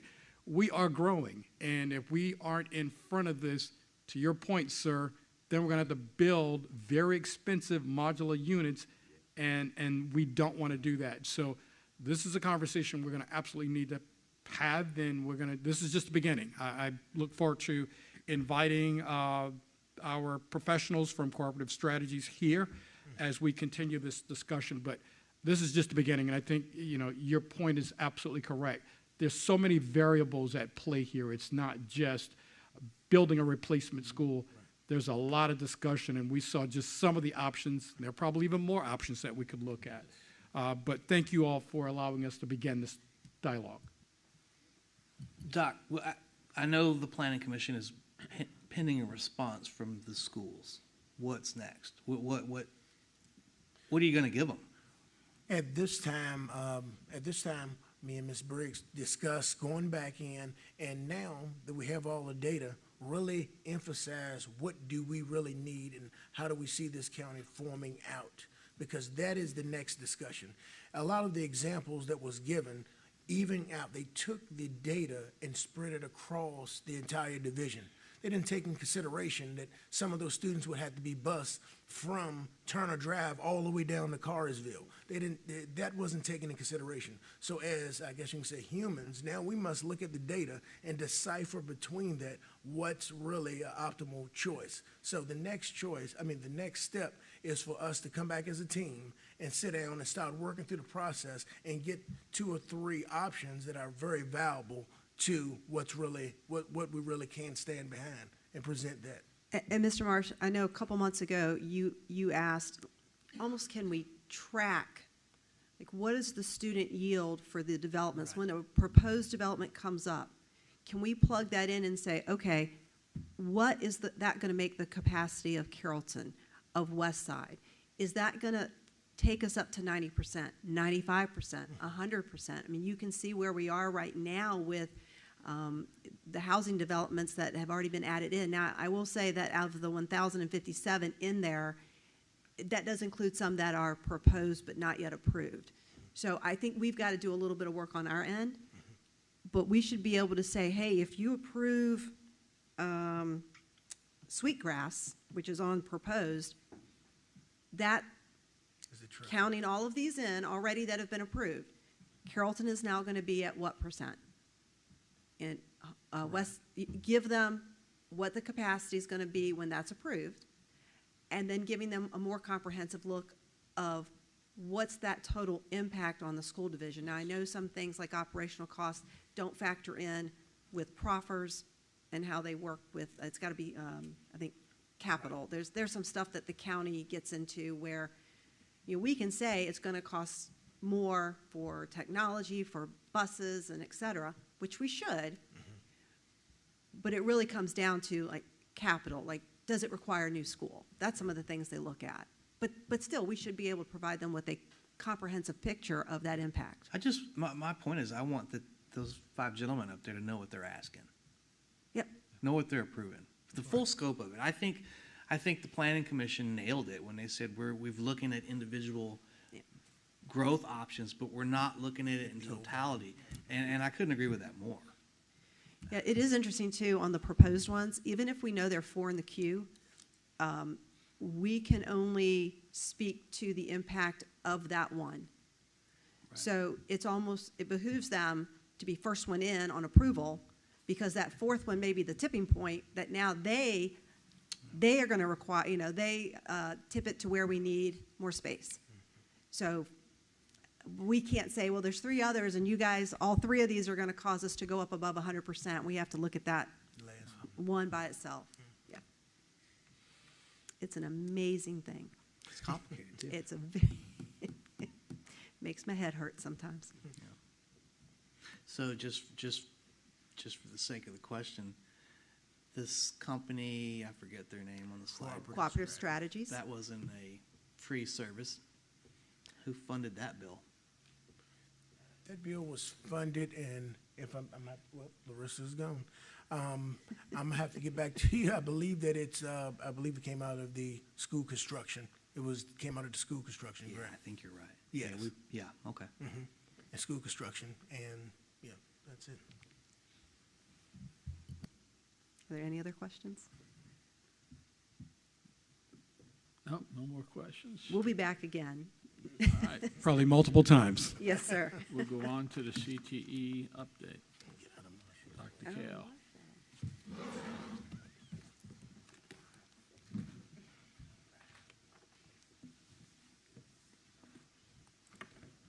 Is this on? Okay. I always get up here and forget to cut it on. Good evening, Chair Collick, members of the board, Dr. Kramer. So I'm here to provide your annual CTE update. I know that you received certification update from Ms. Formella back in August. So this is kind of the other part of that. So just kind of giving you a look of where we are right now. So some highlights and happenings. In welding, we are super excited to have 4 students currently participating in welding apprenticeships with All First and Power Mechanical. We are also excited about hosting the Skills USA contest in the welding lab in February. If you'll recall, we had students that participated in that last year for the first time ever, and both of our participants placed 2nd and 3rd in the region, so we were excited about that. And we have a new partnership with Newport News Shipyards and their Seek-Ins program, which is a direct pipeline to job placement. So they have a recruiter that comes once a month and works directly with students, and really they're kind of scouting them for employment beyond us. And then I didn't include this on the slide, but I know Mr. Marsh has brought this up a number of times. Just a tidbit of information, Mr. Miller's been tracking his seniors from last year, and we're very proud that 14 of last year's 20 seniors from the welding class are currently employed with local companies in the industry of welding. So I think that speaks volumes to what's going on with the RCT program and the placement there. At the Land Lab, we've had, it's a very unique program, so we get a lot of outside interest. We've already had visits from Powhatan Public Schools, and they brought a whole crew of people out there, but they were very excited, and with New Horizons Regional Education Centers. Our students received some awards for their old-fashioned salted country hams at the Wight County Fair. They were very proud of those big ribbons. And, of course, we'll be presenting next week at the VSBA annual conference with regards to our workforce skills, our Workforce Readiness Award. In culinary, they've been working hard to do good for others as usual. They've already raised over $1,000 for the Smithfield High School United Way campaign just by selling lunches to school staff. So they would put together a menu, and then school staff could order in advance, and all the profits went to United Way. They have increased our Helping Hands Thanksgiving boxes. If you'll recall from last year, we did this. We're going to do 105 boxes this year, and we're already in the planning process of identifying those families and making sure that they are able to receive this wonderful, amazing box. And then Chef Horn and Chef Hagan have really worked together to build out some individual cooking stations. You know, in a big, huge kitchen, you can have but so many guys on the fry side and so many in the prep station, and then somebody has to wash the dishes. So now they have smaller cooktops and mixers and sous vides, different tools where the students can get in groups and take turns leading the team, being able to practice different skills. So it's really cool to see that in action. In our Little Sprouts program, they were also featured in the VSBA Showcase for 2023, so we're excited about that. And they won the Hammy. They are the best preschool in town, so we're excited about that. Program changes for this year, so we flipped the order of classes so that our Teacher Cadet 2s, our more experienced students, are working with the littles when they're coming into school, when the littles are kind of learning school. And then in the second semester, we do Early Childhood 1 when the students, the little students, have a little bit more experience and know what's going on. That gives the big students an opportunity to really focus on the processes. And that's really going well. Ms. Branch reports great feedback on that. And copying is the greatest form of flattery. Franklin City Schools is looking to open their own very similar Little Sprouts program, so we had a visit from them as well. Building trades recently completed new storage sheds for both Carsville Elementary and Windsor Elementary. We're excited about that. And we've been working on this for about 18 months, but we are excited about our new collaboration with the town of Windsor. I guess it's been almost 2 years ago. Mr. Rogers came to me and he said, I really want to build a whole house and give kids that real world experience of from planning, implementation, design, cost, permitting, going through all of those processes beginning to end. So we started working with the county and they had given us a list of properties, and finally we identified one. The town of Windsor's agreed to deed a parcel of that property to us for us to do this, to build a house. And at the end, we would sell the house and we would give the taxable value of the land based on the most recent tax assessment to Windsor, in addition to the tap fees, but then all the profits would come back to the Building Trades Department to do it all over again. So we'll be adding to the population study that Dr. Coleman and Ms. Briggs just talked about, but we think it's a really cool experience for our students and just a positive, rewarding opportunity for them. We are also excited about if you've been there recently, you've seen the small house, the man cave, she shed, hunting cabin, mini mansion, whatever you want to call it. So we are actually going to be raffling this off. It is a collaboration between the marketing students and the building trade students. So if your significant other is looking for one of those things, a little she shed in the backyard, makes a nice Christmas present, might I add. But be on the lookout for information about those raffle tickets because we are excited about getting that moved off the property. And future projects that are currently in the works, the Carsville Elementary School ramps, some additional storage at Georgie Tyler Middle School, and also some trophy cases at Smithfield High School. They're requests direct from the principals. We had an excellent turnout for our first CTE Academy open house. We had a little over 40 families that showed up across the district to tour programs, learn about the different offerings. They get a chance to walk around the facility and talk to the teachers. We have another spring event scheduled for April 16th, and it is our goal to get our middle school tours completed before Christmas break so that they are ready for spring course selection. Some program goals and initiatives this year. So we've been working with our CTE teachers to really level up those certifications across all CTE programs, really hoping to help students stack credentials. So if you get your workplace readiness credential in level 1, what are you getting in level 2? What are you earning again in level 3 that's continuing to build that resume? So we're very excited about that. And all of our teachers have a plan, so we're looking forward to that. Increase opportunities for high-quality work-based learning experiences across all of our academy courses. We're really pushing that idea of students getting out there and getting into those internships, job placements, job shadowing type opportunities.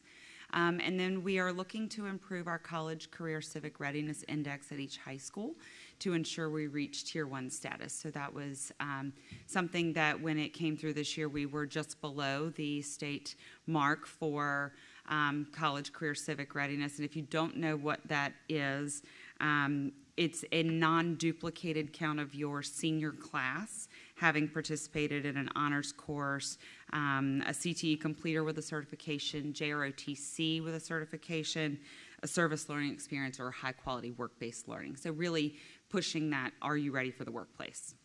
Some other program initiatives, we are partnering with GoVA to build and launch GoTech labs at both Georgie Tyler and Smithfield Middle School. These are hands-on simulation equipment that helps middle schoolers explore trades and industrial type jobs. So like think simulation for welding, which is a really cool machine, by the way. Robotic arms, different things to that nature. So we'll be touring a GoTech lab in Hampton on Monday, actually, and then also taking the 2 middle school teachers to Brooks Crossing, the Innovation Center in Hampton, where they'll get a chance to kind of play with some of the equipment. And this is all in partnership with Hampton Roads Workforce Council, where there's some grant funds that would help support this. And then we are very excited. I know, Mr. Collick, you've asked about these before, about collaborating with Paul D. Camp to establish the first lab school in Region 2. I met with Dr. Atkins Brady and Dr. Tony Johnson today with Newport News, and they are very excited about the potentials. So we're looking forward to submitting that soon. And then my favorite thing, we are going to launch the first ever IWCS reverse job fair. This is planned for May. This will be an opportunity for graduating seniors to showcase their talent to employers. We'll be inviting employers to come in and interview students. They'll be able to give us feedback anonymously, of course, for students that would help them improve their resume, help them improve their interview skills, but then they also have the chance to say, hey, I'd like to give you a job next week. So, and these kids will be ready to go to work. So we're excited about that too. Looking forward to that gig, bigger and better every year. So I put this information up here because I want you to know who we're really talking about when we're targeting CTE classes, courses, and expansion. I know this is something you have asked me about before. So this is a picture of last year's graduating class, and you can see there the number of advanced diplomas versus standard diplomas. It's pretty even split for most of the time. But you'll see there on the right, this is the breakdown of where kids go when they leave us. So last year, 48% of our students went off to a four-year college. But the remaining 52%, 21% went to a two-year college or a trade school. 5.8% went to another training school of some sort. 3.6% went into the military, but 20.7% left us and went directly into the workforce. And there's one random outlier that we did not have a recorded post-graduation plan for. So really we're targeting helping to prepare that 52%, that 240 kids in a graduating class that are looking to go some pathway direct into industry one way or another. And remember that JROTC is also part of CTE, so that's where the military component comes in. Last year, we launched our CTE application process, and I tell you all of this so that when I get to the results of that, it all makes a little bit more sense. Our courses are at capacity. We are filling them. We want to make sure that we're putting the right kids in those classes. Now remember, the application process is only for entry-level slots. So if you're a level 2 student, you're guaranteed a spot. If you're a level 3, you're guaranteed a spot. This is only for entry-level positions. So when you see the acceptance numbers, they are reflective of the number of seats that are available in the courses. We require in that application every student to apply to each program of interest.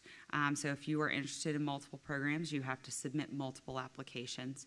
Align it with your career goals. Tell me how this class is going to be important for you. What are you planning to do down the road? Provide evidence and references. So they had to have instructors and employers that were willing to say, this student is going to show up and give us their best every day. They had to address any discrepancies in their records, and that includes massive amounts of attendance problems or substantial discipline referrals, any other things that might kind of be off in a student's record. And then we always prioritize people over geography. So it's not necessarily just about what school you attend, it's about what program is best for you, because these are county-wide programs. All of the applications are reviewed individually by a team of 7. So we are definitely looking at them one by one. This past year, we received 515 total applications from 483 individual students. So that's a lot of applications to go through. 95.6% of those applicants applied to only one program. So that tells me that kids know what program they are interested in. It's not like, just put me in anything. 633 references were completed by teachers, counselors, and employers. And then we were able to accept 193 total students, which is only 37%, which tells you just how popular these classes are. When you look at the total applicants in each column there, obviously culinary arts stands out, but everybody loves to eat. Welding was a really, really popular selection, 94 students there. Building trades also, and then the land lab, all very, very popular programs. So you can see there to the far right the acceptance rates for each of those. When we conducted a student survey last year, we surveyed all students in grades 6 through 11. So I had 1,617 total responses. And we asked students to tell us what are the top 3 careers you are considering? What do you want to be when you grow up? And we gave them a list of things that were easy to recognize kind of career titles, but they weren't just the standard, do you want to be nurse, doctor, teacher, police officer? They were a bit more involved than that. So this is kind of how the applications broke down, how their selections broke down.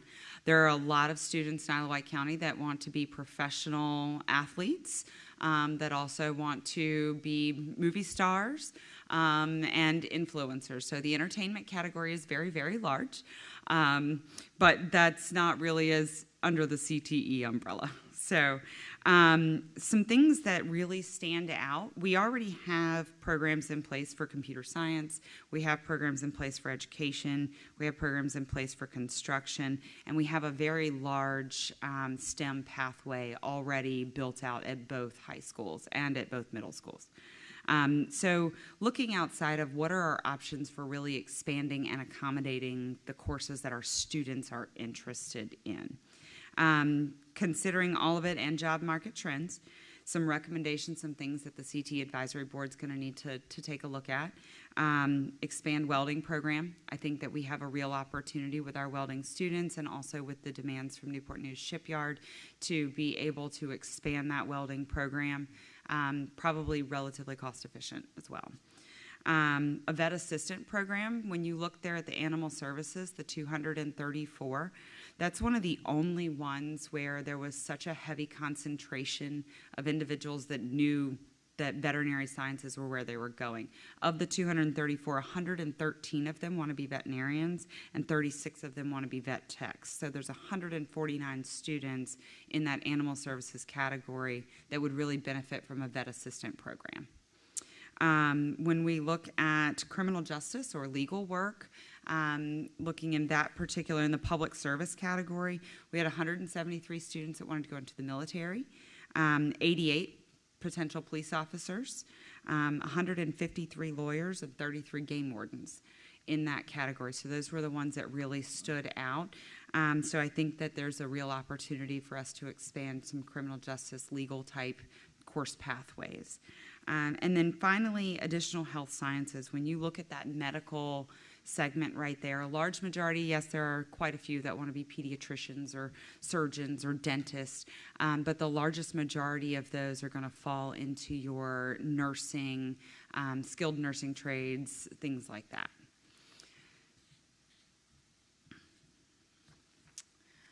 And then the one last thing, I didn't put a slide on there, but I did want to make you aware the CTE Advisory Board will meet on December 5th at Turner and 10 at 9 a.m. Yes, sir. I'll send you a calendar invite. Any questions that you have about CTE? Good job. I got lucky. I was at the end. Thank you, Dr. Kell. Better run while you can. Dr. Kramer, you're next. All righty, I will be quick. First, I wish to thank all of our military veterans and those who are active duty for your service to our country, and a special thank you to the military veterans who are also staff members and board members. So thank you, gentlemen, and those of you sitting out there. And thank you, Mr. Phillips, for that salute to our veterans. I thought that was awesome. I've been here starting my second year and enjoyed that, so thank you very much for that tribute to our veterans. Wish to congratulate our school board members, Vice Chair Marsh and Board Member Wooster, on their school board election. Congratulations, gentlemen. And I look forward to working with you, gentlemen, as we work collaboratively to meet the needs of our students and staff. I would like to note that we will be reaching out to Board Member-elect Perkins to schedule her board orientation in the coming weeks before she assumes her role on the board. So the slide.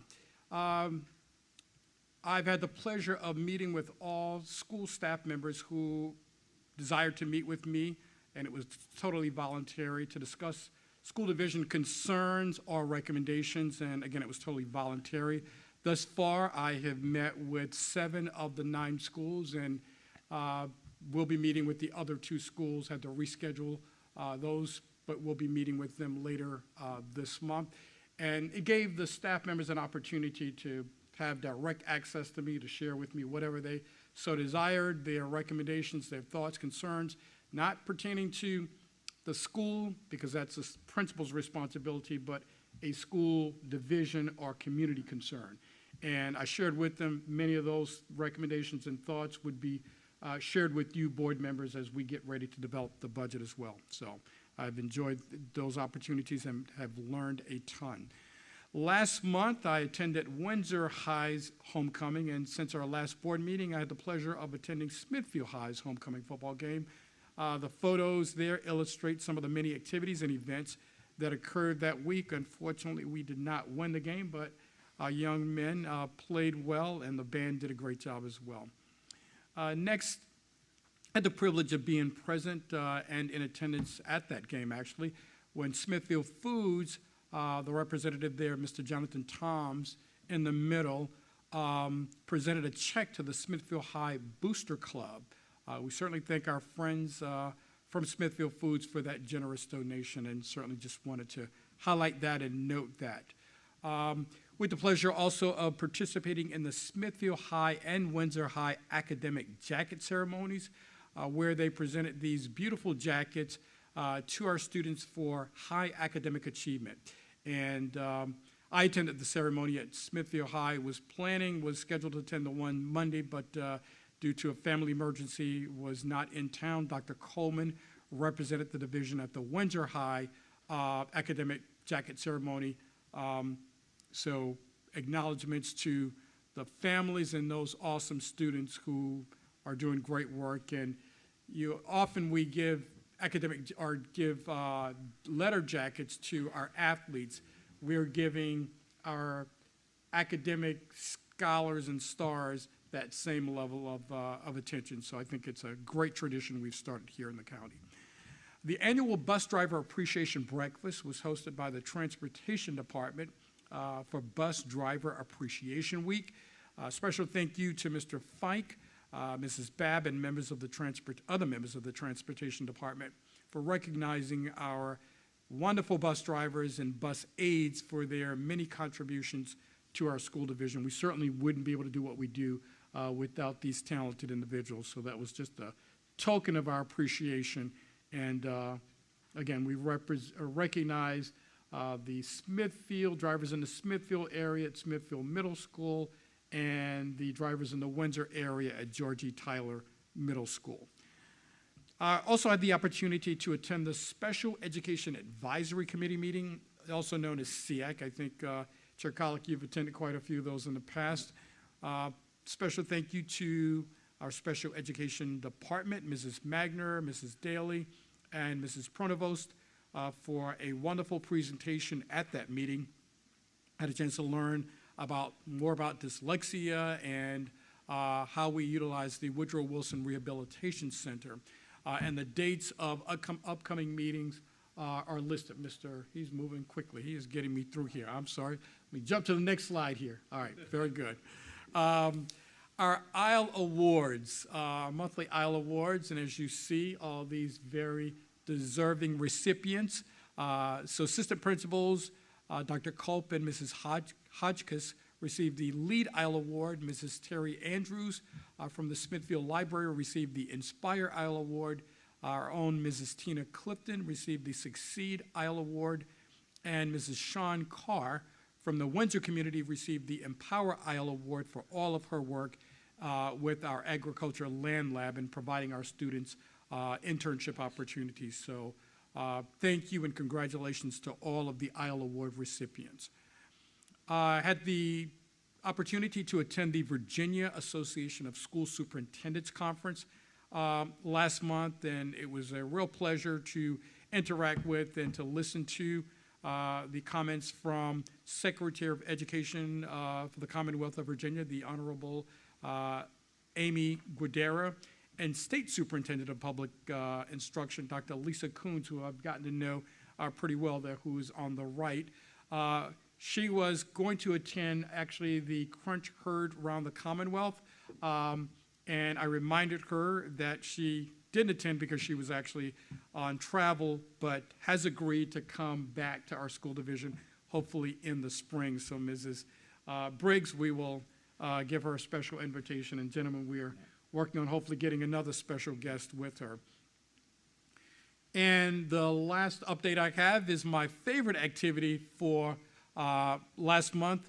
Of all the events I engaged in last month was the opportunity to interact with our students through the Read Aloud to a Child Week, and to read to, I had the opportunity to read to many of our second grade students at 4 of our schools: Carsville Elementary, Carrollton, Hardy, and Windsor Elementary. So an awesome opportunity. I think some of you also participated. For those of you who have not, I encourage you to take part in that. The students are amazing, and it was probably the highlight of my month. No offense to, board meetings and other things that we engage in, but just being able to interact with students it's why we do what we do. Thank you, Mr. Chair and members of the board. That concludes my superintendent update. Great, thanks, Dr. Kramer. Okay, next we will go into action on the closed session items.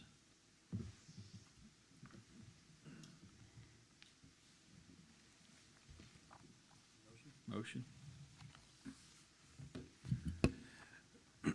Mr. Chair, I move to approve the personnel report as presented, a copy of which can be obtained from the school board clerk. Second. We have a motion and a second. Is there any further discussion on this? Hearing none, the clerk will take the vote.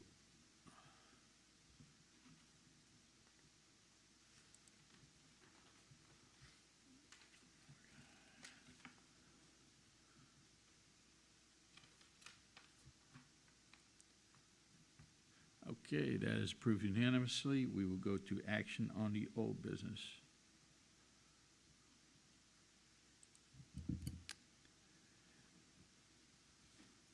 Mr. Chair, I move to approve the consent agenda as attached and presented. Second. And we have a motion and a second. Any discussion? No discussion. The clerk will take the vote. And while the clerk is taking the vote, I'm going to go ahead and read the donation memo for this month. And it's Smithfield High School received from the United Way of Southampton $4,400 for the Next Up Mentor Program and $3,000 for the Ignite Mentor Program. So thank you from the United Way of Southampton. And that passed unanimously.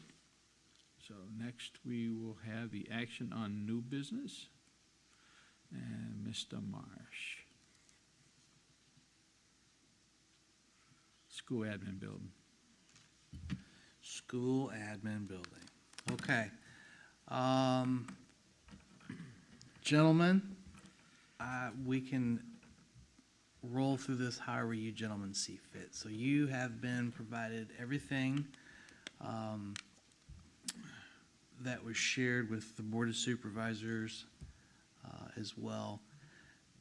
Just kind of hit the wave tops here. As you guys well know, in January, in fact it was January 12th, this board voted unanimously to approve Dr. Kramer and staff's proposal to repurpose the newest wing of Old Hardy into a new central office and a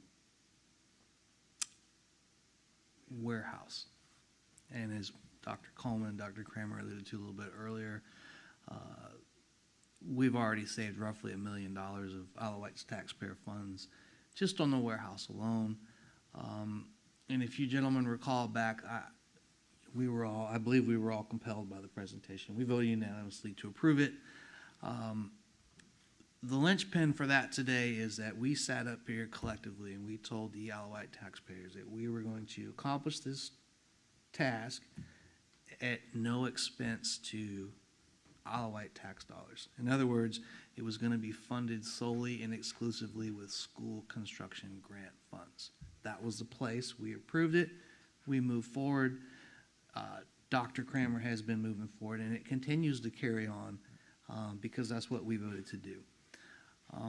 We found out later on, I believe it was early October, we found out that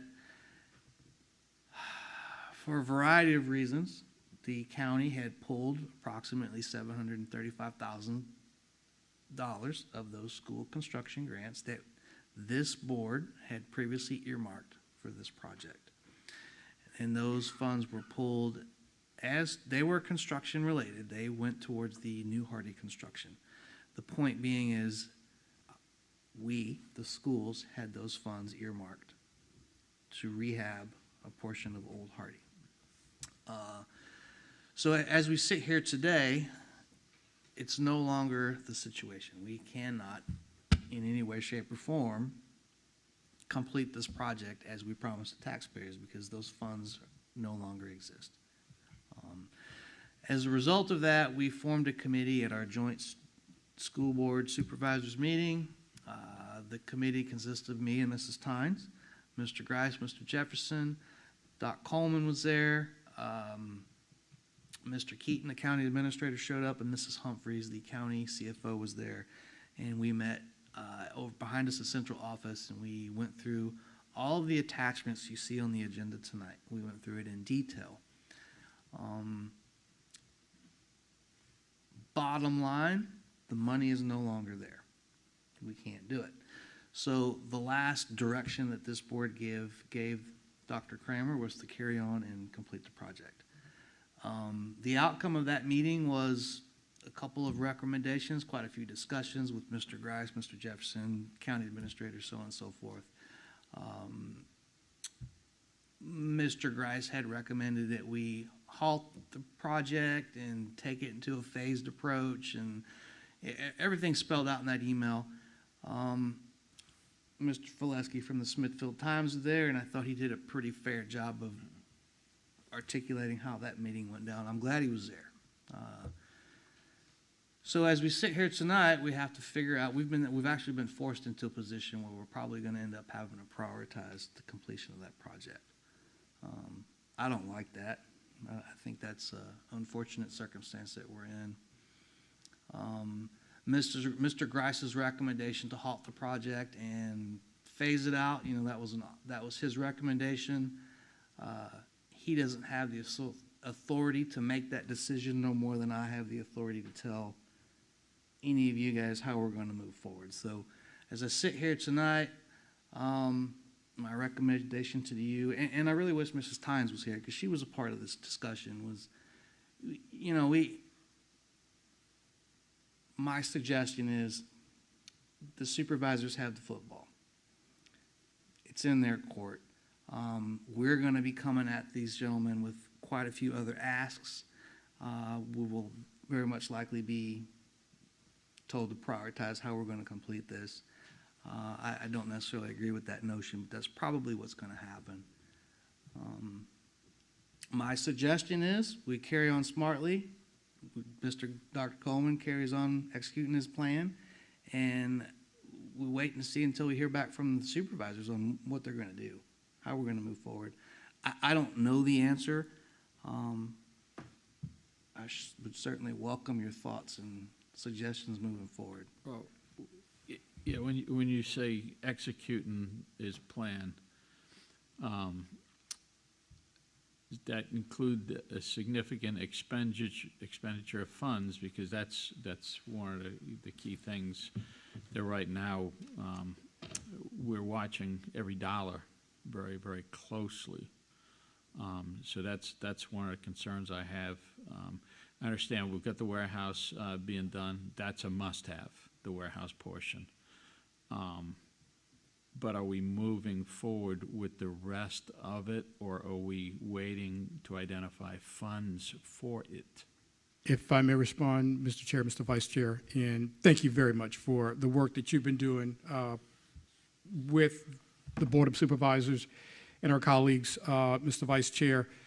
I do want to note, and you stated this, and you well know this, this is just for the public who might still be watching, that school construction grant, those are state dollars that we had committed to this project, and that was money that was given to the school division, and as you stated, for whatever reason, some of that was used for New Hardy. So what I would say, you're absolutely right, Mr. Chair.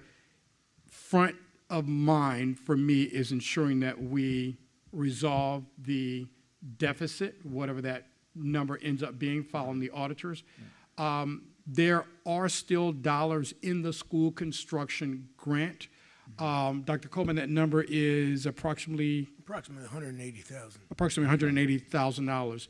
And, you know, certainly we will not be able to do all that we were planning to do and would have to move more cautiously. But what I would say is, as superintendent, and I think you would agree, we're not going to use any other funds other than the school construction monies for now. Right. I will say that Dr. Coleman and I, we meet with County Administrator Keaton monthly just to have ongoing conversations. Right. And I don't want to speak for him, but we're still discussing these funds as well, right? And so the hope is that they will find the funds and reallocate funds back to us to finish the project. But with what we currently have in the school construction grant, we can move very strategically, and there are certain things that we can do, paint, insulation and other things that might not be as significant of a cost, and move forward. Remember that we had students in that building less than a year ago. So we're just doing some very deliberate things with the limited amount of money that That's we do right. have for it. That's right. Okay. And we were able to move into the warehouse with the roll-up doors Right. and move some shelving in there. So we are being very purposeful, very strategic in terms of how we move forward. Okay. So that's what we're doing. And I think you gentlemen would agree that we're not going to take any money from the operating budget Right. to in any way move forward with the renovation of the building. But again, we do have some funds in the school construction grant that we can use in a very deliberate and purposeful manner. Mr. Marsh. And thanks, Doc. I'm getting tired, so I don't have my edge like I did earlier.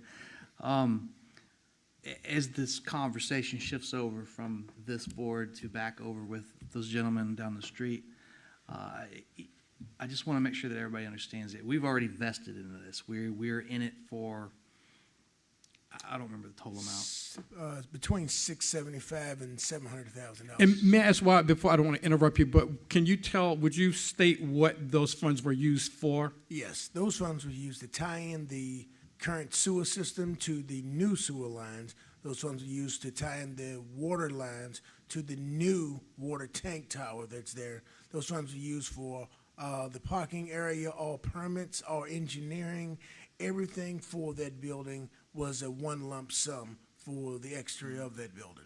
So all of those, the engineering, the landscaping, the plumbing, the utilities, all of that was tied into the $675 that would improve. We paid those funds at that time. Yeah, continue to interrupt me. It's also worth making sure that everybody understands that if the suggestion or the direction is to halt and halt the project, it's worth noting that the existing central office buildings, while they are currently occupied, we're looking at some significant cost over the next year or so to continue to occupy them.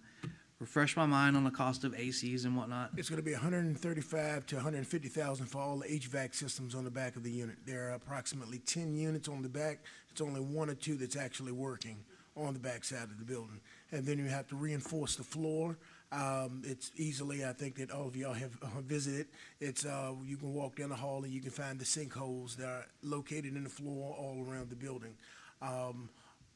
Also, the railing, the ramps and things leading up to central office is going to have repairs to it, different things of that nature. So there are repairs that need to go into the building. So as you stated, Mr. Marsh, if it's a pause on the new central office, then it's funding for the old central office, what we're going to need to do to continue to proceed. And I think it's important to point out because you know, taxpayers are watching how we spend their money.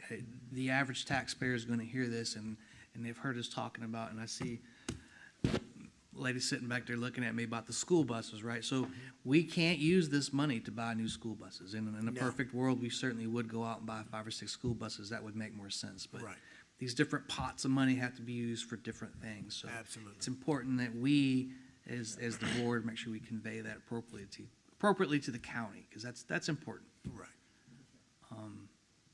I could go on and on. I don't like this situation. I can't stand the fact that we've been forced into a scenario where we're now unable to meet our commitment to the taxpayers. But it is what it is, so we're just going to have to work through it, and I'm just going to yield at that and hear you guys out.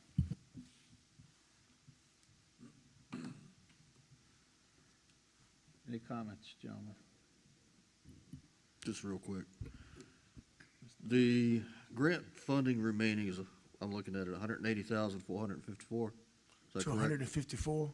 180,454. I don't know the 454. I know the 180 approximately. I'm just looking at the grant. I think he's saying it's 180,800, whatever. It's the same number. Yes, sir. Okay. How far can we get for that amount? That's when it's going to come down to exactly the plan for proceeding. So the building will be sealed, so to say, meaning the building is structurally and sound. There will be, there's a roof, there's water, there's electricity. Of course, there's working HVAC units and different things of that nature. Customizing a central office building into a central office, something for the community, that's going to be a little tougher.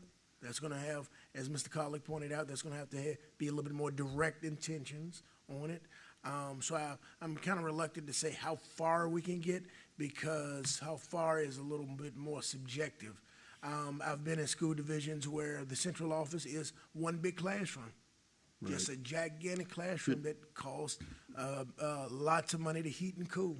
And I've been in central offices where it's a closet. So. Yeah, let me just rephrase my question. Could it be operational for that amount? Not necessarily the best situation, but it could be operational. Well, as Dr. Kramer stated before, it was operational less than a year ago. So to answer your question, operational, yes, the lights can come on. The, all of the water, the AC is working. Individuals can come into the building. And if I can add, and this actually speaks to what one of our wonderful community members stated regarding the restrooms, the portion that we're keeping was for primary classes. Right. So there's a restroom in every classroom there. So we're not putting restrooms, private restrooms in as was stated. Restrooms are already there. We merely have to convert children sinks and toilets to adults. So we're not putting in additional restrooms. I just wanted to correct that statement from earlier. And I'll piggyback on this. So a lot of this I probably take for granted because I have worked intrusively alongside Dr. Coleman to pick this apart. And I know a lot of times we all think the same and have the same kind of questions. I give Dr. Coleman nothing but kudos and accolades for squeezing the dollar as much as he could to make this happen. And the one example that keeps coming back to me is the architectural fees, right? So he had some initial plans, and the cost of that was expensive. And so he reached out to our Mr. Cooperrider in the back, and they did it in-house. So they saved a lot of money. And there's several other instances that we could sit down and talk about where he's certainly saved money to make this project happen. And it's also worth noting that a part of this proposal was that if and when we vacate central office and move Mr. Cooperrider and his IT department out of Smithfield High School, we've bought ourselves back 3 classrooms. So that's a big part of it, right? So you have to look at it in totality. And that's why I think we all unanimously approved it when we did in January, because it just made sense. So, And if I can add to that, in addition, currently the new central office is on the CIP. We would be able to completely remove that off of the CIP and use an existing building, which, as you stated, much more eloquently than I can, Vice Chair. It just makes sense. And it's often, I've lived this in other places I've worked.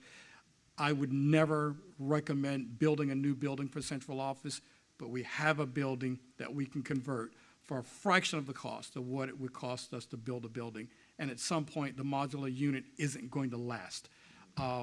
So it already isn't. And I think you can see the nods on our staff members. The units do not work. They're hot in the summer and cold in the winter. And we need to take action while we can. And I think we're in a great situation where we have a new building for our students and the adults can take the old building. I think it just makes sense. last thing I'm going to say on this, and Dr. Coleman, keep me honest, because I don't know where I put my notes, but this total project cost, warehouse and all.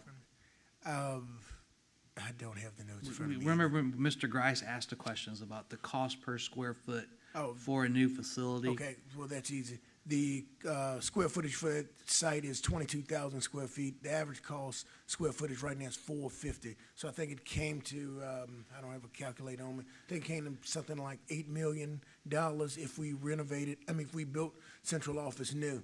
Or, as Dr. Kramer alluded to, on the CIP for the last 10 years, that have been a central office building on there at $2 million for the last 10 years. And with no inflationary cost and anything of that nature. So for no cost to the taxpayer, for a central office that at the cost that we're getting it at, So we're getting the same thing for roughly $2.4 million, whereas if we bought it from scratch, you're looking at $8+ million. Absolutely. And that's $2.4 million of state funding that we were using, not even Grants. local money. Yes, sir. And I would like to emphasize also, the $2.4 million didn't all go to central office. I just want to make sure. That's there was correct. over $1 million went to other projects within the division,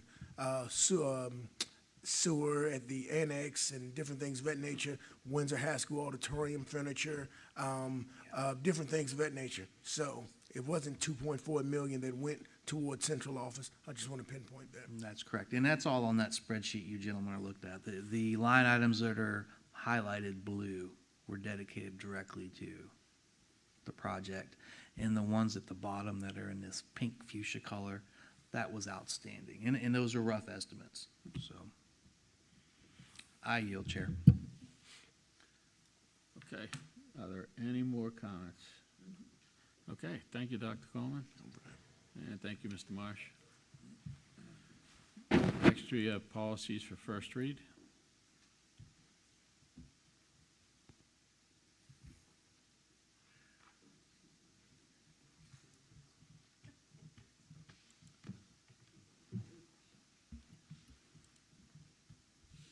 Does anyone have any questions?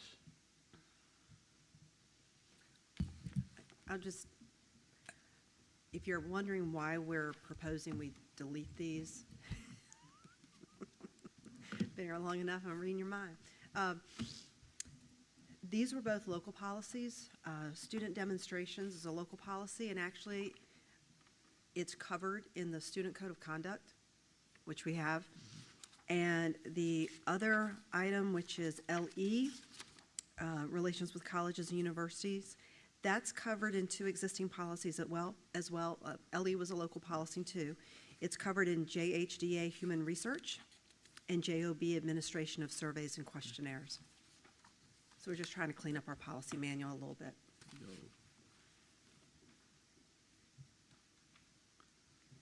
Okay, and next, if there's no questions on the first read, we'll go right into policies for second read. Are there any questions? No questions. So we'll do policies for second read. Mr. Chair, I move to approve the policies for second read as presented. Second. We have a motion and a second. Any discussion? No discussion. Clerk, take the vote.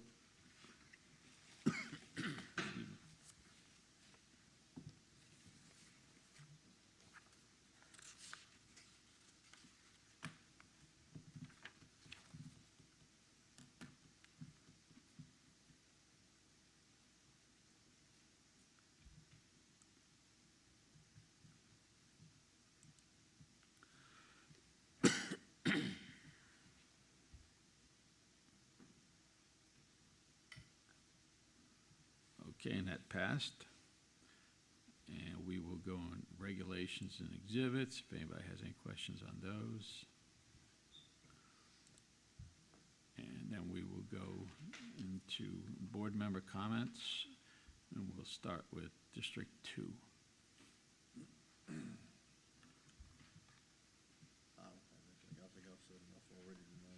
Yeah, it's been pretty late. District 3.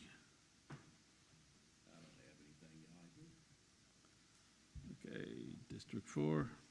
I'm sorry, gentlemen, I know it's late.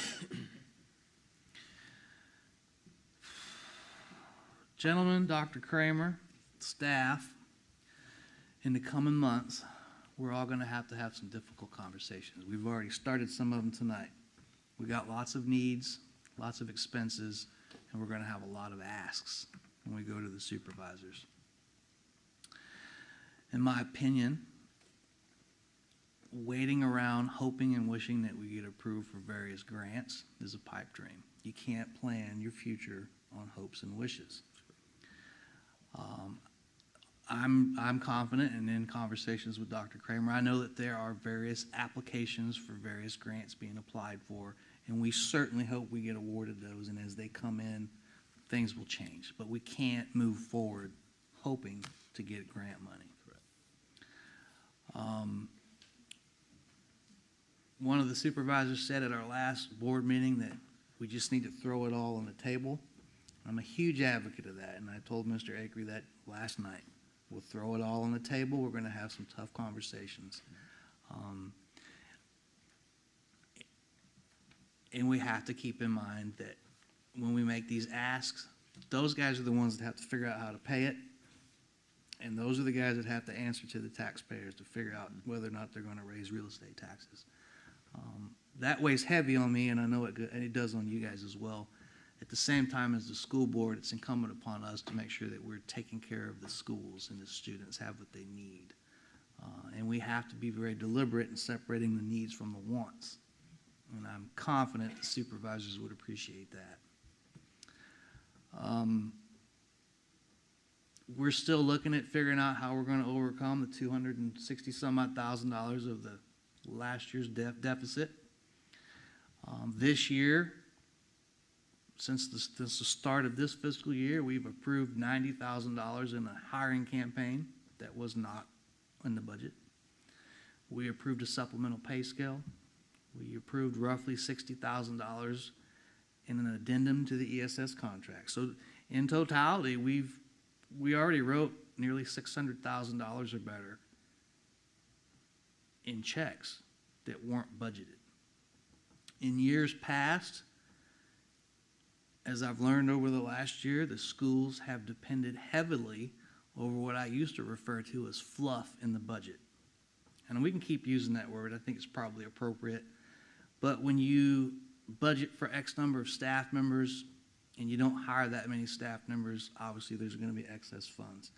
But the reality that in years past, Dr. Coleman has had to depend on that fluff in the budget to fix things like toilets and sinks and tiles popping up in the restroom, I think is an unfortunate reality. And you just can't be going like that. If you know that the roof on your house is going to fall off in 3 years, then doggone it, you need to plan to replace that roof in 3 years. You can't hope and pray that you're going to have fluff in your budget. That's not the way to operate. In the past 12 months, we've talked about purchasing weapon detection devices. That didn't happen. As we roll in the budget season, I will be beating on Dr. Kramer to give us some evaluation of a positive or negative return on investment of his hiring of 2 deans of students and SSOs. Track and field. You still got those slides up, Doc? If you don't, that's okay. I asked Dr. Coleman to get us a couple pictures so that you guys can see what you may have not already seen. We've got 2 tracks at 2 high schools that are unacceptable.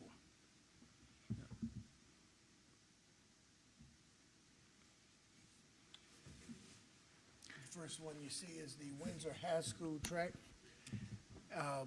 There's just 4 quick pictures of exactly what the students see and what the staff see every single day at this time. And the second set of slides, of course, is Smithfield High School, and that is what the students see and the staff see every single day there. Thanks, Doc. So in my position, that's unacceptable. Earlier in the year, we were talking about the condition of the athletics fields. I don't know that those got taken care of this year. We've heard proposals about transportation garages, as have the supervisors. We just heard about the HVAC at Carsville. We know we need a new school. That's a lot of needs, in my opinion. So we, gentlemen, we've got to prioritize that, figure out how we're going to rack it and stack it. And while we're doing that, I'll close you with this. Friday, Mr. Collick and I sat at the Isle of Wight Education Foundation, which was an awesome event, and I learned this afternoon that they raised a total of $23,000. That's $3,000 more than they did last year. And as I sat in the event, having my cup of bourbon, during the auction, it dawned on me that we're sitting in a room with roughly 150 people, generous people that dug into their pockets and donated their money. And it took the foundation members, which isn't a big group, and 150 people, quite an effort to generate $23,000. And I say that because as we sit up here, we're going to raise our hand and vote yay or nay, and we're going to arguably approve hundreds of thousands, if not millions of dollars worth of our fellow citizens' tax dollars. And I don't take any of that lightly. So as we march forward, and I know you guys share this sentiment, I'm confident of it, let's make sure that we're spending it wisely and we're not spending it on stuff we don't necessarily need. So that's it. It's late, and I yield, Chair. Okay, I'm going to try and go fairly quickly here. I was supposed to have a couple town halls this month, but unfortunately I was incapacitated both days, so we had to cancel those, and hopefully we'll be able to have those after the first of the year. I'm going to skip over a couple of these, a couple of my notes, but I'm not sure if I'm going to make the December meeting or not. My daughter-in-law is due around the same time at a meeting, so I may be in North Carolina watching my grandson. If so, then I'll be on virtually. But over the last year, it was great serving as chair of the board, and I want to thank each one of my fellow board members for your support, recommendation, and advice over that time period, and it was an interesting experience, to say the least. I would also like to thank Dr. Kramer and the entire staff for their patience as they taught me more about the inner workings of a school division than I could have ever have imagined. I did have many questions and concerns, and even have a longer list of things I want completed before I leave the board, including fixing our athletic fields and tracks. And as I said earlier, I was incapacitated for a short time last month, so I didn't get an opportunity, I have many opportunities to get out, but I did do a few things in my capacity as a school board member. And as Mr. Marr said, my wife and I attended the Isle of Wight Educational Foundation Gala, where we spent a little bit more money than expected. And for the first time ever, I spent $120 on a bottle of whiskey that I had never tried before. And then on Saturday, I attended the Smithfield Packers Youth Sports Playoffs for a little while. That was very enjoyable. I hope to get out there again next season. And finally, as I close, I want to wish everybody a safe Veterans Day weekend and a happy Thanksgiving. And I guess we will be talking about a special meeting sometime in the next few weeks as well. Does anyone else have anything before we adjourn? This meeting is adjourned.